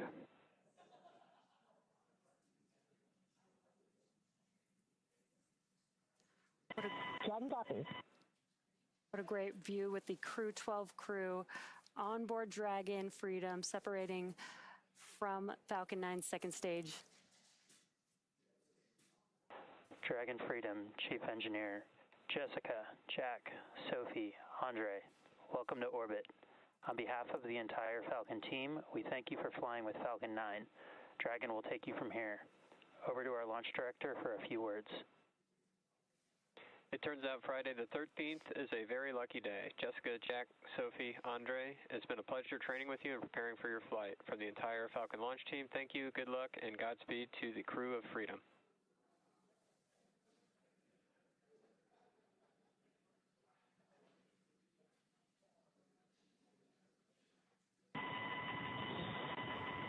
Thank you, team. That was quite a ride. Thank you, SpaceX, Falcon 9, and NASA teams. We have left the Earth, but the Earth has not left us. When we gaze at our planet from above, it is immediately clear that everything is interconnected. The vast oceans, the continuous land masses, and all that they contain. We are one humankind here on our shared home planet. This becomes self-evident as astronauts peering down from above, and is a sentiment that would serve us all well to remember back on the ground.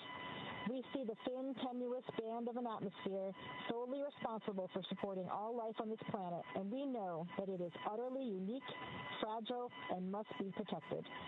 To those supporting and watching our journey, please know that your spirit travels with us, stitched into the very fabric of all that we do. We hope that our arrival in space reminds all of you that dreams truly can become reality, given dedication, perseverance, and yes, a bit of luck along the way. Crew-12 is grateful and ready for the journey ahead. We're on our way. Andrey?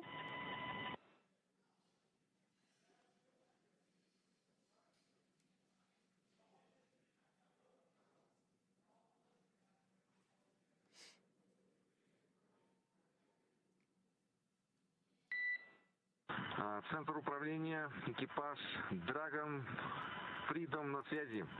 Мы на целевой орбите. Все системы работают штатно. С этой высоты наша Земля выглядит невероятно хрупкой и целостной. Здесь не видно границ, только тонкая голубая линия атмосферы, которая защищает все живое. Именно этот вид напоминает нам о главном. Мы одна команда на одном корабле в планете Земля. Каждый виток вокруг нашей общей голубой колыбели – это доказательство того, что возможно, когда наши нации объединяют знания. Сегодня наш экипаж и эта станция – это результат работы тысяч специалистов из разных стран. Мы здесь не как представители отдельных государств, а как человечество, которое исследует космос, чтобы лучше понимать и дом. Мы продолжим работу на благо всех. Спасибо за доверие и поддержку. Dragon Freedom, связь с вами.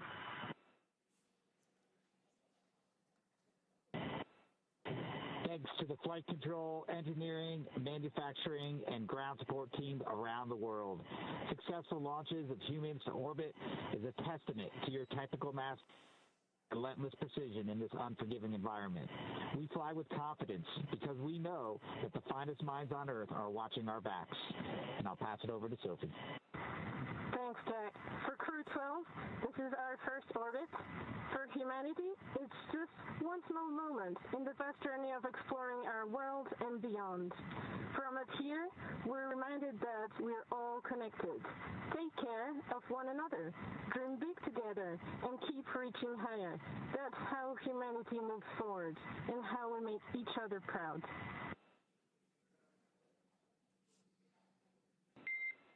We copy and appreciate those words, Crew-12. We saw nominal dehumidifier activation and service section Draco checkouts. Nose cone deploy continues nominally as well. And with... We copy all. Thanks, Mary. With those words from our 4 Crew-12 astronauts, the crew is now well on their way to the International Space Station. That is, of course, their destination where they will be docking tomorrow. You also heard a call out that the nose cone was underway for deploying. The hooks are driving to open up that nose cone. It's going to remain open all the way through the journey uphill, as well as once Freedom docks to the International Space Station, and will remain open throughout the mission and will close once the crew does depart about 9 months from now after their science and research mission. So it was wonderful to see Crew-12's launch today. Congratulations to the NASA team, the SpaceX team, and of course to Crew-12. It's great to see you on orbit. Yeah, again, we did get confirmation that the nose cone deploy is underway. The 6 hooks that hold the nose cone in place during the launch and ascent portions have to retract, and then the nose cone will be able to start to swing open and deploy. This uncovers a number of critical systems for the flight up to the space station, including the forward bulkhead thrusters and the docking hatch. And the call from the core here in Hawthorne indicated that we did have good checkouts of the 12 Draco thrusters around the service section.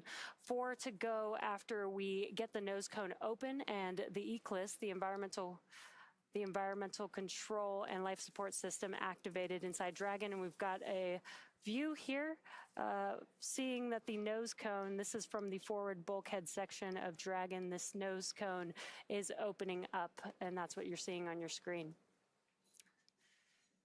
It's about 30% open at this moment.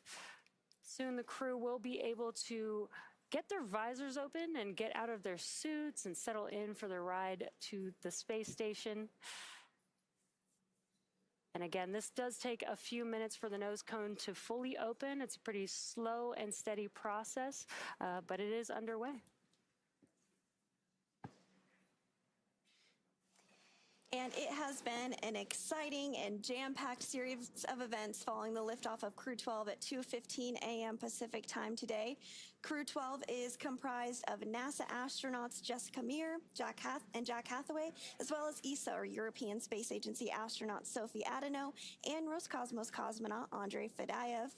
They are now safely in orbit following an approximately 9-minute ride after a liftoff from Space Launch Complex 40 in Florida. The crew now has a 34-hour journey before they reach their destination, the International Space Station. Docking is targeted for February 14th at 3:15 p.m. Eastern, 12:15 p.m. Pacific, to the space-facing port of the station's Harmony module.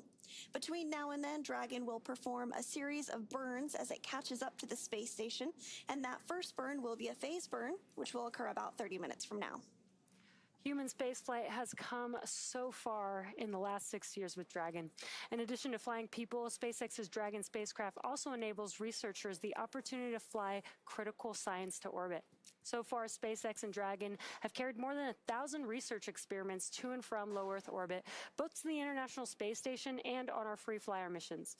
From DNA sequencing to 3D printing studies enabled by Dragon and the space station test a variety of technologies, systems, and materials that will be needed for future long-duration exploration missions. Every mission yields critical research and learnings that help make life both on Earth and in space better. And flights like today's help us continue to lay this foundation for our future among the stars and continue our mission to make life multiplanetary. Now, we'll be signing off from SpaceX for now, so we're going to send it back over to Kennedy Space Center. But before we go, we want to thank NASA for entrusting us with today's mission and thank all of you for being with us today.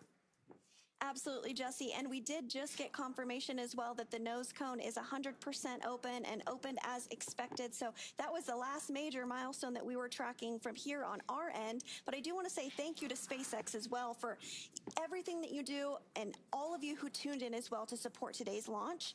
We are going to say goodbye from here in Hawthorne until we pick back up coverage for docking beginning at 1:15 p.m. Eastern tomorrow, February 14th, for targeting docking to the space. Dragon, SpaceX, we saw a nominal nose cone opening, TCS, and forward bulkhead Draco checkouts.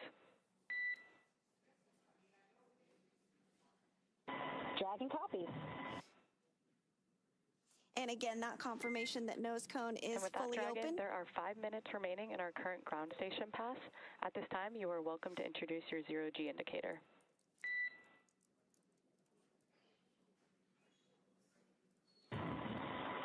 microgravity indicator consists of 4 satellites orbiting a crocheted Earth, all handmade elements by Jack's daughter and my childhood best friend. Each crew member selected a personal symbol or satellite. A tether links each satellite to the Earth, representing our connection to our families, friends, and our one shared home. I chose a panda holding a mushroom, 2 adorable symbols of environmental importance and cultural fascination. Pandas are modern icons of species preservation and international diplomacy, and a pivotal character in my childhood. Mushrooms, the fungi, are the great decomposers, with all life on Earth depending on them to keep our soils healthy and food webs functioning.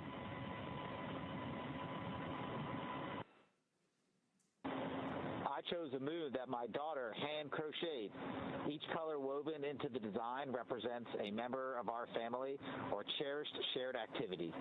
By bringing this piece with me, I keep our bond close, allowing me to relive happy memories while looking forward to the ones we'll create when I return.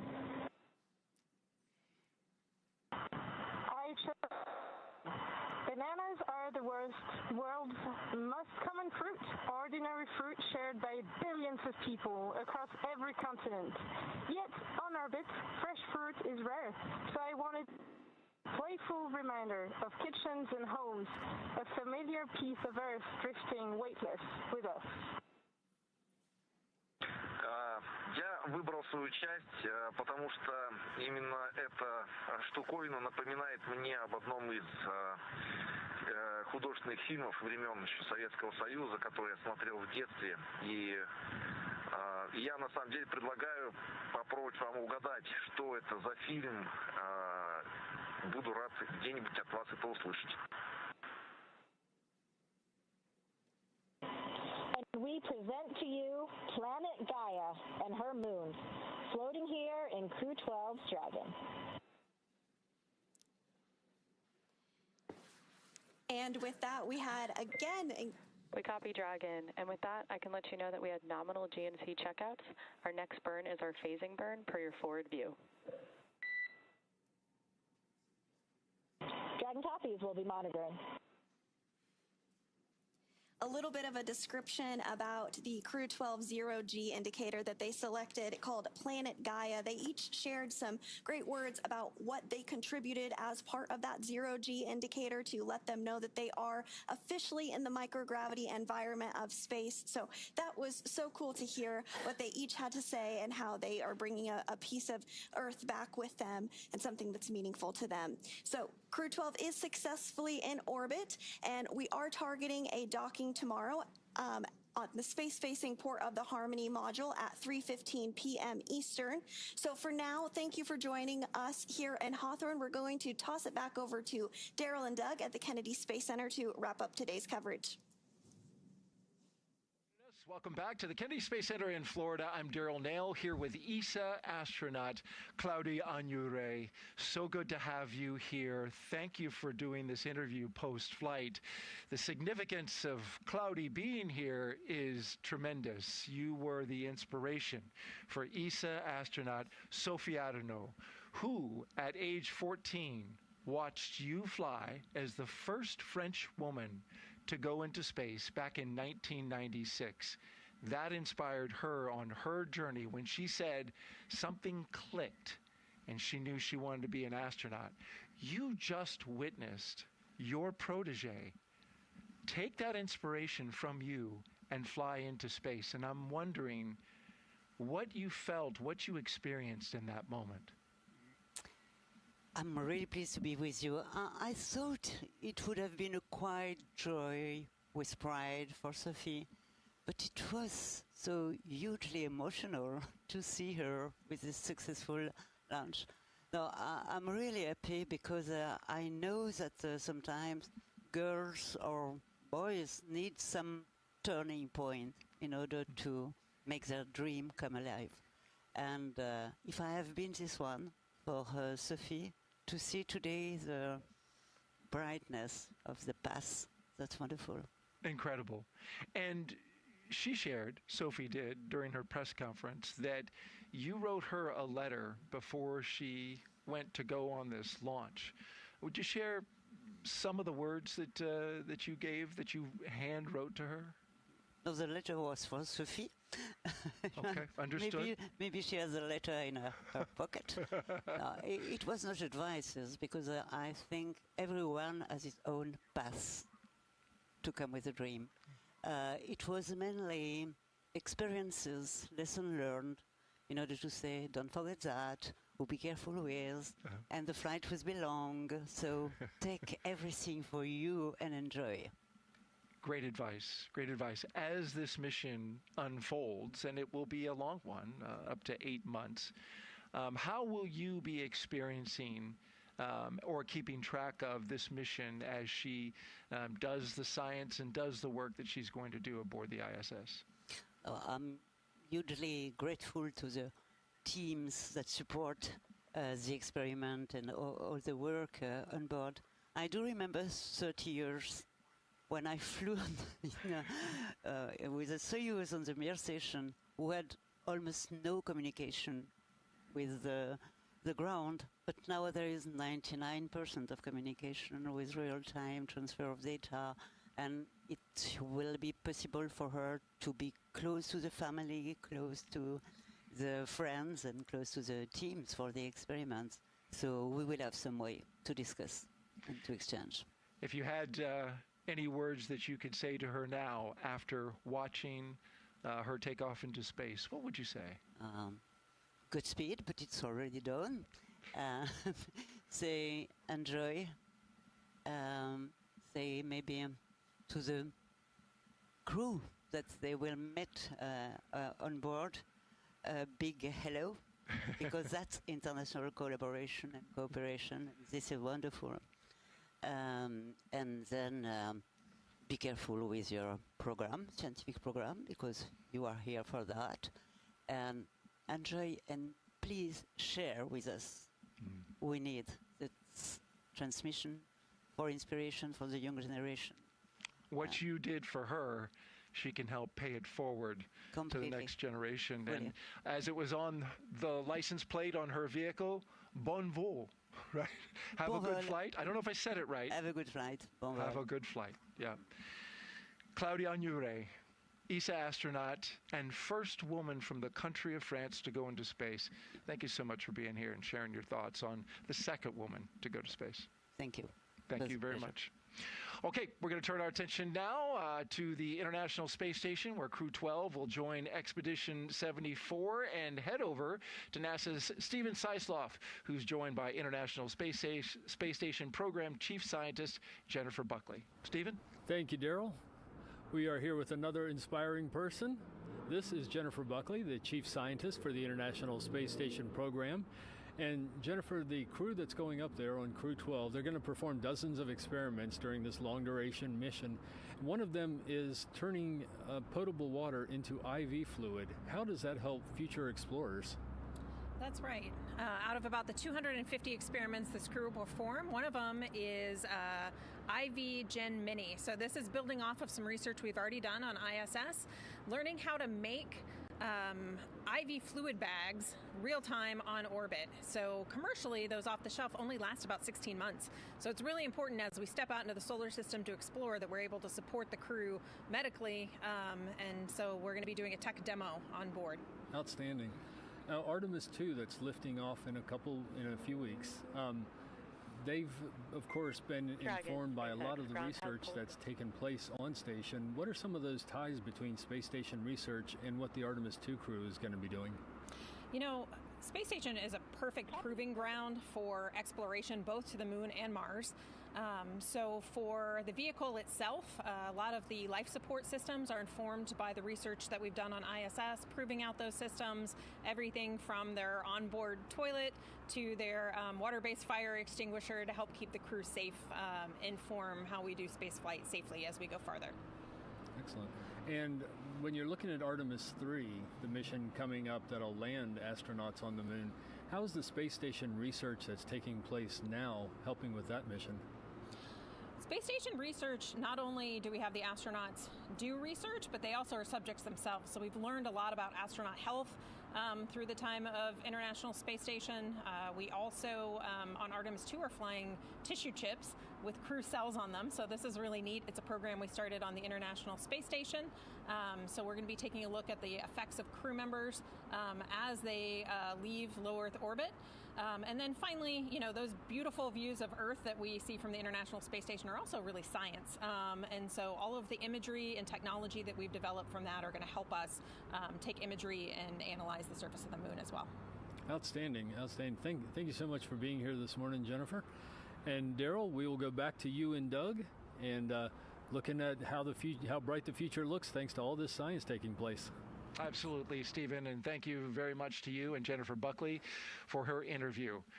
Well, we had some social media questions that we weren't quite able to get to, but Wheels has promised me he wants to answer them. So we're going to get those questions to him, and then he's going to post the answers on his X account, Astro Wheels. So thank you for following through on that. Absolutely. It's actually Astro_Wheels. Good note. So I'll meet you there.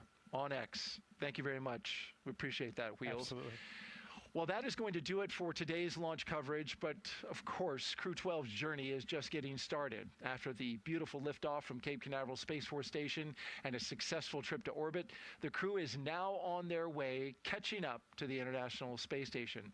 Docking is targeted for Saturday at 3:15 p.m. Eastern Time. NASA Plus coverage begins at 1:15 p.m. Eastern Time. And so, Doug, as they get ready to dock with the International Space Station, the excitement of being in space for the first time will be this first 1 day and 10 hours, and then they'll get to work when they get into the space station. Absolutely. And actually the approach to the rendezvous and docking with the space station, when you first pick up the space station in the windows, it's like, wow, it's like a castle in the sky, it's just quite amazing as you approach the station. It took my breath away seeing how large it was. It's how magnificent it looked in the sky. And one of the things they'll be seeing, what we've been seeing from the X accounts of the astronauts and the International Space Station, is the solar activity is so high. Have you been seeing some of the northern lights that come from space?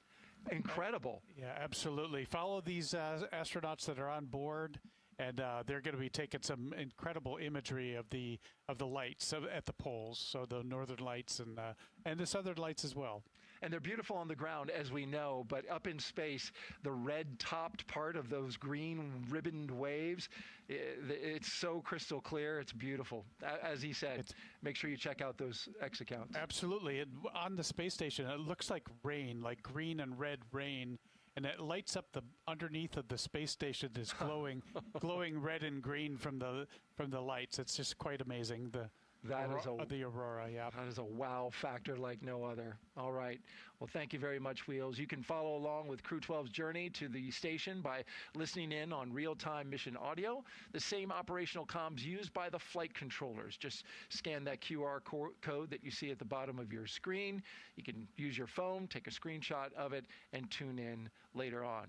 We'll pick back up with live broadcast coverage about 2 hours before docking right here on NASA Plus. Wheels, thank you so much for sharing this moment for us, for all your incredible stories and information and guiding us through today's launch coverage. We greatly appreciate it. It's a great pleasure. Thank you so much for having me.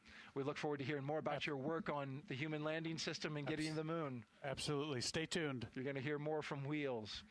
So to all of our guests and our teams at NASA and SpaceX, our production team, for the great job they did today, and to you watching around the world, thank you so much for being part of today's launch. From launch pad to low Earth orbit, we're going to take a look now, going all the way back to the beginning, the moments from suit up to orbit. Have a great morning, everyone. It began inside the historic astronaut crew quarters, where SpaceX teams helped each crew member into their custom pressure suits. Before heading out, the crew paused for a final pre-launch tradition. You see it there, the card game, gathering around the table. It's a way to set the tone and leave any bad luck behind. Then it was time to step outside. The crew walked out to greet family, friends, and supporters, following a path walked by every NASA astronaut since Apollo 7 in 1968. A short time later, the crew climbed into their Teslas, beginning the ride out to Launch Complex 40, escorted by security through Kennedy Space Center and onto the Cape Canaveral Space Force Station. As they arrived at the pad, the crew got out and got their first close-up look at the Falcon 9 rocket that you see there. And then they walked across their crew access arm in pairs, first the commander and pilot, then the mission specialist, and then we saw them climb into Dragon and get into their seats for flight. Inside the spacecraft, seats were rotated into position, and the suit leak checks were performed as the countdown continued. Ignition and liftoff. Go Falcon, go Dragon, and Godspeed Crew-12. And liftoff. Freedom flies bound for the International Space Station. 1.7 million pounds of thrust now propelling Falcon 9 Crew-12. Vehicle is pitching downrange and all 9 Merlin vehicles have lit. We're getting good call-outs on the first stage performance and propulsion so far.